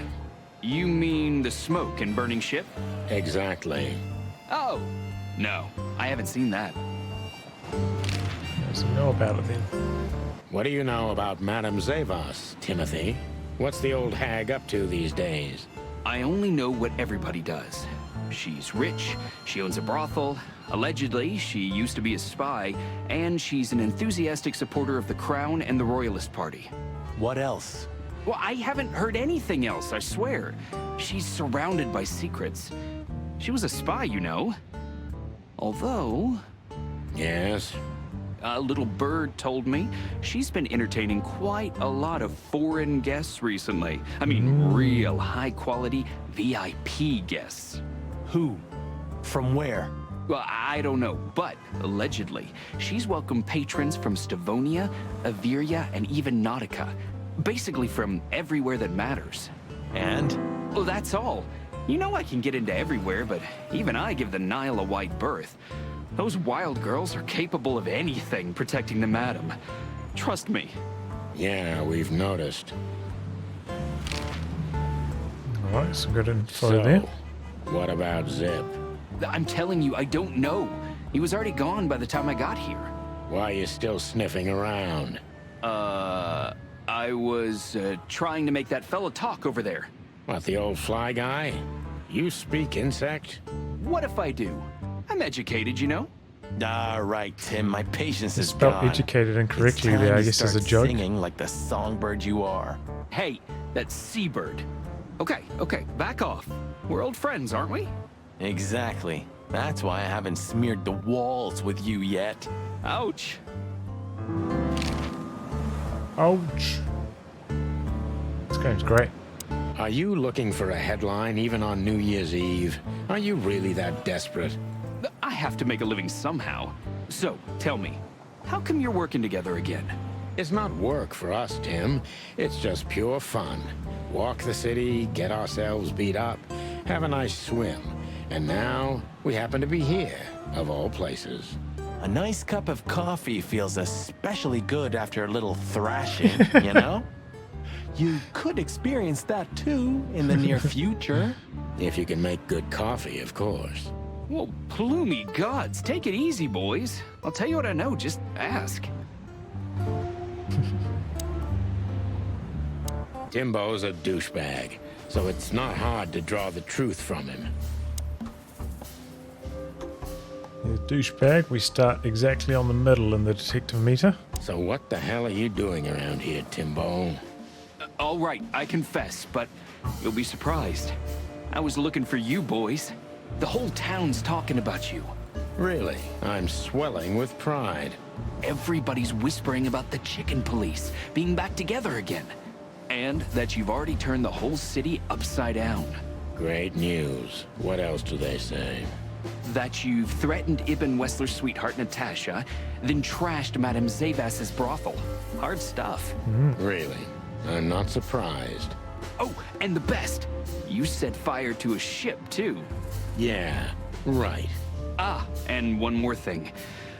A poor girl was found dead at Natasha's place after you visited there. Is that so? And you believe all that? I'm a journalist, Sonny. It doesn't matter what I believe. Yeah, right. So he's watchful.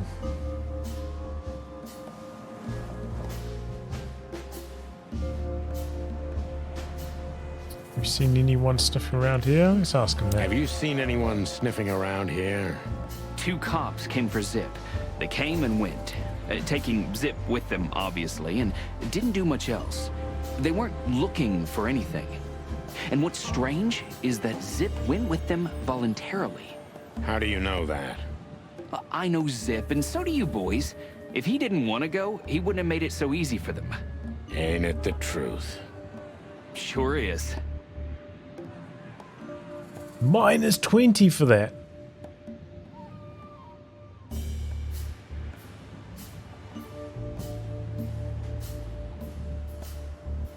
Did the cops take anything? Besides Zip, you mean? Yeah. No. At least, I didn't see anything. +5. What happened to Zip, Tim? Okay. When I arrived here, the hop dog was already closed. Zip wanted to shoo me away, but I managed to persuade him to talk to me a little. We're old friends, Sonny, you know? And I have this personal charm. Yeah, right. The, charm. Get to the point, Timbo. Okay. So, he was totally crazy. I've never seen him like that before. He was flustered, flailing, and talking absolute gibberish. He must have said something, since you're such great friends. He just said he'd go to the only place where there are even bigger scoundrels than those that are after him. Really? I can guess where he meant. I didn't have a clue. Anyway, after he closed the dog behind me, and then the cops came and took him away in handcuffs, I came to the conclusion that all of this makes no sense. Zip, you clever son of a bitch. Why? What is it? Oh, tell me. You just keep your beak out of this, Scribbler. I think I've got an idea about what our little friend's up to. Timbo loves to brag, and it's easy to approach him through his ego. Best if we ruthlessly exploit that.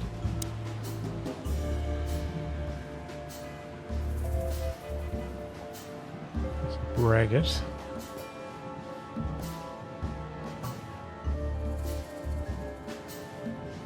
Working on a new front page article, eh? I mean, that's front page, right? That's, you gotta be bragging about that. You played this Predator? It's pretty good. It's pretty good so far. Working on a new front page article, eh? Well, if specific celebrity couple's willing to give me an interview, then maybe I am. Don't even dream about it, Timby. Eee.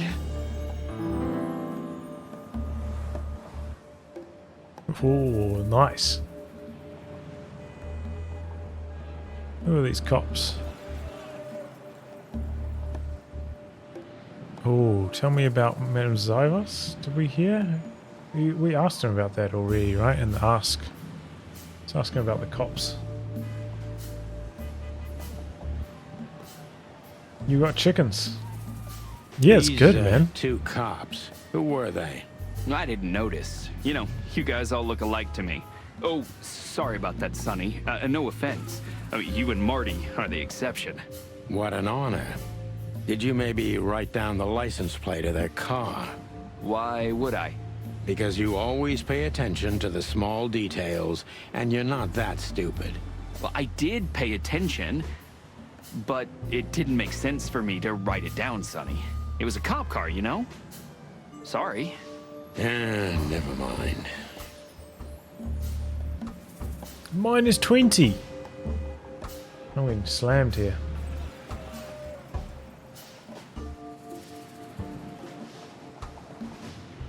Timbo, you pay attention to everything. Did anyone else come here? Besides the coppers? Yeah, a ram and a bobcat, in fact. But you just told us it wasn't them. Wasn't them what? I didn't say they took Zip, because that's not how it happened. Don't make me mad, Tim. We're really not in the mood for this. Hey, I'm only telling you the truth. They stopped here in a fancy big car, looked around, then left. Zip was no longer here. Neither were the coppers, okay? Tiny Tim is a true fan of ours, and it's time to finally use that to our advantage.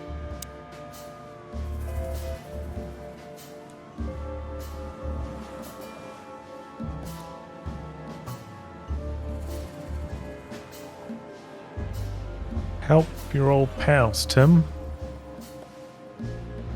What was Zip doing before they took him away? Or did you talk to Wessler's men? I don't think it's going to be... This is important. Were they Wessler's goons? Or did you pay attention? So we already talked about how he behaved as they took him away.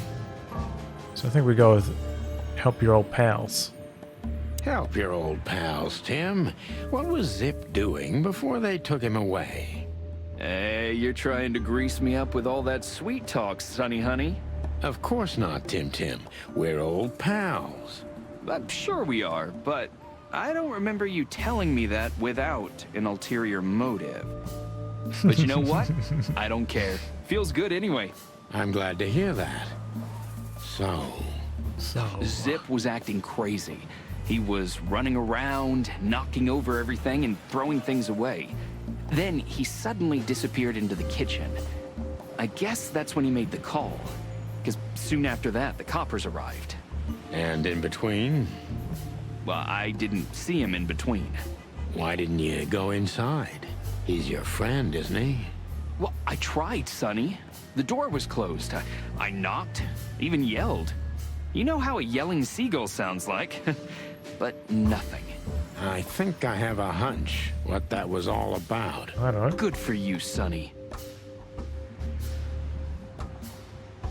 Zip was hiding something in the dog, right? What do you mean exactly? Well, you tell me. You're good old friends, aren't you? Well, that's right, Sonny, but Zip's not the kind to easily share his secrets. But now that you put it that way... That's more like it, Tim. Tell me, what do you know? I don't know what it could be exactly. I mean, maybe it's not even relevant, but I'm sure Zip was trying to get rid of something when I arrived here. What and where? I don't know, okay? I already told you too much. If Zip hears about me telling you all this, he's never gonna talk to me again. Tim, unless we find Zip, he's not gonna talk to anyone ever again. Not in this life, at least. Questioning rank. Hey, 4 out of 5, I'll take it. I feel like I only really made one mistake that questioning.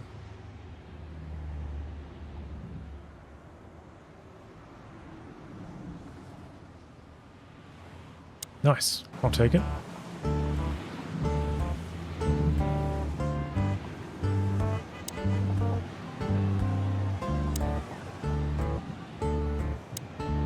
Look at this mess. Looks like he was in a real hurry, or was trying to erase his tracks. Because he was trying to hide something. But where? And most of all, what? Let's take a good look around.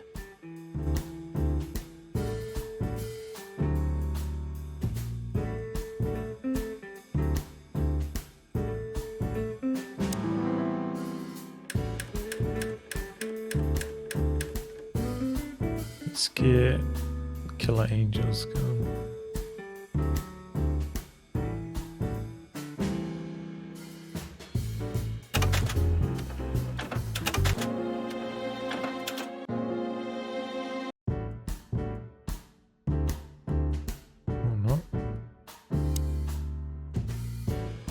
Huh, what insight? Buck the King. Where all the colors go. It's the same as last time we looked around here. Greetings, pal. What can I get you? What are you doing, Marty? A nice hot cup of coffee? Maybe some toast? Ooh, our strawberry jam pancake is divine. You must have hit your head pretty bad. Yes, sir. 1 coffee and a turbo milkshake with extra vanilla and millet powder coming right up. Ah, furry gods help me. Please don't have a nervous breakdown, okay?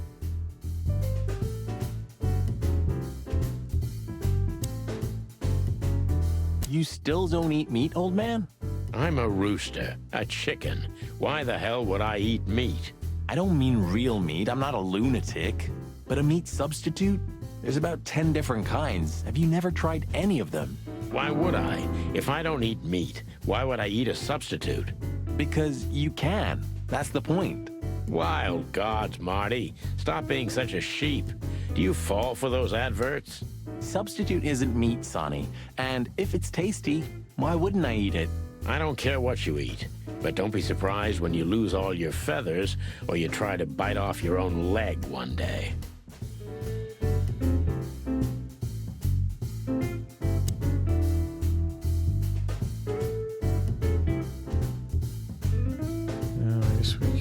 There's not much else we can do except Marty grab the already back. looked through it. Nothing interesting.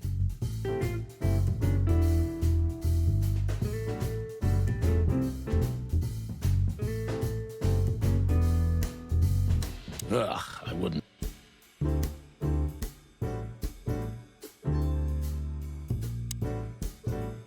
When we get over this whole mess, I'm gonna take you to a No. Yes, Yeah, well, good luck with that. You'll see.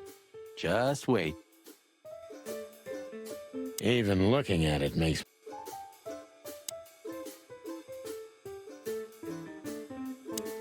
Did you find something? Nothing. Or, I mean, there's a lot of stuff here, but nothing important to us. A pity. Whatever that mangy raccoon tried to hide must still be here. Or not.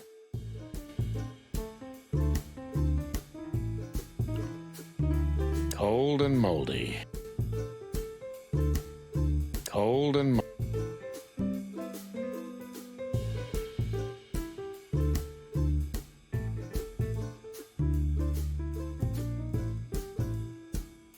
The kingdom of dirty.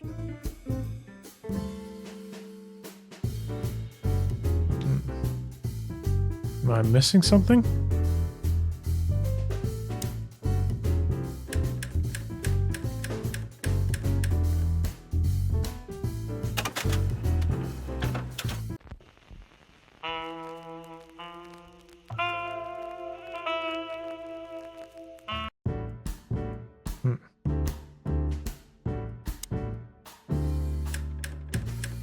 Well, I could maybe just try a bunch of different stuff on the jukebox, see if there's like some kind of hidden compartment or something.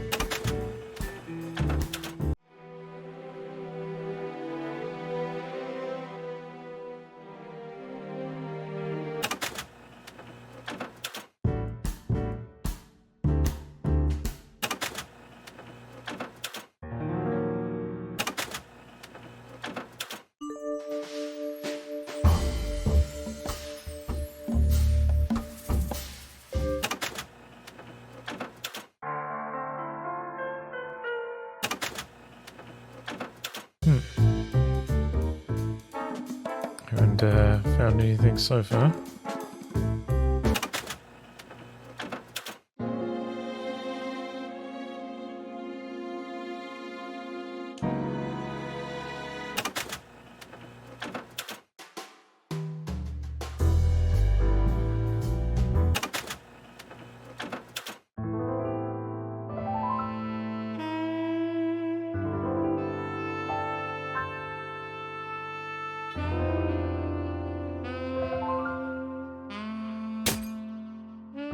Look at this. I'm looking, but what the hell could it be? No idea, Marty. Guess it's best if we ask the owner himself. Where do we find him? Well, Timbo told us he's with even worse bastards than the one chasing him. That's it. The Parliament. No, Marty, but close. Then, no way. Oh, yes, Marty. Zip is at the Clawville City Police Department. Could it be that simple? And that wild? Well, the cops took him. So it's obvious that he called the cops by himself to scare away Wessler's henchmen. Timbo was right. Doesn't he know half the police is in Wessler's pocket? He probably does, but this was his only chance. Then he really is in big trouble. So? To the PD then? Well, I haven't got a better idea. Believe me, I'd love to have one. Me too. Alright, to the PD. What do we get in here?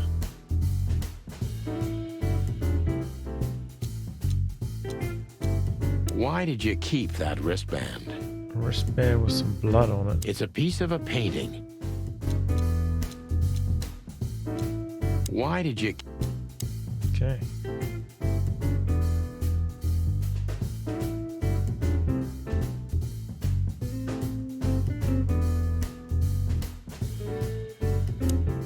Anything?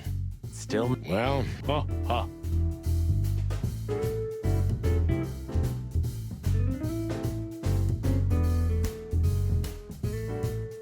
do I leave here now? Have you found what you were looking for? No, Timbo, but we wouldn't tell you even if we did. Ah, but you have. You are an open book to me, Sonny. So, thanks for the intel. Be careful what you're writing, Timmy boy. I'm a cop for only the next 121 days. After that, I can gut you if I want, and get away with it. And when did you being a cop stop you? He has a point. Just keep a low profile, okay, Timster? Okay, I get it. My beak is sealed. Zoop. They say an animal's just like his car. Does that mean I'm old and rusty?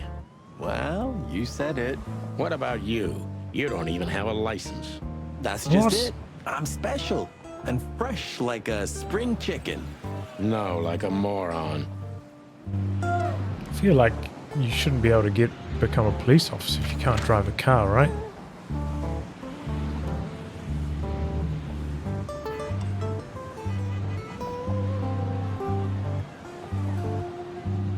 Alright, we're going to Clawville PD. Buckle up. It's about to get bumpy.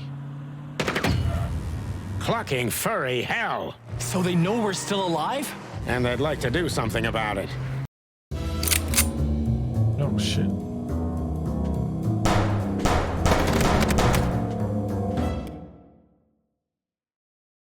Oh shit, alright. Concentrate, Marty, for the God's sake. Can you drive if you're not a fucking lunatic? Shut up and shoot, you big feather pillow.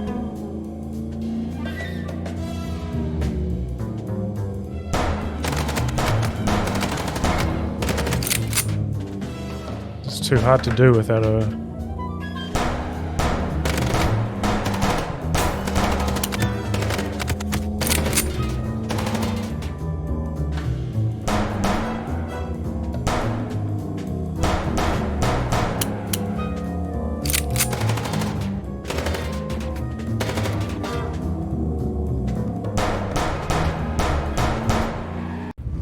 No, too hard to do with the controller.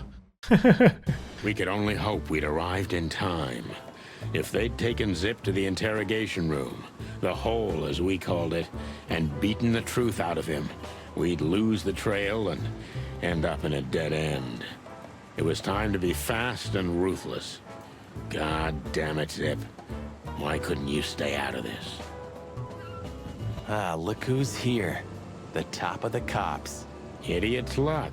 They must have gotten soaking wet because of those holes. Sometimes I wonder how these two are even still alive in a city like this. Wonders of the world, Marty. They must be on the take then, right? How many of these did we wreck in 10 years, Sonny? 9. And I have no idea. I stopped counting after year 2.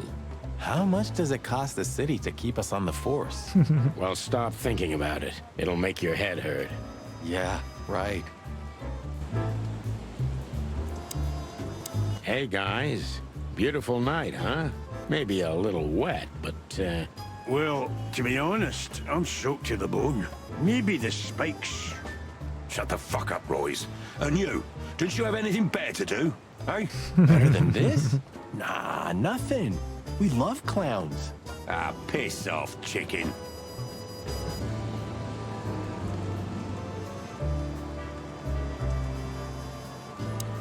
All right. Martin, Yes, Chief. you know what I've heard? I have no idea, Chief. You think I'm stupid, birds? no, we don't, Chief. What the ever-loving fuck do you think you're doing? Chief, if I may... Sonny, shut the fuck up. You're not on duty. You're suspended, if you remember. So I'm not your chief right now. Oh, we just stepped out for a coffee, Chief. Then we saw something suspicious at the Czar Club, and we investigated it, and, Suspicious, right? You investigated, right? Yes, sir. You take me for a fool, chickens. And what do you know about the burning ship that lit up the entire Times? Burning, what? Wild lords, that sounds awful. Don't play innocent with me, Santino. You both stink like you're in deep, deep shit.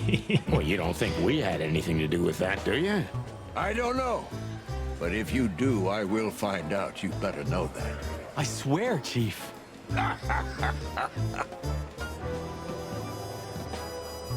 I've had enough of your swearing for a lifetime. Get the fuck out of my sight. Oh, he's Yes, sir. He's Have a angry. beautiful day, Chief.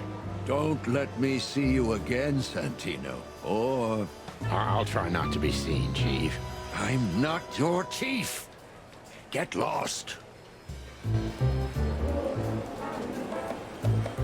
Talk to Monica first, and then we'll talk to Zip. Oh. Do you know anything about a girl named Deborah Ibanez?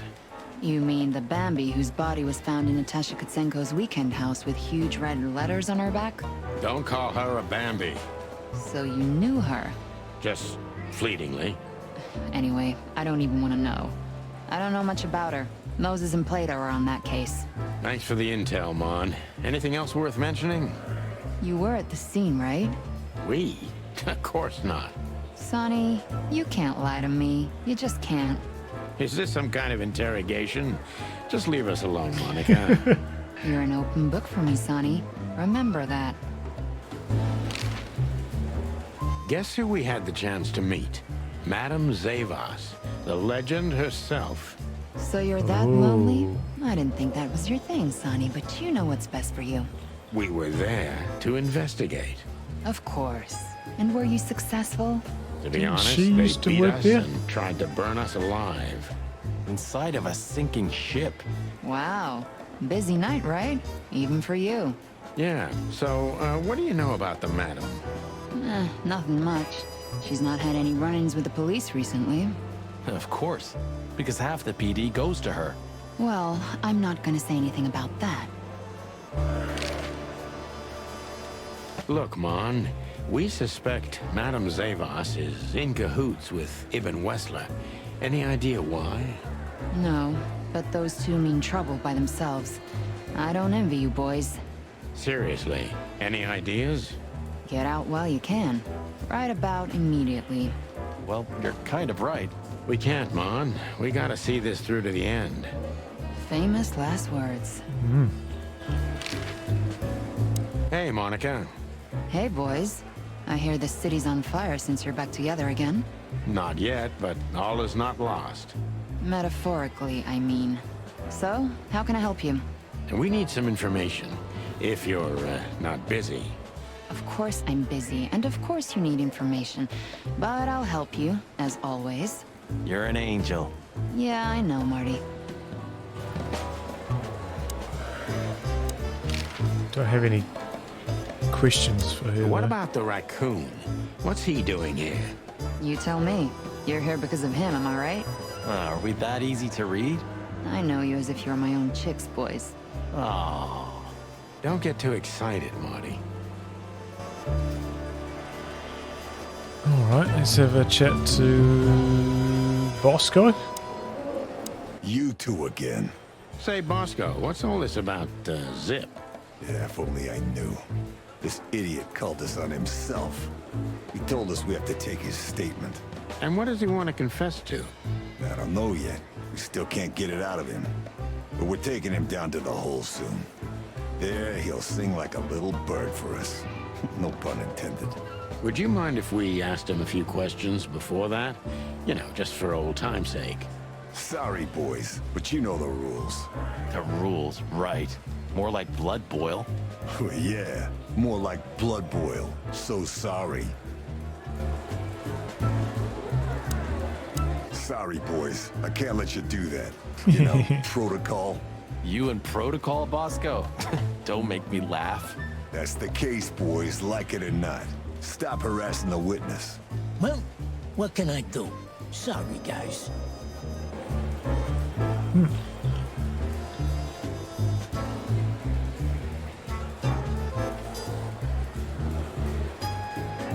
I'm really not in the mood to meet Deputy Malloy.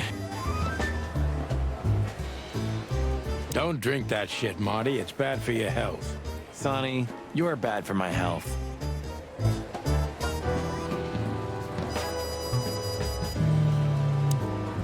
Don't you have anything more important to do, Bosco? I do, but Blood Boil ordered me to guard good old Zip here. He wants to question him himself. Oh, wow. Then it's time to say goodbye to the trash panda. We may be seeing him for the last time. You're probably right, boys.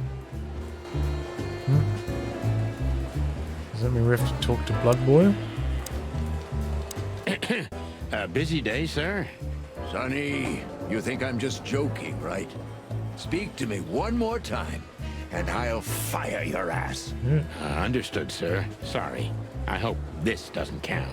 Get the fuck out of my sight, Santino. Yes, sir. Sorry, sir. Not gonna happen again, sir. Did anyone ever tell you you're a real pain in the ass, Sonny? Only my mother, sir. What do we do? When did they bring in the trash panda? Not even an hour ago. You're just in time. They haven't taken him into the hole yet. Yeah, I can see. Listen, Mon, would you do us a favor? Can I be honest? Not really. Oh, just a small thing. For old time's sake. Me and my big heart. So, what do you want? Call Bosco over here for some reason, okay? So that we can have a quick talk with Zip. Okay, I guess I can do that. But you owe me one. Well, thank you somehow. I promise. No, no promises this time. Shoes. Oh. Shoes. Size 35, high heels, black. Yes, ma'am. Good. Hey, Bosco. Yes, ma'am. Come over here for a second. Right away. The story or the case? What's happened so far? We got a... Apparently I'm a chicken that's retiring in about 3 months' time. I'm on like some kind of suspension or leave or whatever. Just about to retire. And I got approached about a case as like a private eye kind of thing. Investigating this mob boss's girlfriend. Like helping her with some vandal who's riding poor wherever she goes. And then sort of been going around the city asking questions. Apparently she used to work at a brothel. And the brothel owner was a spy. And then they tried to kill us. That's pretty much how it's going so far. Hi, Basti.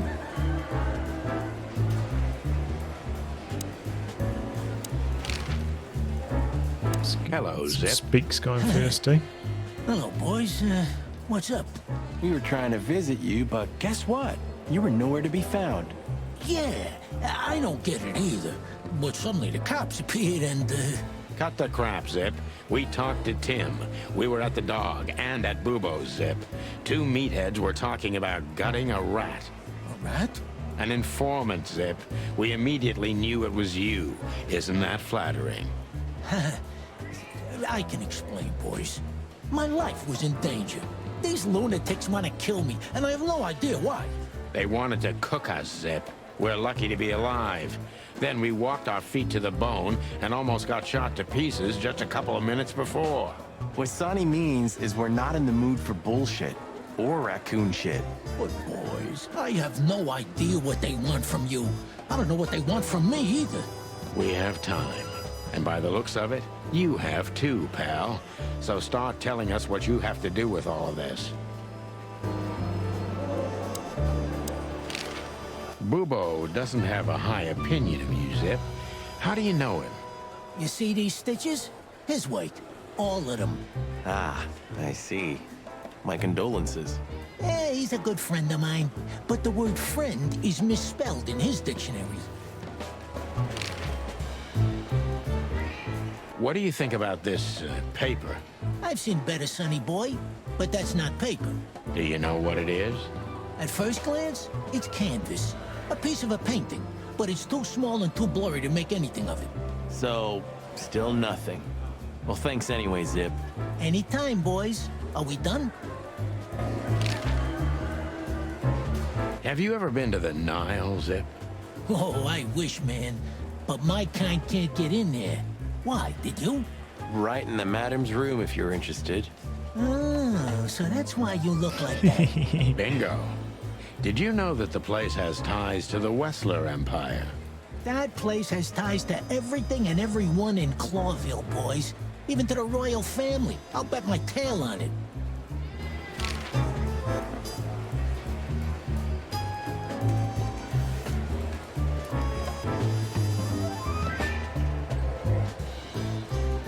So, we were just about to listen to some sweet music when, Didn't that damn jukebox break all of a sudden?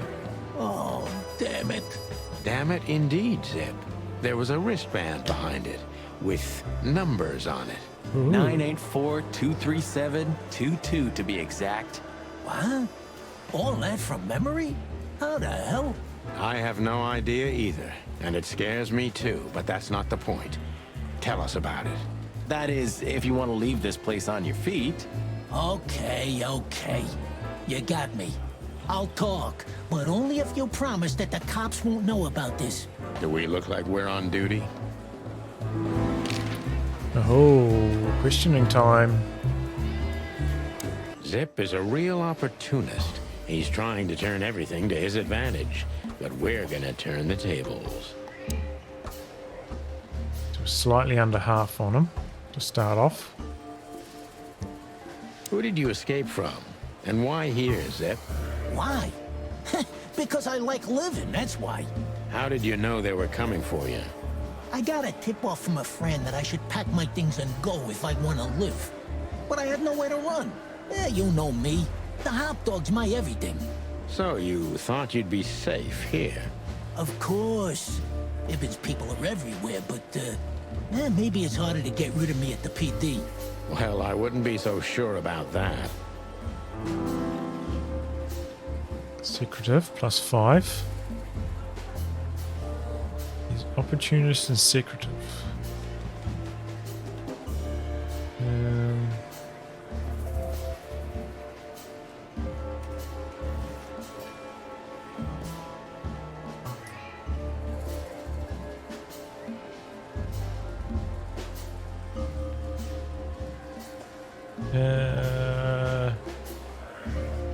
I think we're going with the top option here. How'd you piss him off? Just to meatheads called you a rat.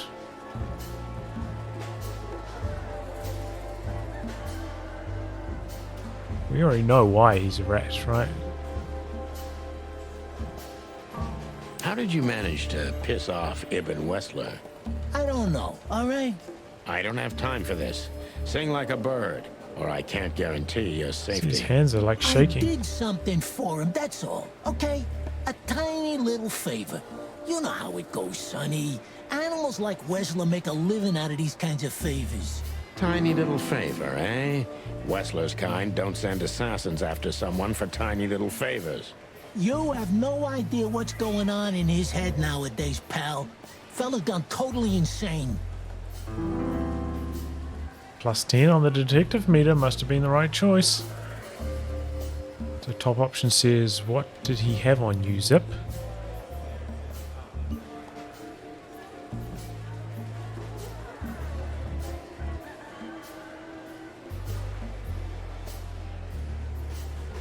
What do you have to do for Ibn, or what do you have on you? We want to know what do you have to do for him, right? What did you have to do for Ibn? I never hurt anyone, all right? Let's make that clear right now. I never said you did. I just had to get rid of a package for the boss. That was the job. Quick, clean, simple, right? Yeah? What kind of package? A very heavy one. Dead bodies are kinda heavy, Zip. How did you know it was a dead body? I didn't. I was bluffing, but thanks for the answer. You lousy chicken. Zip's a secretive little specimen, but knowing his past, it's no surprise. I must take advantage of this and trap him with it. +10 on the detective meter. Nice, nice. So top option says, why didn't you come here as soon as Wessler blackmailed you?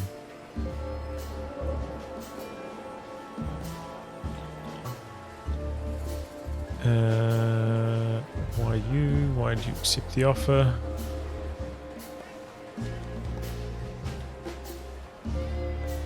Probably why you, right? Why'd you accept the offer? We go with why you? Why you, Zip? Ibn has many loyal henchmen for these kinds of jobs.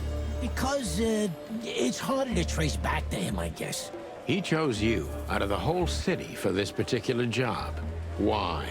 He needed someone who knows the Hive well. The Hive? So, Roachtown, eh?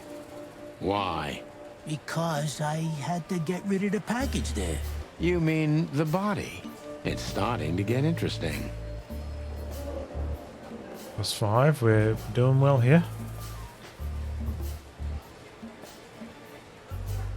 If they let you out, what do you think will happen? You know you're an accessory to murder.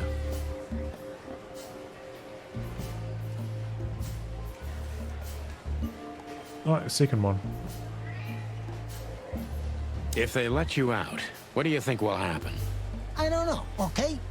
Maybe it was a stupid idea coming here, but this was my best stupid idea. Maybe I'll win a few days with it. Or a few hours, more likely. If you help us, maybe we can cover this whole mess up. You mean you can be bought, Sonny? What a time to be alive. The unbribable Santino Featherland. I'm suspended, Zip, and I'm talking chicken to raccoon. Oh, I see. You're a foul. Plus 20, damn, I'm getting there with the detective work. No, I'm not playing Comedy Heroes today. How long do you think you'll be here under protection?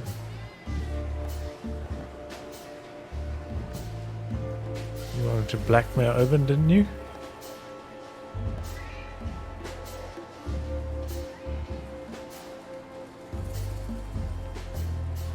You wanted to blackmail Ibn, didn't you?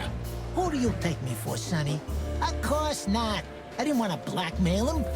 I just thought it wouldn't hurt to have some insurance in my hands. Of all that's furry, Zip, you're incorrigible. Yeah, I might be. But you haven't changed either, pal. Oh, gods. This gambit could cost you your life, Zip. By the look of you, yours is too, chicken. -5 for that one, okay. Maybe a bad choice. What happened to the body, Zip? I don't know, Sonny. All I had to do was drop it in an abandoned part of the hive. Where starvation's most prevalent, I guess. Where insects fight for their survival, right? I couldn't have found a better way to get rid of a corpse myself. All that fresh meat must have been gone in a matter of minutes. Fuck, I don't know. I didn't stick around to see what happened. You make me sick, Zip. You would have done exactly the same thing in my situation. Anyone would have. I got the order, I did what I had to. I wanted to survive. That's Ibn for you. Blackmail. Yeah, something like that. Zip may be secretive, but if he manages to open up, he's also honest. He's not trying to change the subject anymore, so I only have one thing left to do. Ask the right questions. Plus 20. How do I get plus 20 for selecting the only option I could select, you know? So the detective meter in this game is kind of weird sometimes.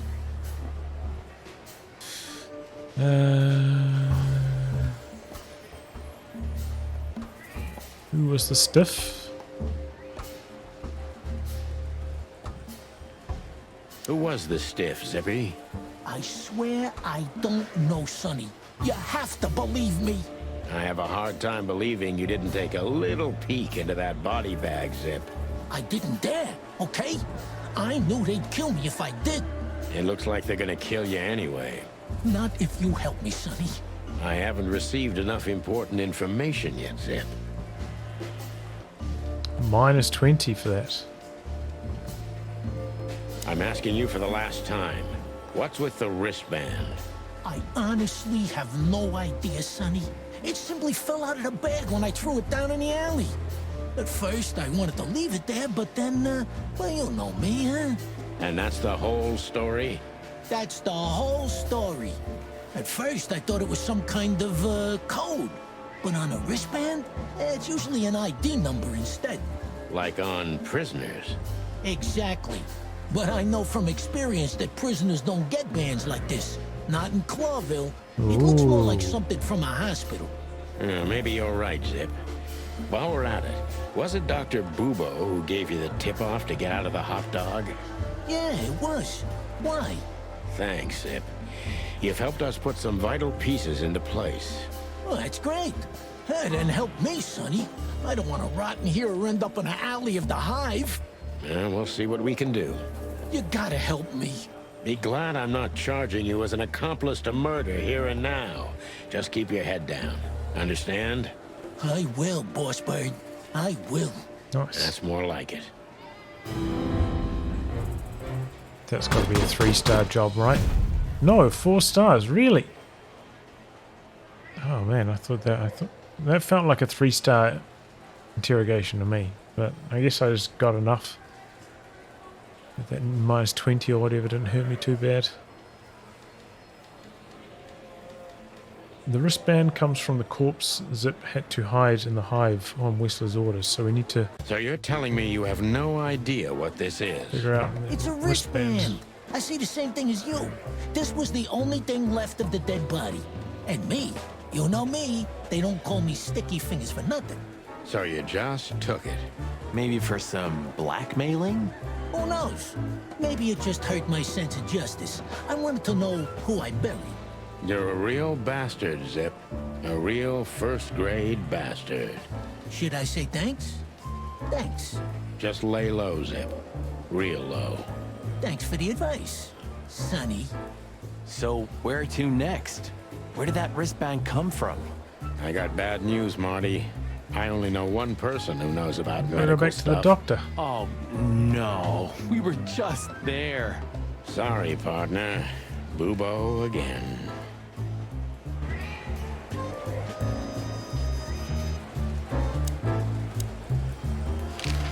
Nothing else to talk about. Alright. Back to Bubo. So, it's the... one of the only options, isn't it? Hello, Ursula, dear. Oh, what's the rush? Is there something wrong? Wrong? Wrong? That dim-witted, insane, ragged old stinky owl. That's what's wrong. Whoa. It's all right, Ursula. Just tell us what happened. What happened? You happened. And Westler's goons. It was supposed to be the only day of the year we could have relaxed a little. We're sorry, Ursula. You're right. Like I care, Marty. I'm tired of this. Tired of the bitter old owl, and I'm tired of waiting. And? Never mind. I'm going. This time, I'm going for good. Hang in there, Ursula. And if there's anything we can do to help... Anything? Of course there is, my dear. I never want to see your faces again. Ouch. I'm gonna try to talk to the old owl, all right? Good luck with that. Oh, and Ursula, thanks for all you've done for us. With the car. You know, I'm starting to regret it. That was... rough. Yeah. But understandable. I only see Bubo once a year, and even that's way too much. A lot of people feel the same about us. Yeah, that's true. Alright, Bubo. Hey, what's up, Doc? Somehow we guessed we'd find you still awake. Stop playing innocent. I've heard that little intermezzo. I have the ears of an owl, you know. We're very sorry, Bubo. I'm sure she'll come back. Of course she'll come back. She loves me. I don't know why. And she's afraid that I'll drink myself to death once she's gone for good. She's not wrong about that. What do you want? Haven't you caused enough trouble already? We're here for some information. Then we'll be out of your hair. I mean, feathers. Who cares? So what do you want? And be quick about it. Who cares? Say, Bubo, about Ursula. What about her? Well, that's just it. What if she's not coming back? I'm a little worried about you, Doc. And you know that's not my style. Well, don't worry, boys. The wind's blowing, the sun's shining. And Ursula always comes back. Exactly. There are things in the universe that are unchangeable. Touching, but you should be prepared for the worst. I thought Molly was coming back too, you know. Oh, yeah. I trust Ursula, Sonny. What else can I do? Well, to be honest, that's all you can do.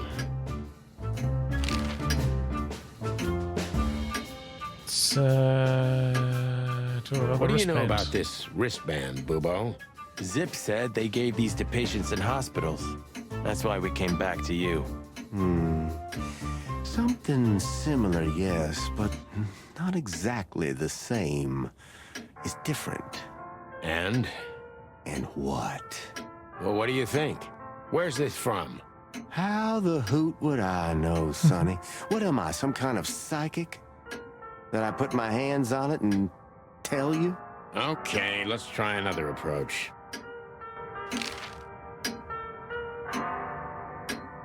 That rat you mentioned was Zip. Should I be surprised or what? I knew it was him. Yeah, we knew you knew. What did that old raccoon do this time? Ibn was blackmailing him with something. That's what we wanted to ask you. Do you know anything about it? I don't care about Wessler's dealings, Sonny. I patch up whoever winds up here, and I don't care if they're cops or gangsters. Yeah, it's the same thing. Or gangster cops. Yeah, it's the same thing. Oh, brother. Do you have any idea why Wessler's men were looking for Zip so hard? I don't. How should I know? Why should I care? He had to hide a body. The body of someone Wessler killed. The wristband is from the corpse. Really? That rang a bell, old owl. Well, boys, if I'm right, you're in deep shit. That's more like it. Tell us, Bubo. So, Wessler, the wristband, and a corpse, huh? It looks very much like I know the connection. Or at least I have a hunch. Out with it, Owlface. Okay, don't peck me, chickens. Hobart Ibn Wessler has a relative who happens to be a resident at an insane asylum. The band is very likely from there. Wait, a relative? What kind of relative? Yeah. You don't know? I thought you were the detectives.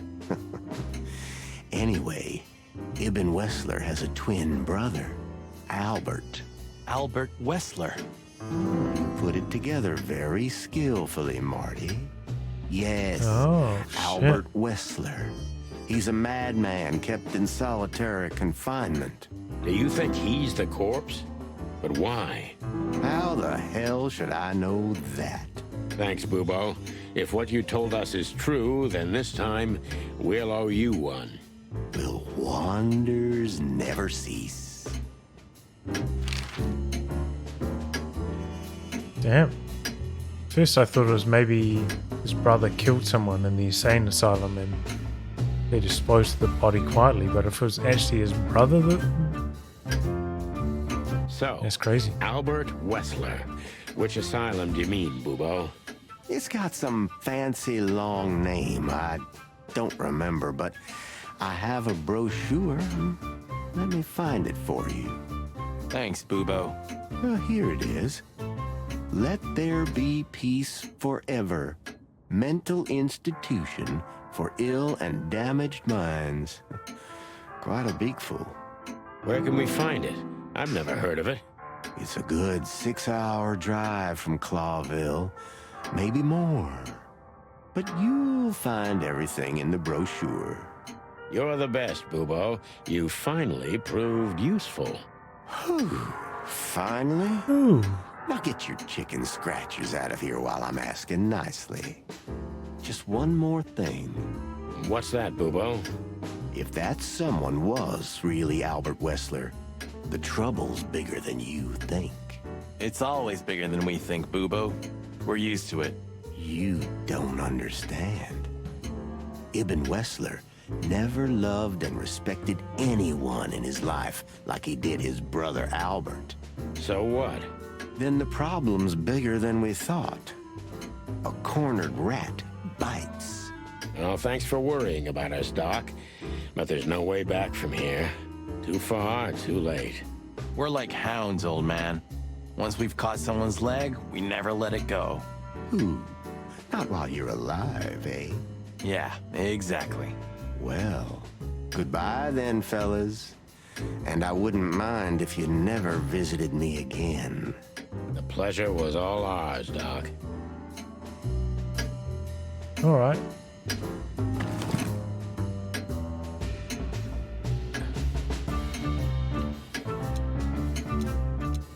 You're the best, Bubo. You finally proved useful.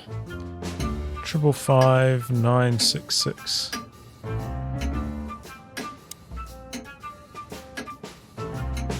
I really enjoy how they add those little animal speech things in there, you know?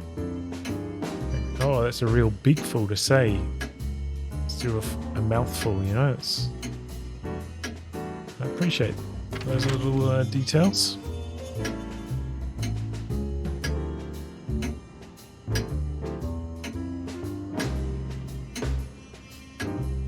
Guess we're going back to the hotel to ring up.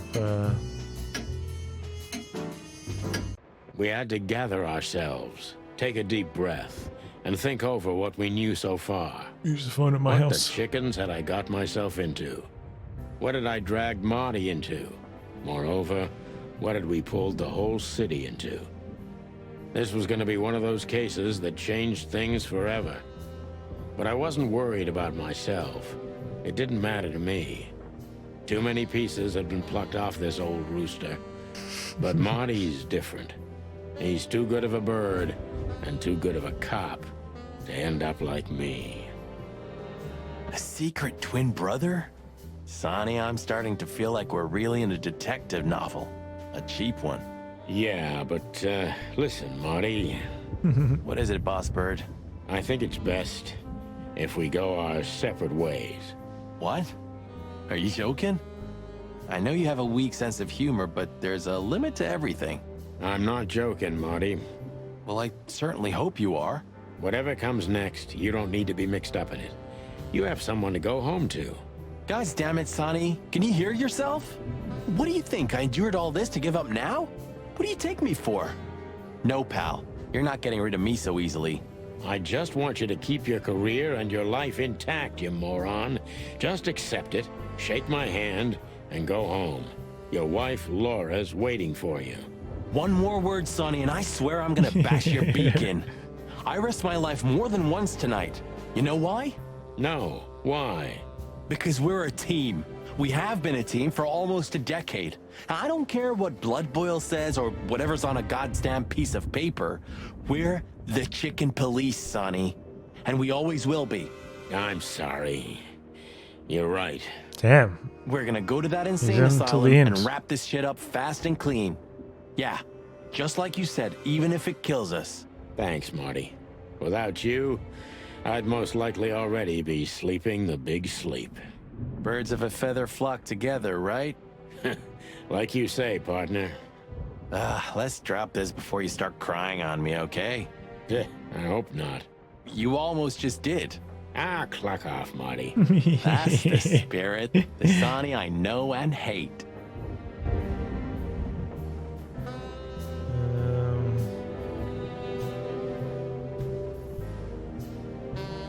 Alright, what was the number? 555966?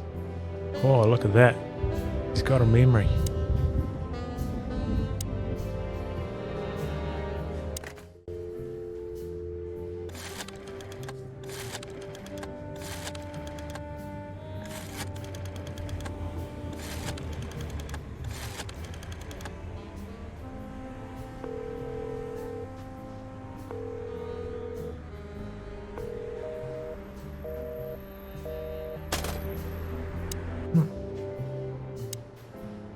What do you think, Marty?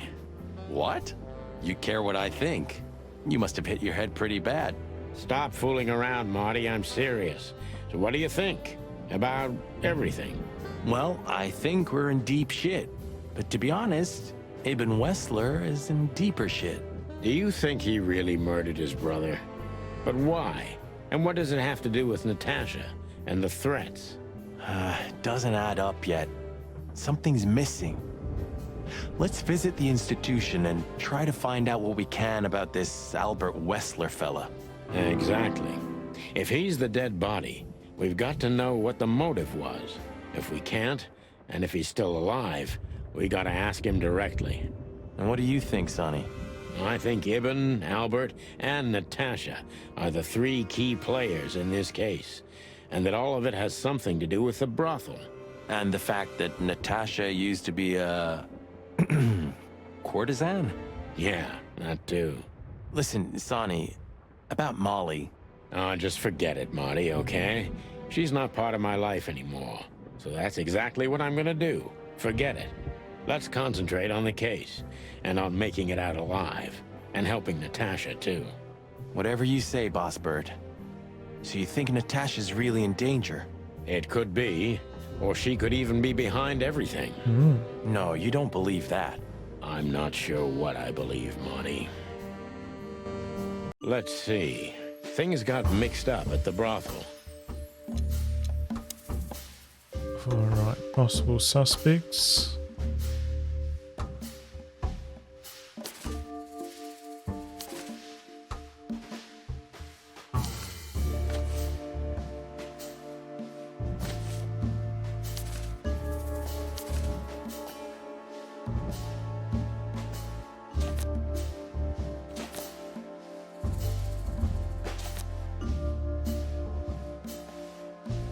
Faceless twin. Corpse with a wristband.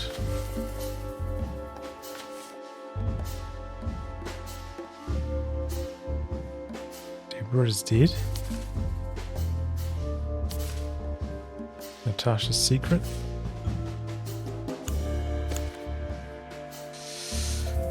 Okay, well that took a few guesses to get right. Bad detective work. Okay, so Ibn found out that Natasha was a secret spy of Zivas all that time. Natasha was a courtesan before, and Ibn tried to keep that secret. Natasha worked at the brothel, and Zivas wanted to keep that a secret because she is with Ibn. Natasha was the secret lover of Zip, and Ibn knows that. I think C is correct.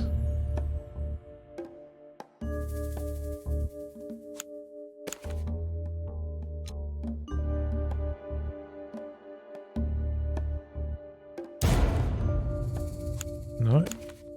Natasha used to work there, that's obvious. And Ibn wanted to keep that a secret.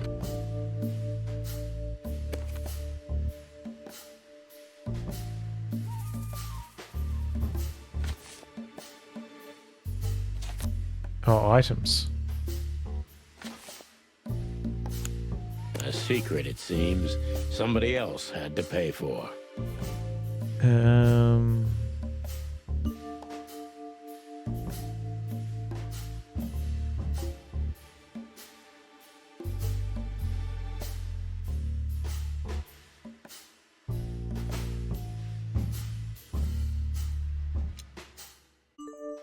Somebody died for that secret. Right. Zip hid the body, but he kept the wristband.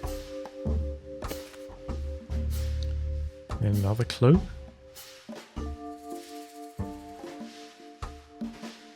Painting piece.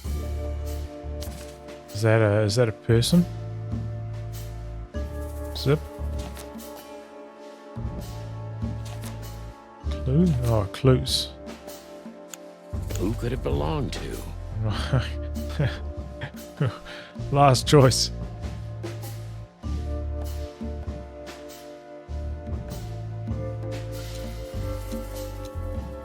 The dead body was almost certainly Albert Wessler, a resident of an insane asylum.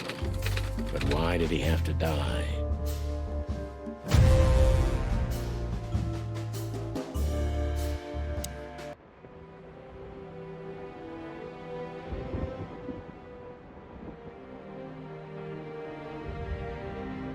All right. So where exactly is this place? A few hours' drive from here, in the middle of nowhere. It's a creepy old mansion, of course. Of course. You think it's a good idea to go there? What if it's a trap? I told you, you can still go back. Huh, wouldn't you love that? No such luck, boss. If I get killed or locked up forever in an insane asylum, that's gonna be on you. Thanks, pal. I deserved that. You still trust her? I never trusted her, Marty. I mean, you believe her? I'm sure she was honestly afraid. People don't fake it that easy. But I can understand why she didn't tell us about her former profession. Or how she knows Molly. Yeah, that too. And the death of Deborah complicated things even more. Hey, Sonny, she didn't seduce you, right? I mean, Natasha. Ah, don't be stupid, Marty. My old ticker hasn't been beating for a long time. Not that way, anyway. Yeah, all right, boss. So what do you think happened to the corpse? Probably been eaten. Horrible to think about, but even if half of what they say about the hive is true, starvation, riots, arson, predation. You're telling me. Makes my feathers stand on end when I think about what goes on in there. And we pretend we don't know about it. As if Roachtown isn't even part of Clawville. This won't end well. I'm afraid soon Clawville's gonna burn once again. And because of its own foolishness. Well, that's if another meat war doesn't break out first. Meat Because war. then, the whole wilderness will burn. Lovely prospects, eh? Either way, it was a damn clever move for Wessler to hide the body in Roachtown. It's the only place no one will ever find it. Like the belly of a burning ship. Oh, I think that was an intentional red herring. Sounds about right. Who'd have thought? I believed that little rat. I thought he'd changed. Idiot. There's a point when it's too late to change, Marty. His past caught up with him. Whatever he did since then doesn't matter. Not much. Exactly. And that's the case with us, too. That's why I won't back down. Even though a voice in my head is screaming right now, leave it all to hell and have another drink. Maybe we should do that. Maybe we should. But we're not going to. Okay, so the picture is more or less clear. Ibn's got his brother killed because he learned Natasha worked in a brothel. No, that could be the case, but I believe the roots go deeper than that. Which we'd only learn if we talk to him. I mean, if the corpse isn't him, because then we'd need a medium. Which would be exciting, but maybe it's enough if we ask the doctor who treated him. That too, yeah. But where's the fun in that? Okay, so that's what we're doing.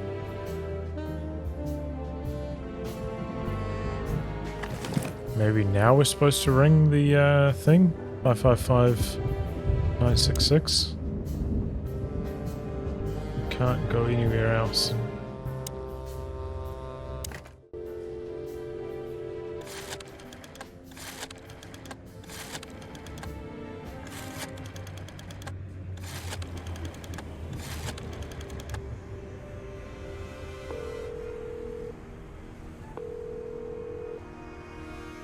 Hello. You've called Yeah, the now it works. SMB Peace Forever Mental Institution for Ill and Damaged Minds. What can I do for you, sir? Or madam? Well, I'd like to inquire about a patient who I believe is being treated at your institution. His name is Albert Wessler. I'm sorry, sir, but I can't give out that information if you don't have the password given to relatives. Do you have one? Unfortunately, I don't have that. I'm not a relative. I'm calling from the Clawville Police Department. Oh, I see. In that case, officer, I'd advise you to visit our institution personally. Our director and I would be happy to answer your questions. Thank you, miss. I guess I'll do that. We'll welcome you with open arms, sir. Have yourself a beautiful starlit night. Starlit night. Thanks. Goodbye. See you soon. That was weird. So, we have to go there. The thought gives me goosebumps. Chicken bumps aren't good enough for you? Ha ha ha. I enjoyed that one.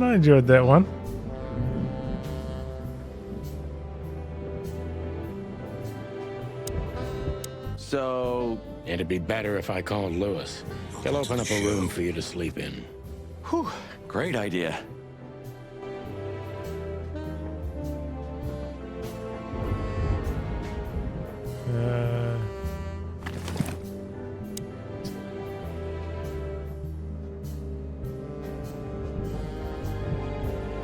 Do I call, what's his name?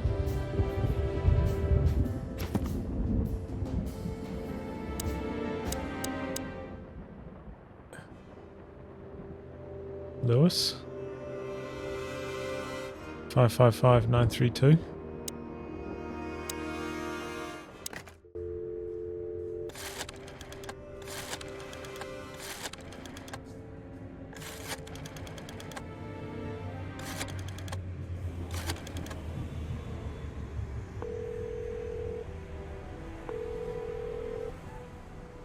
Hey, Lewis, it's me again. Oh, hello, Sonny. What's up? Were you sleeping, pal? Me? Oh, I wasn't. Anyway, I'm always at your service. Would you open up a room for Marty? Naturally, Sonny. Thanks, Lewis. I'm not even gonna say it. I will. You owe me one. Again. Yeah. Alright. It would be best to board it up. It'd go well with this rundown neighborhood. It may be run down, but somehow I still feel like it's honest. Sure. You could live in Cockroach Town. That's an honest place, too. Has a similar stink. Believe me, Marty, I thought about it. Why am I not surprised?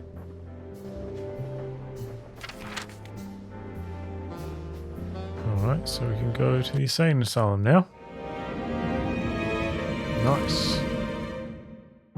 I slept like I used to sleep years ago. Like a miner or a soldier. Empty, dead tired. Then I saw Tessa, my darling little daughter. Oh, what a daughter? But no matter how hard I tried, I couldn't recall her face. I reached out to her, but she just kept getting further and further away. Then I saw Molly. But she wasn't real. Just the ghost of a memory. I'm here, I cried. But all I heard was laughter. Not hers. Who's there? Suddenly, she appeared. Natasha. Just stood there laughing. But her eyes were cold. Then she said something. Painted red. Painted red. Painted red. That was just a dream, Sonny. Nothing more. I looked at Marty and I saw the same thing in his eyes as he probably saw in mine. It's time to hit the brakes, to turn back, go home and forget about all of this. Of course, I stepped on the gas instead.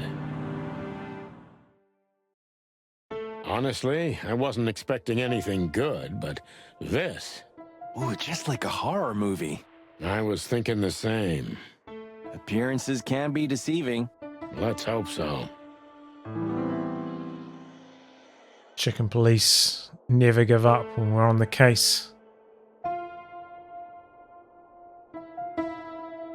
Even if you manage to escape, there's nothing but hills and forests for 100 miles. Imagine how many poor lunatic ghosts must haunt those woods. Ooh, Sonny, you're creeping me out.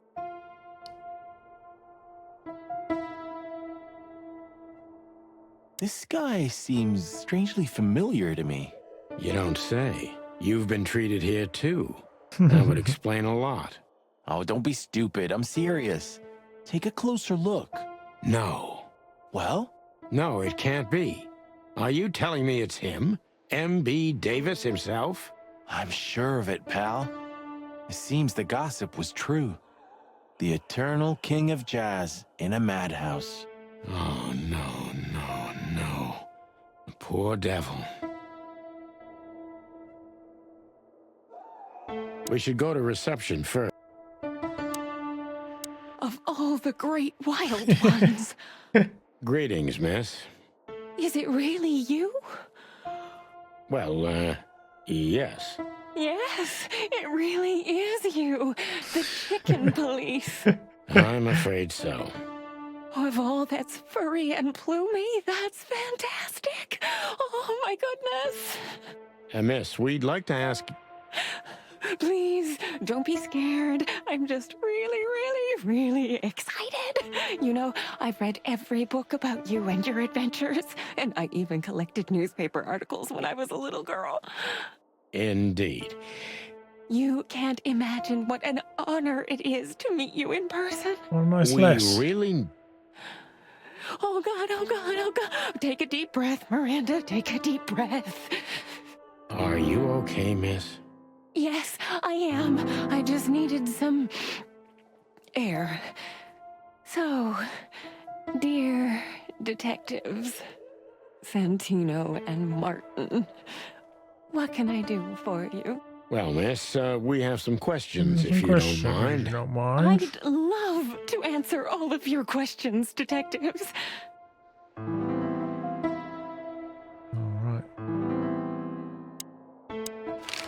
Say, miss, what can you tell us about this place? Our institution was standing even before the Great Meat War, and during the war, it was transformed into a military hospital. The Great Since Meat then, War. we're relentlessly working on treating injured minds under the leadership of Dr. Quetzal, the famous specialist. The place seems pretty empty. Do many people work here? We have 32 residents and 7 nurses, Wow. including me. We also have a 3-person maintenance and cleaning staff, and, of course, the heart and soul of our institution. A lot of staff, and not Dr. many patients. Quetzal himself. I see.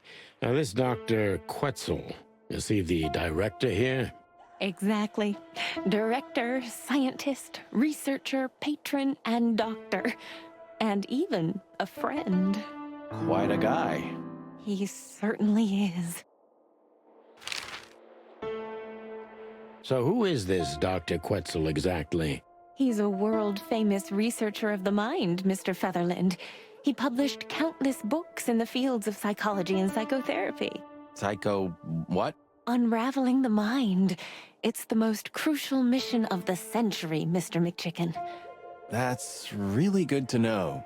So this doctor's some celebrity, right? Does he usually meet other important persons? I'm not sure I know what you mean. Well, like Mr. Hobart Wessler, for example. Ah, yes.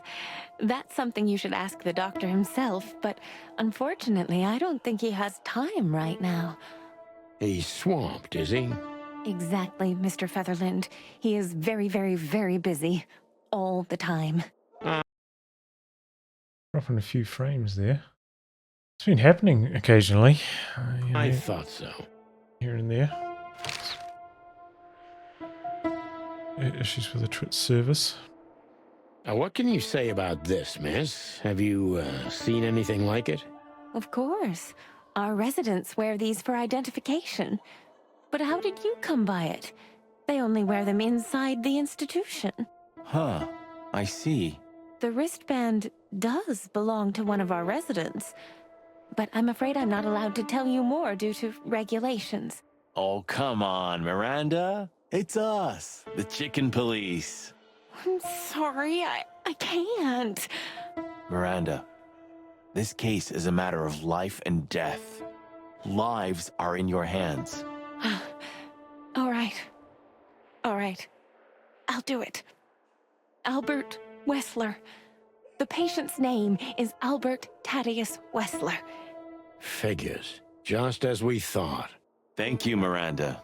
We'll never forget this. Please, don't make me blush. And don't tell anyone you heard it from me. Oh, we won't. I promise. So when can we talk to Mr. Wessler? I need to ask Dr. Quetzal. Please wait here. Thank you.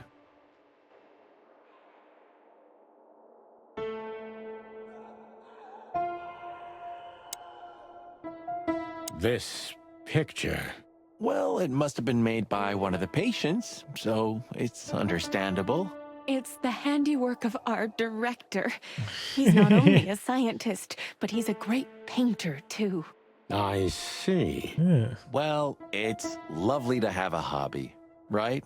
That's right, Marty. We need to let them know we're here first. I've already done that. Dr. Quetzal will see you. He's waiting for you in his office. Up the stairs, all the way down the hall, until the last door. What a surprise. It's enough to mention Wessler's name and all the doors are open. I wouldn't want to get mixed up in this, but do you think Albert is in danger? Danger? What do you mean? We haven't heard from him since he disappeared, and we're really, really worried. I see. We don't know yet, miss, but let's hope for the best. Great wild ones protect him. Where is he? No idea, Marty. The smell of all that's furry. I'll never get used to it. Well, reptiles have a disgusting body odor, Marty, but they feel exactly the same about us. Exactly. Great wild ones, you scared the hell out of me. I already sensed your arrival from afar.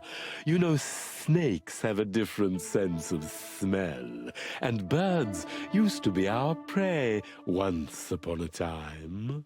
Well, yeah. Luckily, we're living in civilized times. Lucky. Please, take a seat. How can I help you, gentlemen?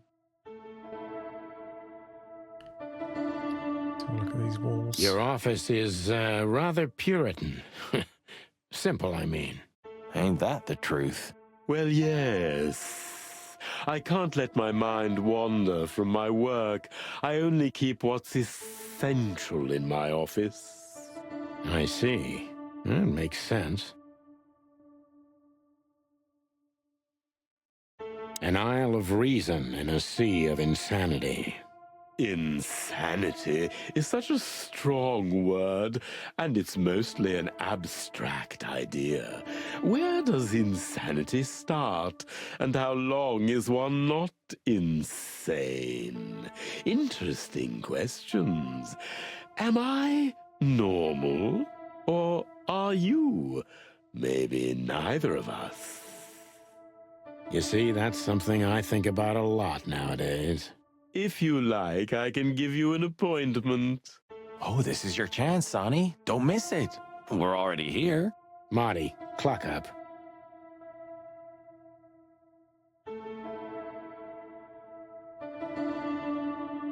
Why do you have bars on your windows? Because it's a room like all the others, and I'm just an animal, too, like all our residents. With the significant difference of you being a doctor and not a patient, am I right? It's not as big of a difference as you'd think. Strange. I mean, I can understand maybe a patient comes into his office at some stage and they need to have bars on the windows so they can't escape or whatever, you know, that makes sense, but what he said was very weird. To be honest, gentlemen, your visit is anything but a surprise. I could even say I was expecting it. What an introduction. Please forgive me. I have the bad habit of immediately getting into the middle of things. How very rude of me. My name is Dr. Sessuous Quetzalcoatl, but most call me Dr. Quetzal to keep it simple. The name is Santino Featherland, and this is my partner, Martin McChicken, From the predatory division of the Clawville Police Department. Your fame is one step ahead of you. We're used to it. Certainly.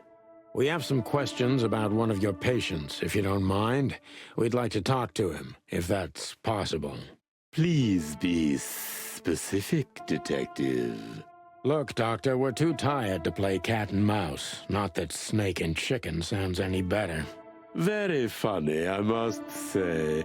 Just what I expected from you two detectives. We know you know it's about Albert Wessler, Ibn Wessler's secret twin. Ever since we've said his name, all the doors have miraculously opened. That's what we call a bullseye. Well, yes. Why should I deny it? We're talking about a rather illustrious patient here, who's also a very particular medical case. Now, that's much more interesting. So, are you willing to talk about him? Because Albert, regrettably, has disappeared, and you are police detectives, I have no reason not to talk to you. Of course, I'm at your service, but you must understand I can't disclose information about my patients. Not even if it's a matter of life and death? Everything's a matter of life and death in here, Detective. This is a hospital, even if it's primarily for the mind, not the body. Still, I'd like to give the impossible a try. Please, Detective, just do your job, and I'll do mine. All right, let's ask them some questions. Let's go Elysium. Oh, yeah. How long was Albert a resident of the institution? For quite some time. His first symptoms surfaced in his teens. Depression, panic attacks, and schizophrenia. Was he brought here immediately after the first signs that something wasn't right? You know, the biggest problem with an opinion on insanity is that animals are ashamed of it. That's the reason our institution stands out here in the middle of nowhere. Because animals would rather hide what they're afraid to face.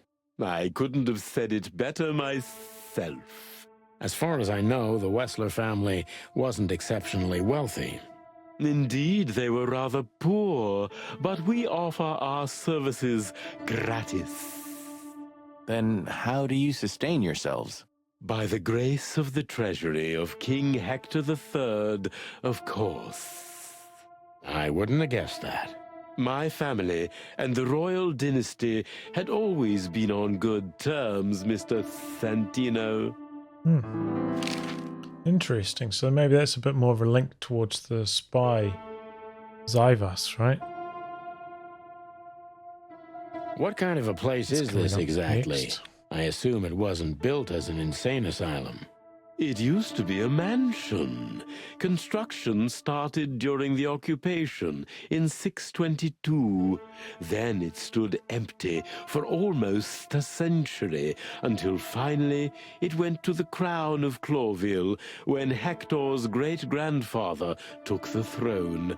The rest is history. How long have you been working here?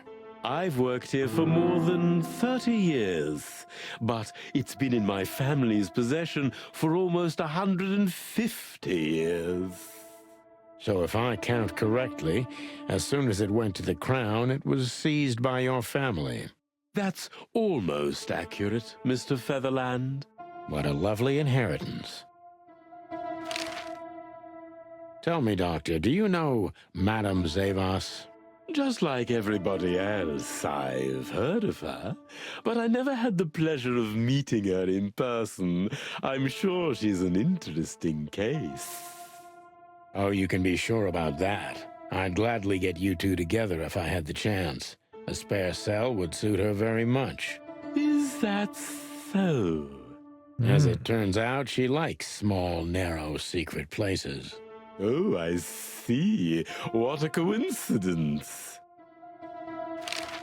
Why is he looking at his watch? So, what do you want to know, gentlemen? Let's see. All right, down to the questioning. Dr. Quetzal's a real mystery. But I can turn that to my advantage.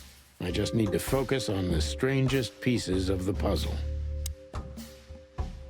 Ooh, detective meter. About a third. That's pretty bad. So when did Albert become a resident of your institute? Albert and Hobart, or Ibn as you call him, arrived here almost exactly 4 years ago.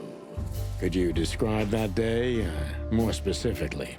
It was not long after New Year's Eve, maybe the first week of the year, if I'm not mistaken. It was sleeting that day. Wind was banging incessantly on the windows. The power was going out for short periods of time. What was your first impression of them? I already knew the Wessler name. I knew who they were. Or at least I knew one of them, Hobart Wessler. He was famous. Gangster, moneylender, celebrity, lover. Lover. And Albert? He was new to me, an invisible gray ghost. The family had tried to keep his existence a secret. Why? Because they were ashamed of him, of course, Mr. Featherland. That's how it usually is. What was your first impression of him? He was silent, but observed everything that surrounded him. His eyes were constantly moving, never stopped for a second. Was he afraid? I wouldn't say so. It seemed to me that he wanted to move into our institution voluntarily.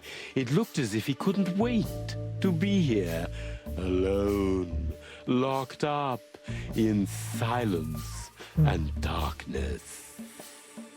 Didn't you think of that as unusual? Of course I did, but who am I to judge? It was rather special treatment. Interesting. +10 on the meter. Mysterious and addicted to details. Okay.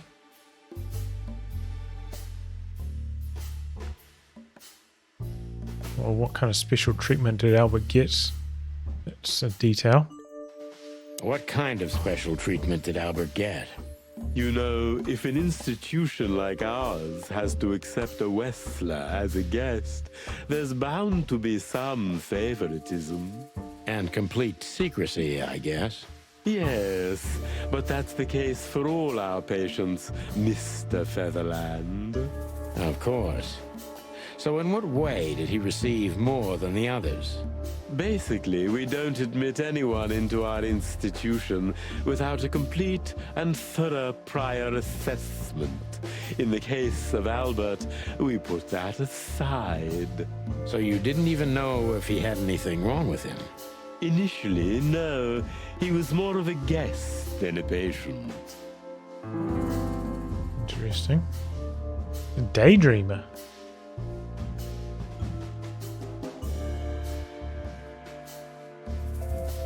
Think he was a threat to others? How did you see Albert when you first met?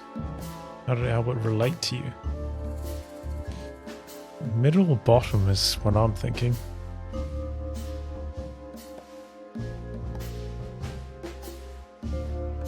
Go with the middle, I think. How did you see Albert when you first met? Albert was shy and reserved, like a ghost. He almost never touched anything. It was evident he was exceptionally intelligent. He measured and observed everything around him.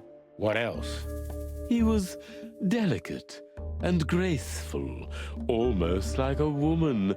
Yes, he was rather feminine. He was an artist, Mr. Featherland, a magnificent painter, and rather good writer, too. Sometimes I even heard him sing. Why did he have to be locked up? I asked the same thing at first. Are you telling me Albert had multiple personalities? We found out very quickly that there was no other reason for the cause of his seizures. He had a cold and calculating personality who sometimes, especially on stormy days, took the reins over their shared mind. He had these seizures from the beginning. Yes, Mr. Featherland, but they started to intensify after Albert left our institution for the first time. He did what? Left the institution? More than once? Oh, yes, Mr. Featherland. Albert left the institution on several occasions until the last time, when he failed to come back. Doesn't make sense. Quetzal's not only very observant, but he's addicted to details. I must focus on that if I want to get closer to the truth. Focus. Addicted to details. Alright, we're cranking this meter pretty good right now.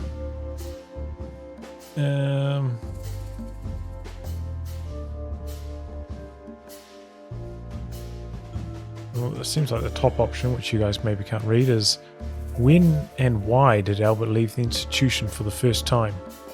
When and why did Albert leave the institution for the first time? It was about 2 years ago. Mr. Hobart Wessler appeared and demanded we let his brother go free. Naturally, we obliged. We had no idea if we'd ever see him again. But you did. He returned the same day. Albert was ecstatic. He was unrestrained. I could almost say happy. That was unusual for him? I had never seen him like that before, Mr. Featherland. He just smiled and stared at the empty wall for hours. Did he ever tell you what happened to him outside? Of course he did. Albert and I had a good relationship. He was working on a painting for his brother. Was it a painting of a lovely lady cat? Oh, exactly. So you already knew about that? Yes, Dr. Quetzal, I've seen it. Okay.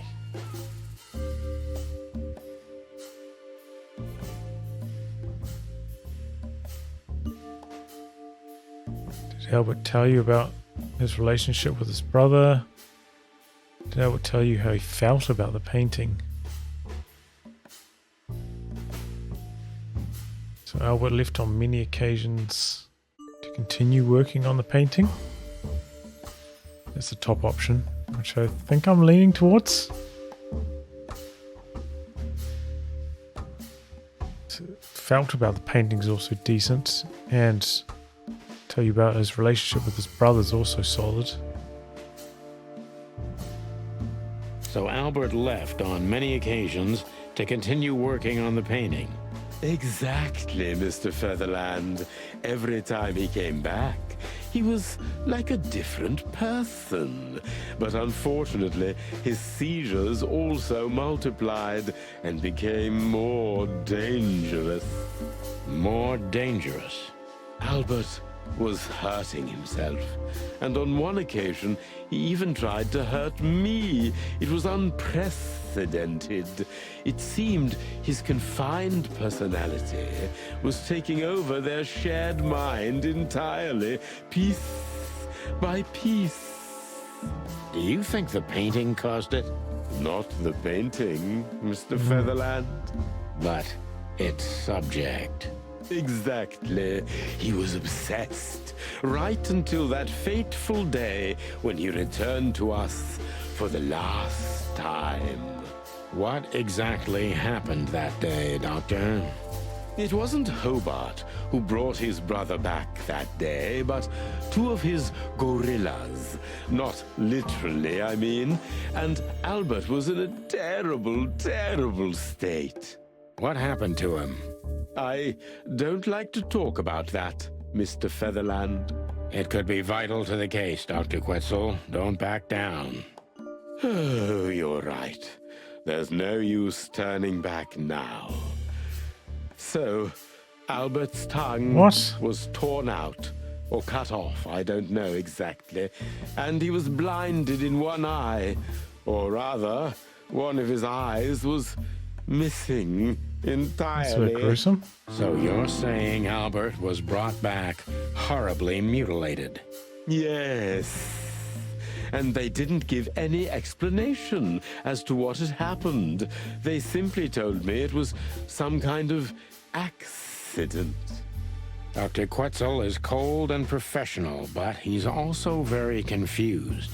Maybe it's cruel, but I must exploit his vulnerability if I want to learn everything about Albert. Focus, confused. Oh boy, I'm pumping this meter. I think I'm gone batting 100 right now.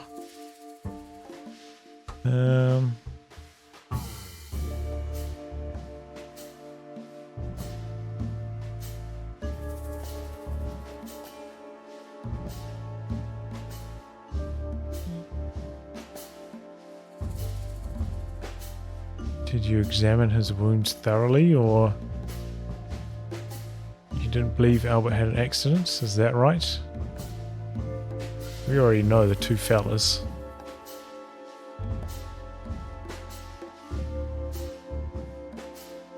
Did you examine his wounds thoroughly?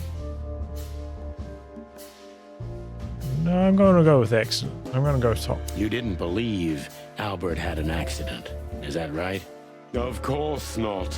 I'm not naive. I knew immediately that Albert had been severely battered, and I was sure it had been his brother, Hobart. Well, we don't know that, Dr. Quetzal. Would you defend a monster? Take it easy, Doc. One of the most critical elements of my job is not to make assumptions. You're absolutely right, Mr. Featherland. I'm sorry I got carried away. It's all right. Happens to everyone. Minus 20. Oh boy. I think my hopes of a 5-star just went down in flames there.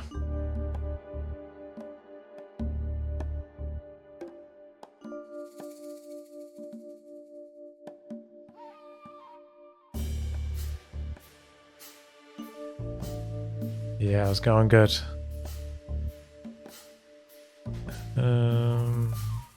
What was his condition after the incident, or what do you think happened to him?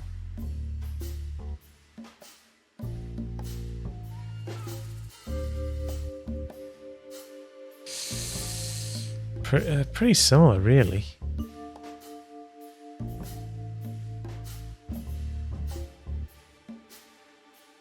Pull yourself together, Doctor. What was Albert's condition after the incident? Mind your tone, Detective. Sorry, Doc, but I can see you're disturbed by these memories. How could I not be? I'm not a monster. We're talking about a mutilated animal here. So, what was he like after the incident? Even more silent than ever. No surprise, I suppose. He was not only silent in words, but also in his soul and spirit. What do you mean by that? He never painted anything again, and his seizures completely stopped. Minus 5. Yeah, I bend it right at the end here, chat. What happened then? How did Albert disappear? A few weeks later, Hobart came to visit Albert one more time. Albert had been in terrible condition by then. We even had to transfer him to another cell, a more safe one. What did Hobart do during the visit? He didn't do anything. He just sat and watched his brother, who was in an almost vegetative state by then. Couldn't you manage to draw anything out of him? You or Hobart? Nothing. For a while, he was trying to signal something. Perhaps he was too afraid.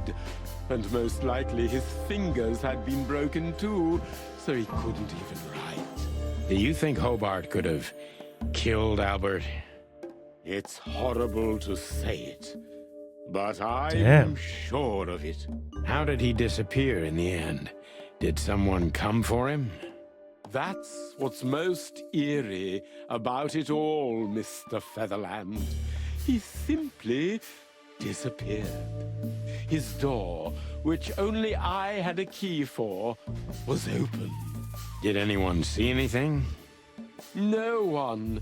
We interrogated the staff, even the patients. He simply vanished off the face of the wilderness. We don't know what happened to him. Unfortunately, I have a hunch. Thank you, Doctor. You've been a great help. Oh, well, I'm glad I could be of help. But please, I now must attend to my work. Fair enough. We understand, Doctor. Thank you. Thank you. 3 stars? 4 stars still. Okay. I'm happy that I didn't bin it all the way down to 3 stars. I thought that was going to be a 3-star session.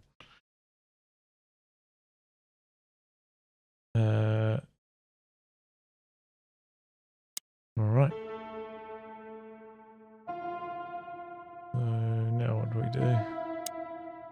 That's quite shocking information. I think you understand why we kept it a secret.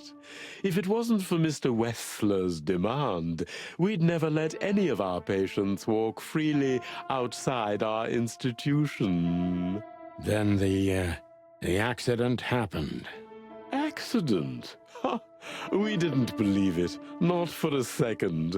After Albert came back to us, horribly mutilated, he was different. Different how? If someone got one of his eyes poked out and his tongue torn out, he'd be different, but not like this. Albert was a different person. We believe you, Doctor. So, can we take a look at Albert's cell? I'd rather call it his room. Mr. Wessler lived in exceptional circumstances. Thanks to the Wessler name, I guess. Yes. Well, we try to make all of our patients stay as comfortable as possible, but Albert certainly enjoyed special favoritism. I hope you don't mind if we take a look around in there. That's not going to bother anyone. Well, that's surprising. I've never seen a cell like this before, that's for sure. I wouldn't mind living here myself. It seems that being a Wessler gets you privileges. And a healthy dose of danger. Mostly that, yeah. Let's take a good look around. I'm sure we'll find some answers here. I can almost smell them. Well, I smell paint, ink, plaster, some kind of oil, aging paper, slight smell of rat, and great expectations. What the dickens? Unmistakable. Yeah. This place is bad for you, pal. But if you've already jump-started your beak holes, then sniff out the solution. I'm on it, Boss Bird. All right, what have we got? Oh, a lot of stuff down here, eh? Newspaper articles, study papers, poems, perfect chaos. Just like the troubled mind of a troubled fella. Yeah, but there's still a kind of order in it. It's just too intricate for you to comprehend. If you say so, boss. Look at that. A letter. Identical twins. And looking at it, identical they twins. may have easily loved the same woman. 2 men and 1 woman. Nothing good ever comes of that. Well, I wouldn't say that exactly. Of all the wild ones, Marty, please, stitch up your beak, okay? Just use your imagination, old bird. Oh shit, so maybe Ibn and... what's his name, Harry or whatever? Maybe they switched. He's impersonating him.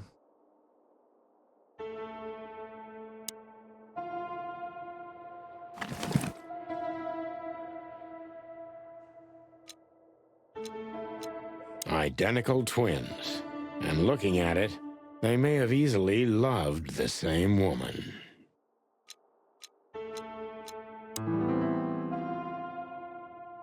I know I don't exist. I don't exist because you don't see me. But I'm not what you think I am. You don't think about me, do you? Never. No. I think of you every day. Every minute, always. In my dreams, I have become one with him. One soul. You know who I'm thinking about, right? Can you feel it? Can you feel that I'm right there too? With you? Do you feel it, right?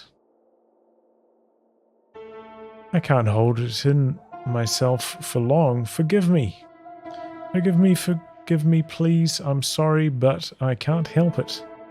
The world is crashing down. The whole world just rotting and rotting. Everything is rotting around me.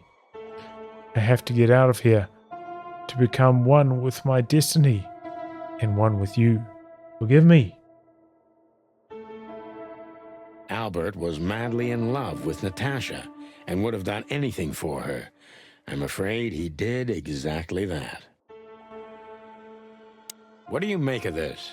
Apart from the fact the guy was totally insane? I don't know. What should I? That maybe we've been chasing the wrong person all this time, Marty. What do you mean?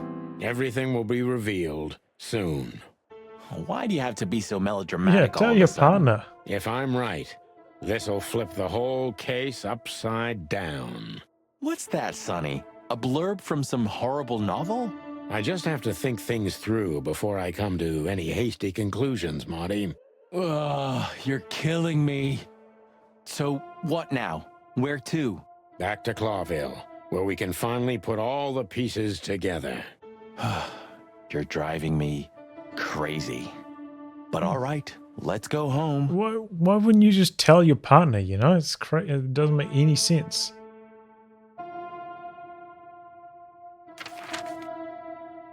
Can I still go to his room? So, detectives, have you found what you were looking for? I'm afraid we have, Doctor. And more. I wouldn't dare to say I'm happy to hear it, but I'm glad to be of service to you. Well, thanks, Doc. I hope I don't offend you by saying I hope we're not going to meet anytime soon. Not on account of either of our jobs, am I right? Exactly.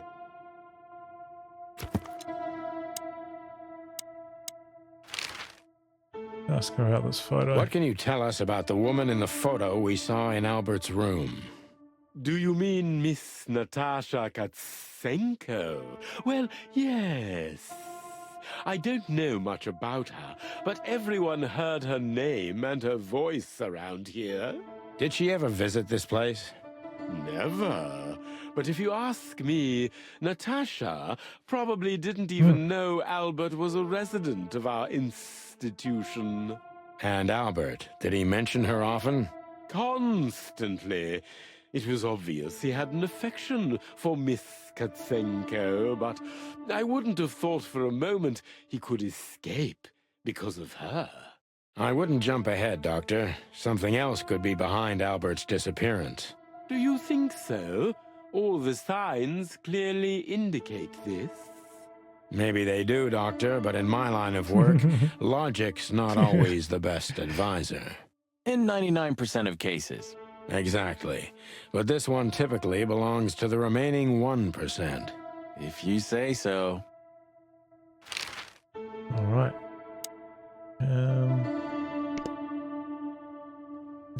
Let's go to the hotel. Oh, I don't believe this. Those two again? Take them out. My car won't last much longer. Don't worry, Sonny. I was born to do this. Get the mouse out for this one.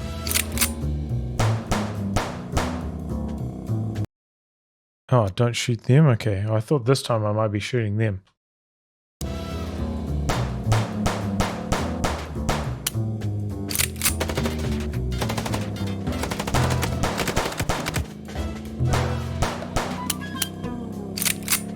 Concentrate, Marty, for the God's sake. Can you drive like you're not a fucking lunatic? Shut up and shoot, you big feather pillow.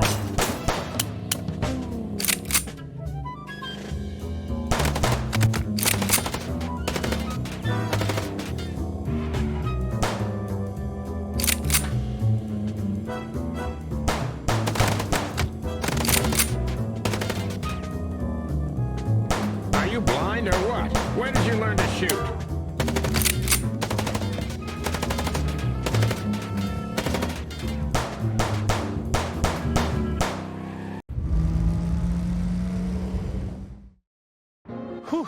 Well, that was close. A little too close for my taste. And it only strengthens my belief. Wessler is desperate. He knows if we survive, he's done for. Well, come on, what did you work out? Will you tell me already? Sure. Let's put the picture together, piece by piece. Let's start from the beginning. So, we got a case.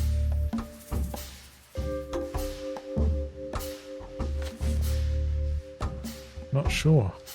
Natasha?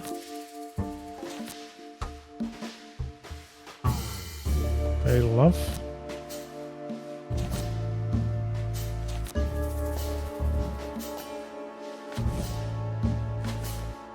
Is this evidence? Evidence. Love letter?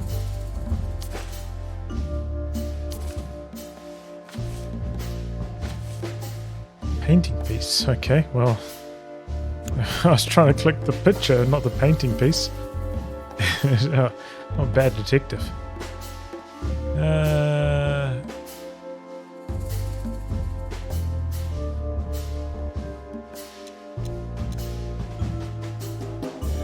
Natasha needed to destroy the painting to hide what happened to Albert Wessler.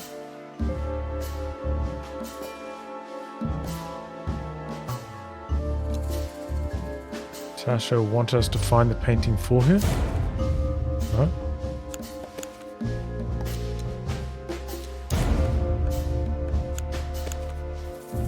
Natasha tried to show us the painting. Sure.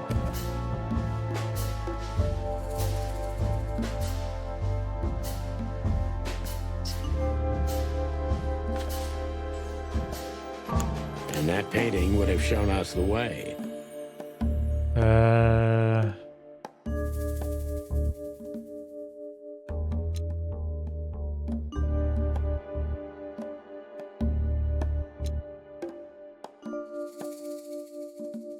The corpse. To the asylum where we can find out that Ibn killed Albert. Because he knew about the painting. No.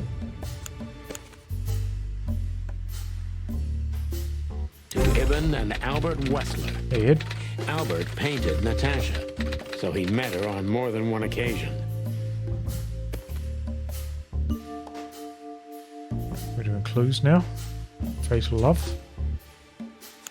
Which made Albert...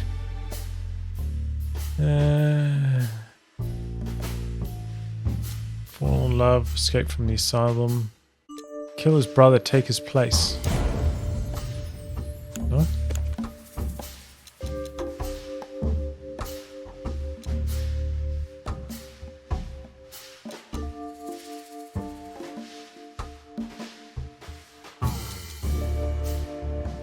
Kill his brother, take his place, and force Natasha to create the case with threats.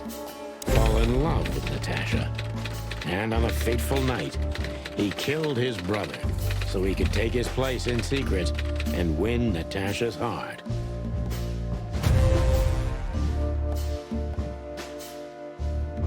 No, I haven't played Total War yet. So what happens now? The inevitable, Marty. We're going to the Wessler mansion to confront Ibn with the facts. You mean Albert, right? Yeah, exactly. And of course, Natasha. Do you think she knew about it? Something stinks, Marty. The whole case seems too intricate. Too many coincidences, right? Well, well, after 10 years, you did learn something, didn't you? 9. You're right. Huh. What? You just laughed, Sonny. What? No, I snorted. No, you laughed. Ah, just leave it, Marty. I'll be telling this to my grandchicks. All right, pal, that's enough. Okay. So, Albert fell madly in love with Natasha and decided to have her for himself. And his best chance was to trade places with Ibn Wessler. So that's why the torn-out tongue. Yeah, Ibn couldn't squeal even if he wanted to. What a diabolical plan. Something? More like... Oh yeah, he insane. broke his fingers, that's right. But why the messages then? Why the threats? Albert got what he wanted. He could have got away with it. I'm not a psychologist, Marty, but remember what the doctor told us. Albert has a seriously injured mind and a split personality. I think his two identities were at war with each other. So the messages were written by one of his personalities, consumed by jealousy? Something like that, Marty. But we can only learn the whole truth from him. You're right. So, are we going or what? We're going, Marty, to finally finish what we started. We might be on the home straight. If there's anything you'd like to do before, do it now, boss. You won't have a chance later. You're right, Marty. It's time to wrap everything up. I'm gonna have a chat to Lewis first. Hey, Lewis. You weren't awake all night because of us, were you? I've never been this excited, Sonny. Seriously, it is a great honor to be part of the team. What is it? You, Lewis, you don't stutter anymore. What? Just now, you didn't stutter. Not even a little. Oh, I must be exhausted. It happens sometimes. And it's back. So, thanks again, Lewis. That's strange. You always get us out of trouble. Come on, boys. Don't even mention it. It is me who is grateful to be a part of an adventure of the chicken police. Maybe the last one, too. Hey, Sonny. Don't spoil his mood. He's so cute. Pardon? Nothing.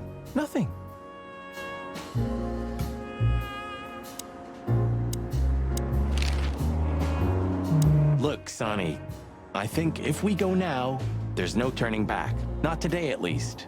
So, are you ready? Apex. I'm still thinking about it, Marty.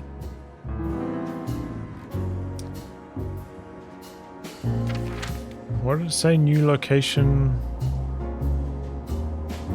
What's Bubo's place? There's the doctor, right?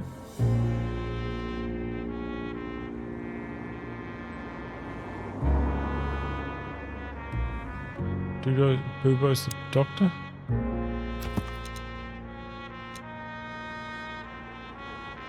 Yeah, Dr. Bubo. Okay, yeah, I don't need to go back there. I think I'm ready to wrap up the game. Let's go to the Westler residence.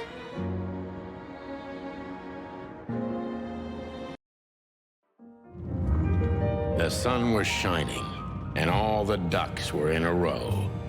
I felt ready. That's a good picture. The pieces of the grand puzzle were laid out on the table. I just needed to piece them all together. A revealing glance or a careless word, and I'd have the answer. I knew we were in the right place. I knew it was nearly over.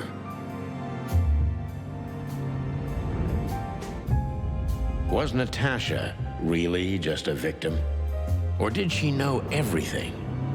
Was she controlling the puppets from behind the curtain? Well, if you don't know where to go straight ahead. What could possibly go wrong? Such a determined look for a chicken, you know? They did a good job capturing like a determined chicken face. Here I am, Natasha. I hope you're waiting for me.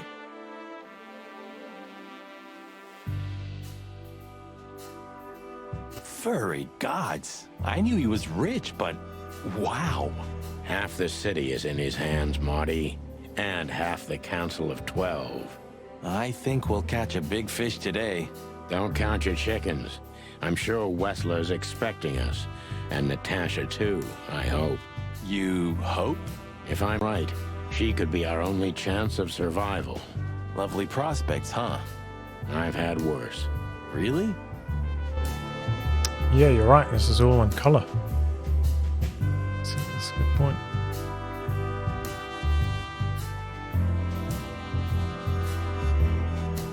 Oh, this place has its own greenhouse. What do you think's inside? 100% humidity and unbearable heat. Oh, not like that. Could they be growing rarities in there? Or maybe some chicken-eating giant flower monster. What? Oh, you just made that up, right? Nah, I'm sure there's no such thing.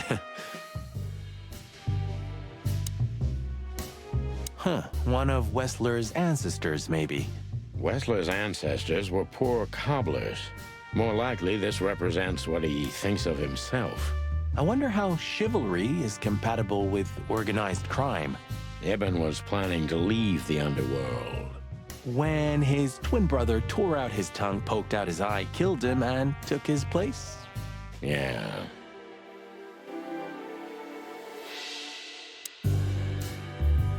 this a mansion? Or a grand palace? Or a small city? Well, if it comes to hide and seek, Old Westler will have an advantage. A serious advantage. Alright. Hey, not so fast, chickens. Please excuse my partner. We didn't mean to be rude, it's just his terrible habits, as you may already know.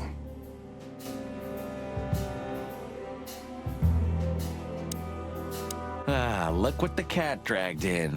Funny, I don't recognize them. Well, maybe if they had some guns with them? Tommy guns?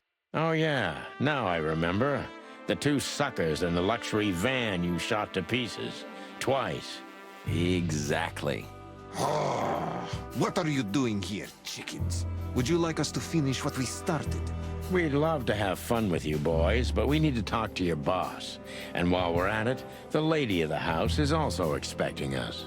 Is that so? Yeah, that's so horny. I guess there's no reason for us to waste your precious time. Is that right, Gabriel?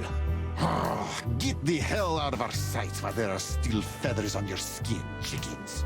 Easy, pal. We're not even here anymore. Until next time, boys.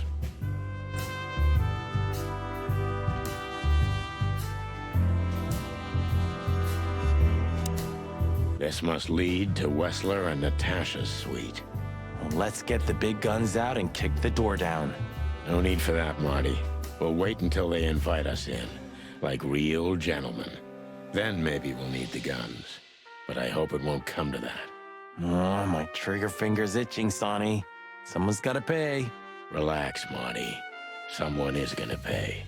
Tonight. Yeah, just don't let it be us. It's pretty good, Orange Piss, if you're looking for a game. Like detective stuff.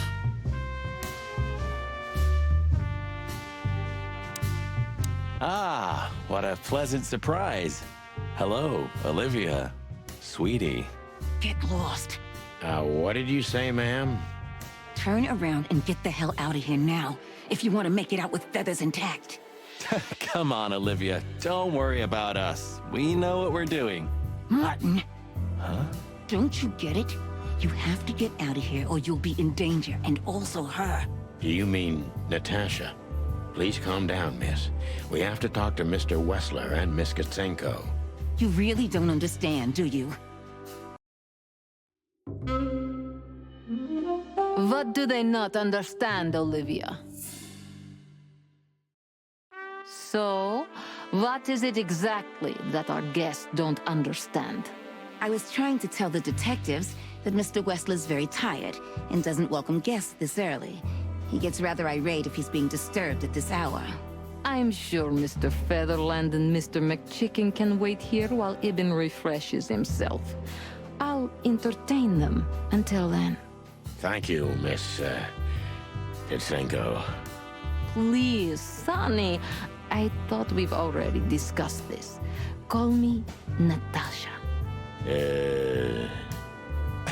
Please, Natasha, can we talk to you in private? Martin? It's all right, Olivia. These gentlemen are my friends. Yes, Miss Katsenko. It's like the vegetation's trying to suffocate these beautiful walls. Maybe it will. Maybe in 100 years, nothing will be here but plants. An endless, planet-sized jungle. That's quite a dark thought. Yeah, it is. This place is incredible, but it kinda gives me the creeps. Because you know what lies behind the beauty. With Natasha, too? I haven't decided yet. You need to talk to her, yeah. I tried to warn you. Thanks, Olivia? Oh, she doesn't have anything to say. The truth is, Ibn isn't really in a good shape today, gentlemen. He's rather furious. Are you sure this can't wait? You commissioned us, Natasha, and we barely escaped with our combs intact. So you know who left the threats? Oh, we know much more than that, Natasha. We even know where you used to work. We talked to Madame Zavas. Wild gods. Why didn't you tell us? Do you think it's easy for a woman to talk about such things, that she used to be an escort? Along with Molly? So you know. Yeah, I know, Natasha. I also know all of this was a trap. Believe me, I tried to handle things the least painfully I could. You weren't even supposed to know. A lot shouldn't have happened. Poor Deborah shouldn't have had to die. Dear sweet Deborah. Cold, stiff Deborah. Please don't say that. A price worth paying? You cannot think I had anything to do with that. You just cannot. I don't know, Natasha. Please, Sonny, tell me, what is going on? You have to know, right? Please. Excuse me for making you wait, detectives. I'm having a rough morning after a long night. Is that so? Our night was also kinda long. To put it mildly. I was just telling the gentlemen that you were exhausted, my dear, and they should come back another time. I'll escort them out. Oh, honey, no need for that. My door's always open to the legendary chicken police. Please, come on in, guys. Let's talk in my room. Then this way, please. You just stay here, my darling. I'm sure our conversation will bore you to death. Please, go and refresh yourself, or tell Olivia to go make some coffee. Yes, dear. Whatever you like. Surely Please, she would follow me, notice gents. Lead on, Wessler. that the So person long, sweetheart. Goodbye. got replaced by their identical twin, right?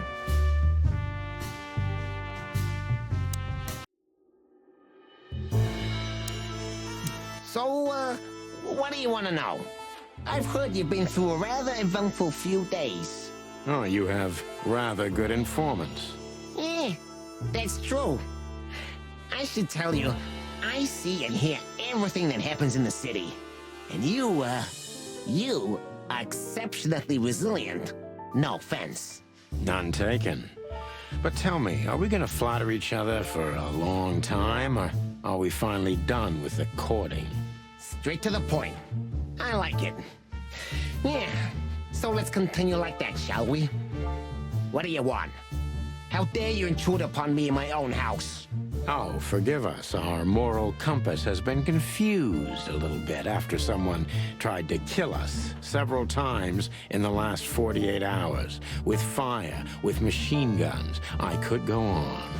And while we're at it, you could answer some of our questions.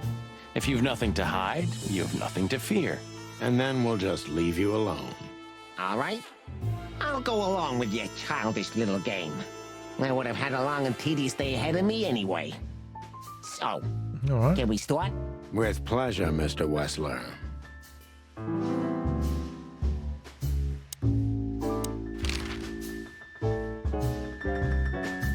Let's start with About Peter the painting. Yeah. My brother Albert made it. He's a great talent, but still, he's a rather troubled individual. Such self-criticism. What did you say? My partner means that you and your brother are very much alike. Identical twins, if I'm not mistaken. Indeed. But, what does that have to do with the painting? We'll get to that. Don't worry, Mr. Wessler. So Albert made the painting at your request, is that right? And the one that's in Natasha's room in the Tsar, too. Yeah, exactly. Is that a crime? No, it's not a crime in itself.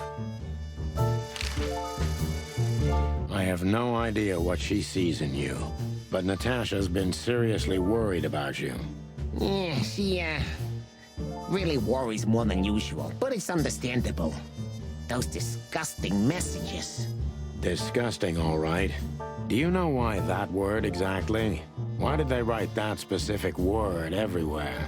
Since you've been to the Nile, I guess you know the answer to your question. Didn't it bother you, Wessler? What Natasha used to do? Surely it must have upset you. Why? Did it upset you when you discovered your wife did the same thing? What did you just say? What did you think, chicken? That I didn't know? Yeah, don't make me laugh. I know about everyone who ever set foot in that place. I can even tell you who Molly's regulars were, if you're interested. You son of a bitch. Sonny, don't. Yes, Detective? Not yet. You're right, Marty. It's not worth it. You're funny, you know that? This picture, it's rather strange, you know? Why do you think so? It's just me, Natasha, and my brother. The photo doesn't tell much in itself, yes. But if you already have the right information, suddenly it starts to talk. Really? He fell in love with her, didn't he? Who'd you mean? Albert, of course. He fell in love with Natasha. All those sessions while he was painting the pictures. Were you there every time? You mean, me? You. No, I mean, while Albert was painting, yeah, but I wasn't there all the time. Albert was there, all along. And do you think he could have fallen in love with Natasha? That's why he escaped? What do you think happened to him? Who tore out his tongue? Yeah, I have no idea. Did Natasha know about what happened to your brother? No, of course not. Do you love beautiful things, Wessler? Why do you ask that? Yeah, of course. You were afraid of losing her, weren't you? To him. Stop. Enough. If you want to ask something, ask clearly. Don't play with me. You understand? We're just doing our job. Then do it clearly. And quickly. Yeah, I'm really starting to lose my patience. Questioning time, is it? No. One more ask. We visited Albert's cell and found something he seems to have forgotten to take with him in his great hurry. That's a big mistake. A classic, even. What the hell are you babbling about? This is Albert Wessler's love letter to Natasha. More like a confession. In which he tells her he's capable of doing anything for her, even the most horrible things. Yeah, this letter doesn't prove anything at all. Albert is mad, insane. He's not normal. No one would believe his word, don't you understand? But they believe yours, right? Because you're not Albert Wessler. You're Hobart Ibn Wessler, aren't you? How good it feels to be in his skin. How dare you? Just tell him, Sonny. I'm getting tired of this. Yeah, me too. You're just a cheap fake, Albert. You couldn't follow in your brother's footsteps even if you wanted to. No matter how hard you tried, you couldn't get Natasha either. Am I right? What? What did you just say? She hates you, doesn't she? She doesn't know. She doesn't understand why. But she hates you. It's instinctive. Yeah, what do you know? What could you possibly know about suffering and loneliness and the darkness? What could you know about hate, huh? Here we go, chat. The big question. Oh shit, he's got a gat. Albert is an imposter. He's not who he says he is, and might not even know who he really is. I have to concentrate on this first, to soften him up, and to avoid us being shot in the gizzard, of course. Okay, so we are way down. We've got about a quarter on the detective meter, and we know that he's an imposter. What were you thinking, Albert? How long did you think you could keep it up? Until the end of my life, if needs. Yeah, I cared about nothing except for her to love me. Not for who Ibn was, but for who I am. Why did you think that would happen? Everybody noticed the change. Yeah, I knew it would be hard, Santino. But I also knew animals see what they want to see. I didn't have to behave like Ibn. They only had to believe I'm him. He's a manipulator.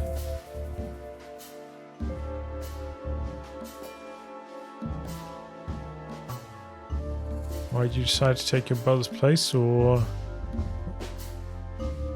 wanted to wrap everyone around your dirty little fingers, didn't you? We'll go with the top one, right? Why did you decide to take your brother's place? Yeah, as you're curious, from the moment I laid eyes on Natasha for the first time. But I had to convince myself that this was the only way. You've never talked about your feelings for Natasha with your brother, am I right? Are you insane? Yeah, Eben would have had me killed immediately. And no one would ever know. So instead, you've done the same thing, haven't you? What a comfortable excuse. Comfortable? Do you think all of this was just some kind of cruel game for me? I had to destroy the person I loved and respected the most. Cry me a river. Yeah, you know, there's only a thin, fragile membrane between love and hate. If anything touches it, it tears immediately. You felt like this before, haven't you? Yeah. A lot of people's relationship with company of heroes, You can I think. analyze me until the sun goes down, Wessler. But you won't get far with that. Yeah, evasive answer. So I'm right.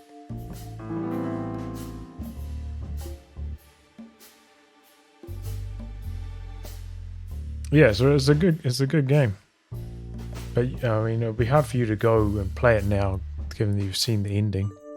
Right at the end here. Why did you have to mutilate? You wanted to wrap everyone around your dirty little fingers, didn't you? Why did you have to mutilate? Yeah, hopefully there would be a sequel. I'd be interested in trying out a sequel.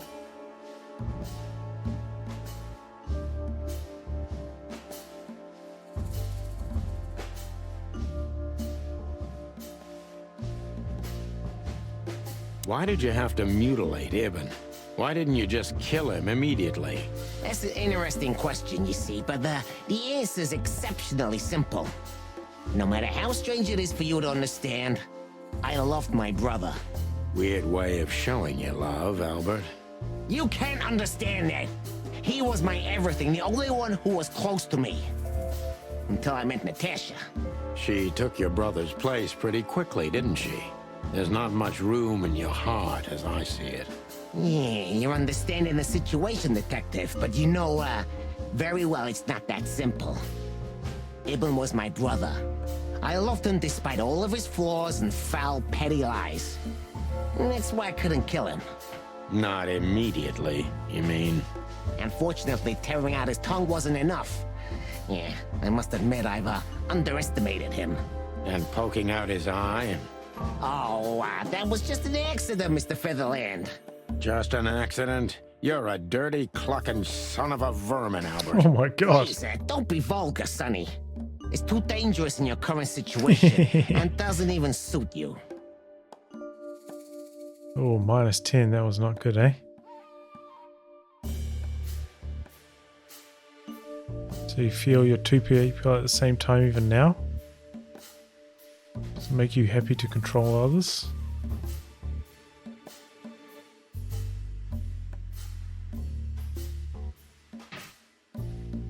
So you feel you're two people at the same time, even now?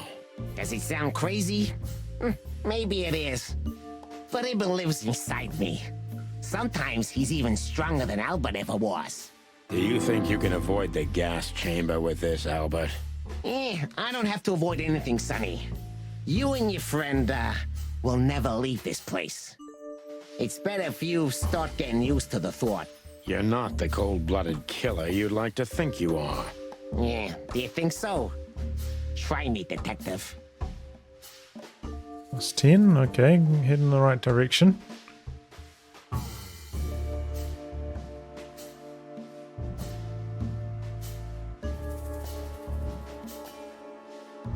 What would you have done if Natasha found out? What made you think you can deceive Natasha?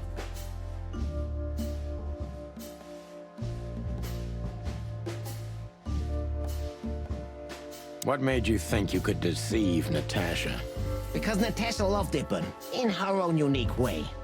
Yeah, and if there's anything that can blind an animal, it's love and hate. Everything revolves around these two things, Mr. Featherland. Is everything black and white to you? No. That's exactly what I'm talking about. Everything's gray in this world. only two things have color. Love and hate. I see you understand now, Sonny. Yeah, we're not that different, you and I.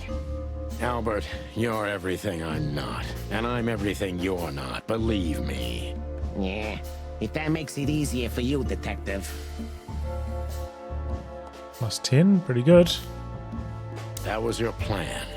Take his place and live happily ever after. His gun's trembling. Why? Isn't it good enough of a plan, Mr. Featherland? It was perfect, even in its imperfection. Which is? Ibn's ghost. His what? Please don't take it literally, Mr. Chicken. I'm not talking about spirits. When Ibn died, I didn't just take his place, but also his role. He himself, his essence, if you will. Yeah, though I guess that's too much for you to understand. So you mean Ibn's here with us even now?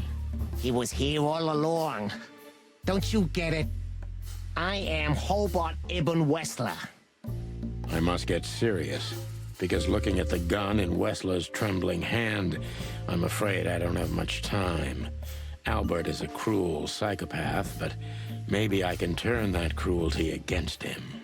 Oh, we're over the halfway point on the meter. When was the moment you decided to kill him, Albert? When I drew the last stroke on that fatal painting, Mr. Featherland. When I glanced at it for the last time, and then at Natasha, who was shivering under the weight of my gaze. You simply fell in love with her? End of story? Not in the slightest, Mr. Featherland. Love is, just chemistry. What I felt was more than that. Everybody thinks that, Albert. But we all feel the same. We're just fools. No, Mr. Featherland. Not at all. At that moment, I knew what I was gonna do. I knew that the world was coming to an end if I didn't do it. It implodes on itself and ceases to exist. I couldn't let that happen. I couldn't. Let him have her, right? You simply wanted her for yourself. I wanted her for ourselves, Sonny. I was him by then. He just didn't know it yet. He's wounded.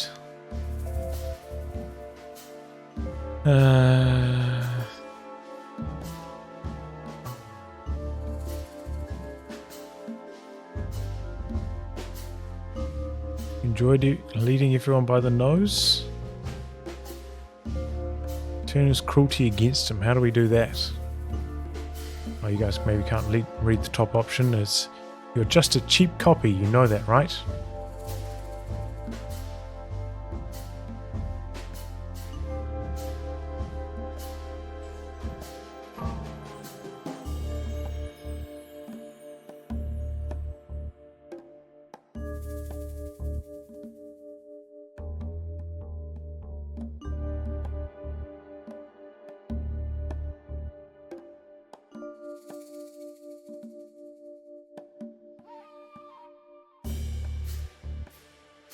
I think we're going with the bottom option, right?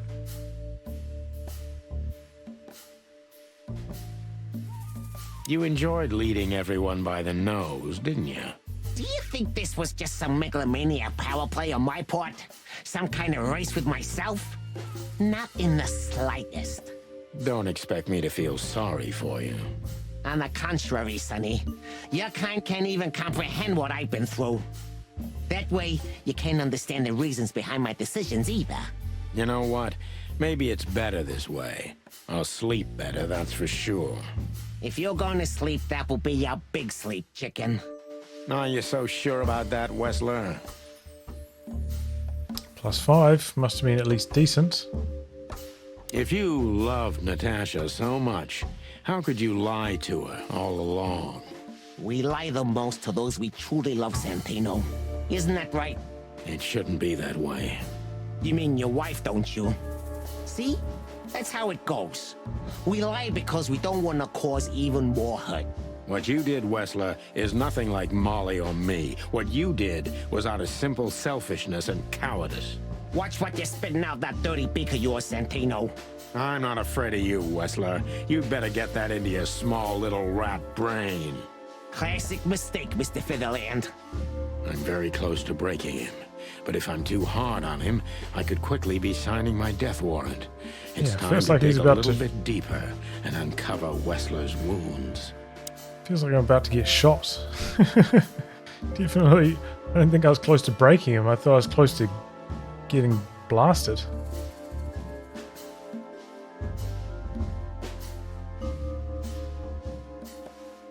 Okay. Oh shit.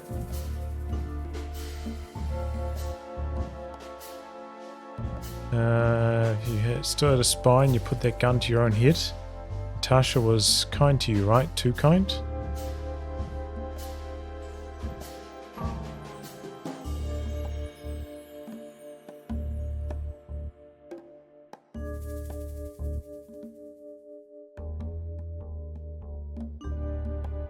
Natasha was kind to you, right? I should have gone with the top option, I think. Natasha was simply amazing, gentle, kind, lively, but still so distant. You're telling me. It's like she was from another world. A world where everything's full of charm and grace and everything's fragile and delicate. Do you understand? I think I do, yes. I know Albert's touch would harm her. Albert is rough. Albert can't keep such a delicate thing in his arms. That's why you had to become Ibn, am I right? I didn't take Ibn's place, Mr. Featherland. I became one with him, can't you see? It's the only way I could comprehend and accept the miracle that was Natasha. Oh my God. I think I've corrupted her. She's not that gentle and pure creature I painted on the canvas anymore. I ruined her. She became rotten under my hands.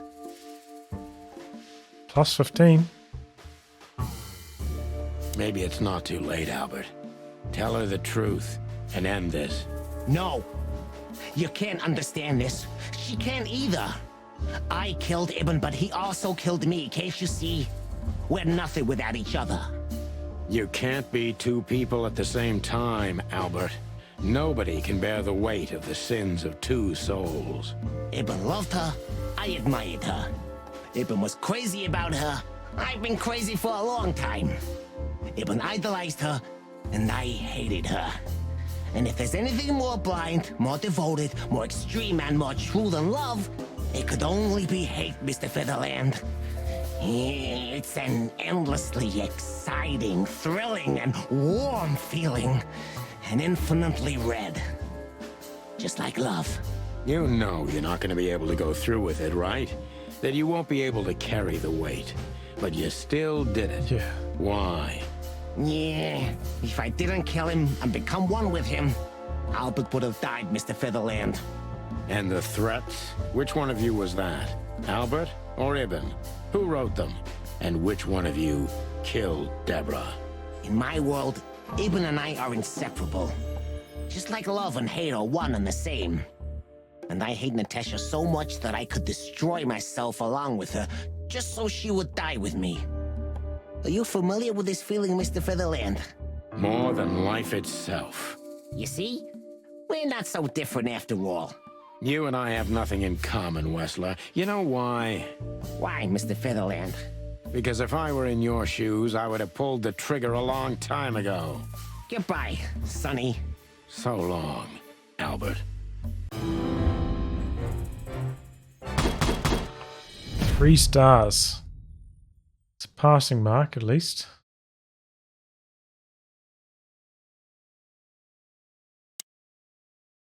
I wonder if I'm going to have to do some quick time events or something.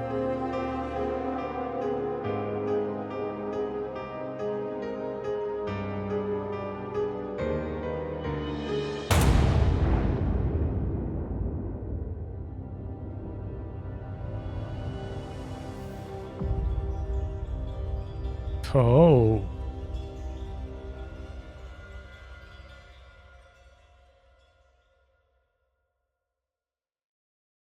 So, you heard everything. I heard everything. I'm sorry you had to find out like this. And thank you. If it weren't for you... Yes, both of you would be dead, I know. But believe me, I still thought carefully before firing. About who to target? You know, I truly loved Ibn. But this man wasn't him. You felt it, didn't you? Maybe I even knew it. I don't know. But I still can't believe it. It won't be easy to process for any of us. I'm sorry I dragged you into this. And regarding Molly... Uh-oh. The cops? But how? How do they know? I have no idea, Marty. Do not look at me. I did not call them. Olivia? Don't worry, Natasha. They won't lay a finger on you. I promise. Please, Sonny. You don't need to worry about me. I don't want to be rude, Sonny, but I'm more worried about us than her. Hello, boss. Hello, boys. Before you say anything, we can explain. No need for that, Santino. Monica already told me everything. Monica? Hey, boys. What were you thinking? That I would just let you get killed without saying goodbye? Thanks, Mon. Should we say we owe you one? You know already, boys. Shoes. Shoes are my weakness. 35s. Hey, mine too. Of all that's furry, we don't want to hear that. And boys... Yes, boss? Don't believe you'll get away with it so easily.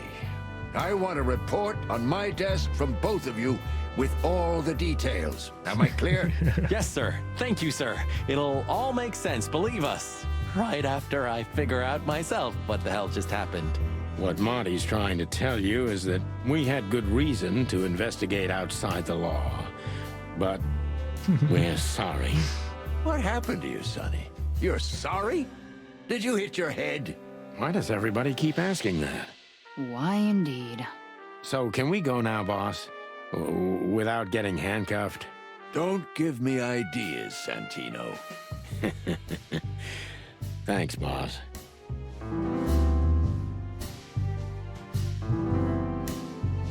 Nice. Achievement unlocked. So I guess we can wrap things up here. So, what now? Where to next? I think I should mourn, right? You should. But I don't know what to feel anymore, Sonny. I understand, Natasha. You know, if you boy. need anything... Yes, I know where to find you. See you around, sweetheart. Ma'am. Goodbye, detectives. You need anything? You know what he's saying. What? You? What are you doing here? I was just driving around. You know. Trying to feed your grandpa? So? Was it a case? Were you, maybe investigating us? What can I say, Sonny? Am I busted? Did someone hire you to follow us? I just had to keep an eye on you and not get involved. That's all. I admit there were a couple of crazy situations when it was hard not to. But you managed somehow, right? A professional's a professional, my friend. Yeah, thanks. So you won't tell us who hired you, whatever we do? Unfortunately, I can't, my friend. I made a promise. You and your promises. Some people still take them seriously. You're a real piece of guano. You know that? Of course. I've learned everything from you, you old fart.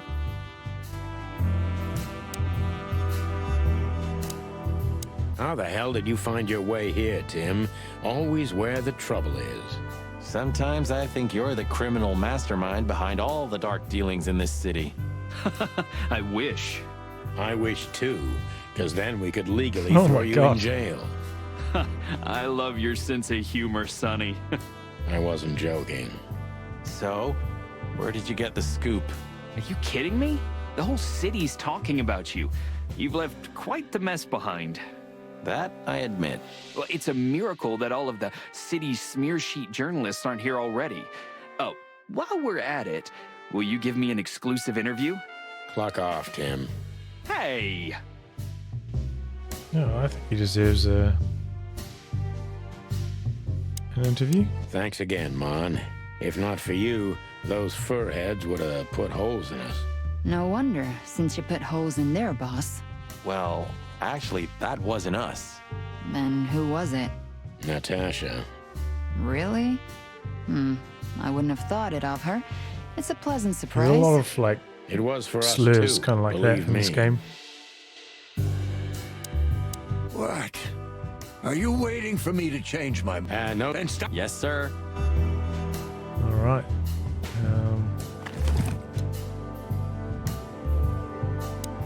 What the hell am I doing now? Into the entrance, maybe? No, there's lots more dudes here. You're a good boy, Bosco. Nice work. You know, folks, somebody's got to take care of the real police work while you're tearing up the city. Sorry for the mess, Bosco, but you know us. Yeah, unfortunately, I do. How did you catch them? After the gunshot, I was sure these two would show up. They have a habit of doing that. They were already in cuffs before then, Sonny. We had the house surrounded. If you could have hung on, maybe nobody would have died. Hey, a second longer and it would have been us. That's your story? Cluck you sideways, Bosco. Hey, Olivia. Marty? I just wanted to thank you For what exactly? for trying to save us. I didn't do it only for you, believe me. I loved my job while I had it. Now my employee is dead, so I don't have a job anymore. I didn't even think of that. Of course you didn't. Can I do anything to help? I think I'll manage. I always do. Gentlemen. Gentlemen? We're honestly very sorry it had to end like this. Yeah, this peacefully. For myself, I'm glad, gentlemen. I would have sincerely regretted it if we had to shoot both of you, but unfortunately, that seemed to be the only solution to this rather nasty situation. Fortunately, it didn't turn out that way. Joyful. Don't think we'll be behind bars for long, chickens. Whistler may be dead, but his empire still won't crumble. Oh, look at that. He can talk. In complex sentences, too.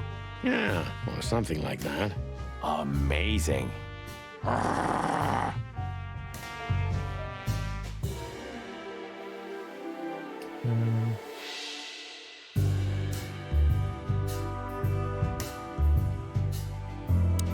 So, here they are, ladies and gentlemen. The Chicken Police, in the flesh. Damn it, Tim. Drop it and cluck off. Oh, no, boys.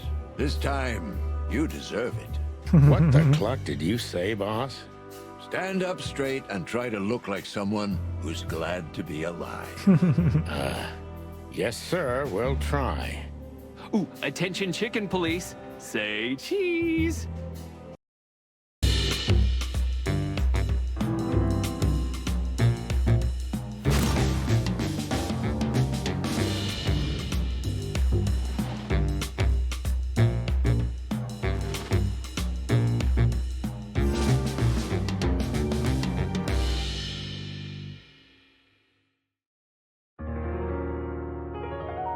Bravo. Another excellent game. Great dialogue, you know, compelling story, good soundtrack, visuals that are interesting, you know, even though there wasn't that like much movement. Not very immersive. Indie Game of the Year is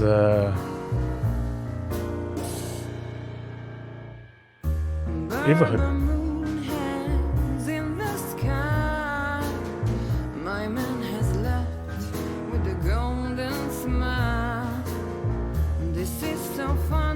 You see the pictures of where they like get them in the clothes or whatever.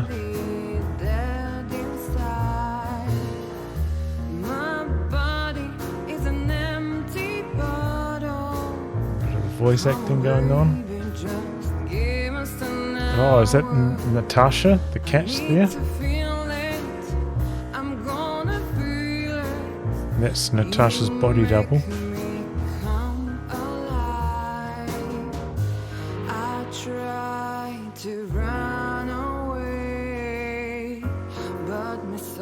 keeps me turning back. I'm tired of being sane. Alone we're still lying in my bed. Yeah, the other body doubles, Olivia, was it? All the corners are dead inside. The whole world goes to black and white. The moon is falling, I hear you calling. My city is on fire. I hear a bang. Damn, man. What a cool game.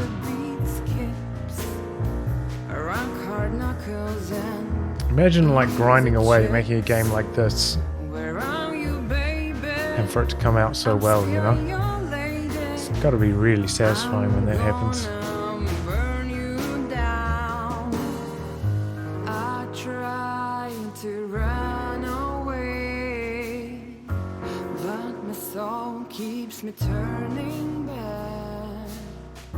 I'm tired. The longest I ever work on the video is typically about 2 months, you know?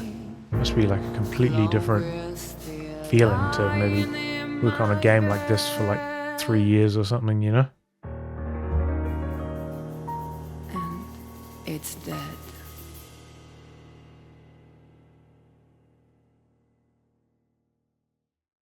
GG.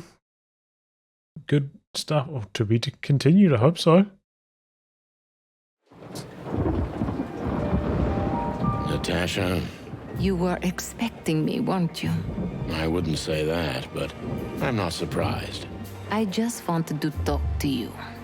About what exactly? You know very well. Oh, shit. What do you think, Natasha? Why didn't she tell me? Because she loved you. Yeah. If it wasn't for you, she may have never left the place. Perhaps she'd still be there. Ah, sheep shit.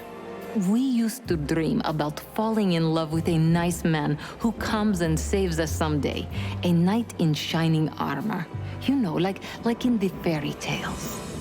And how did that work out for you? She fell in love with a good guy. I didn't. I envy her. I'm not that good guy, Natasha. But if it's any consolation, she could have found him. Maybe she's living with him right now, somewhere on the other side of the world. Well, goodbye, Sonny. So long, sweetheart. Hey, Natasha, you have a light? I've been trying to smoke this sorry-ass cig all day. It's driving me crazy. Maybe you don't really need it. Maybe you're right. Maybe.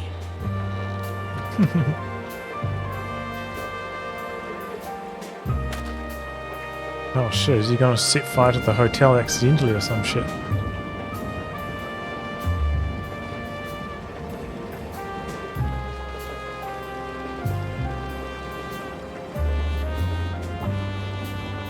Call me. 555-223.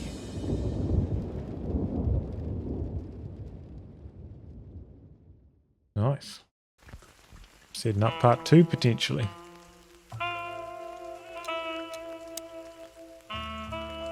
I don't think I really need to see any of that. GG.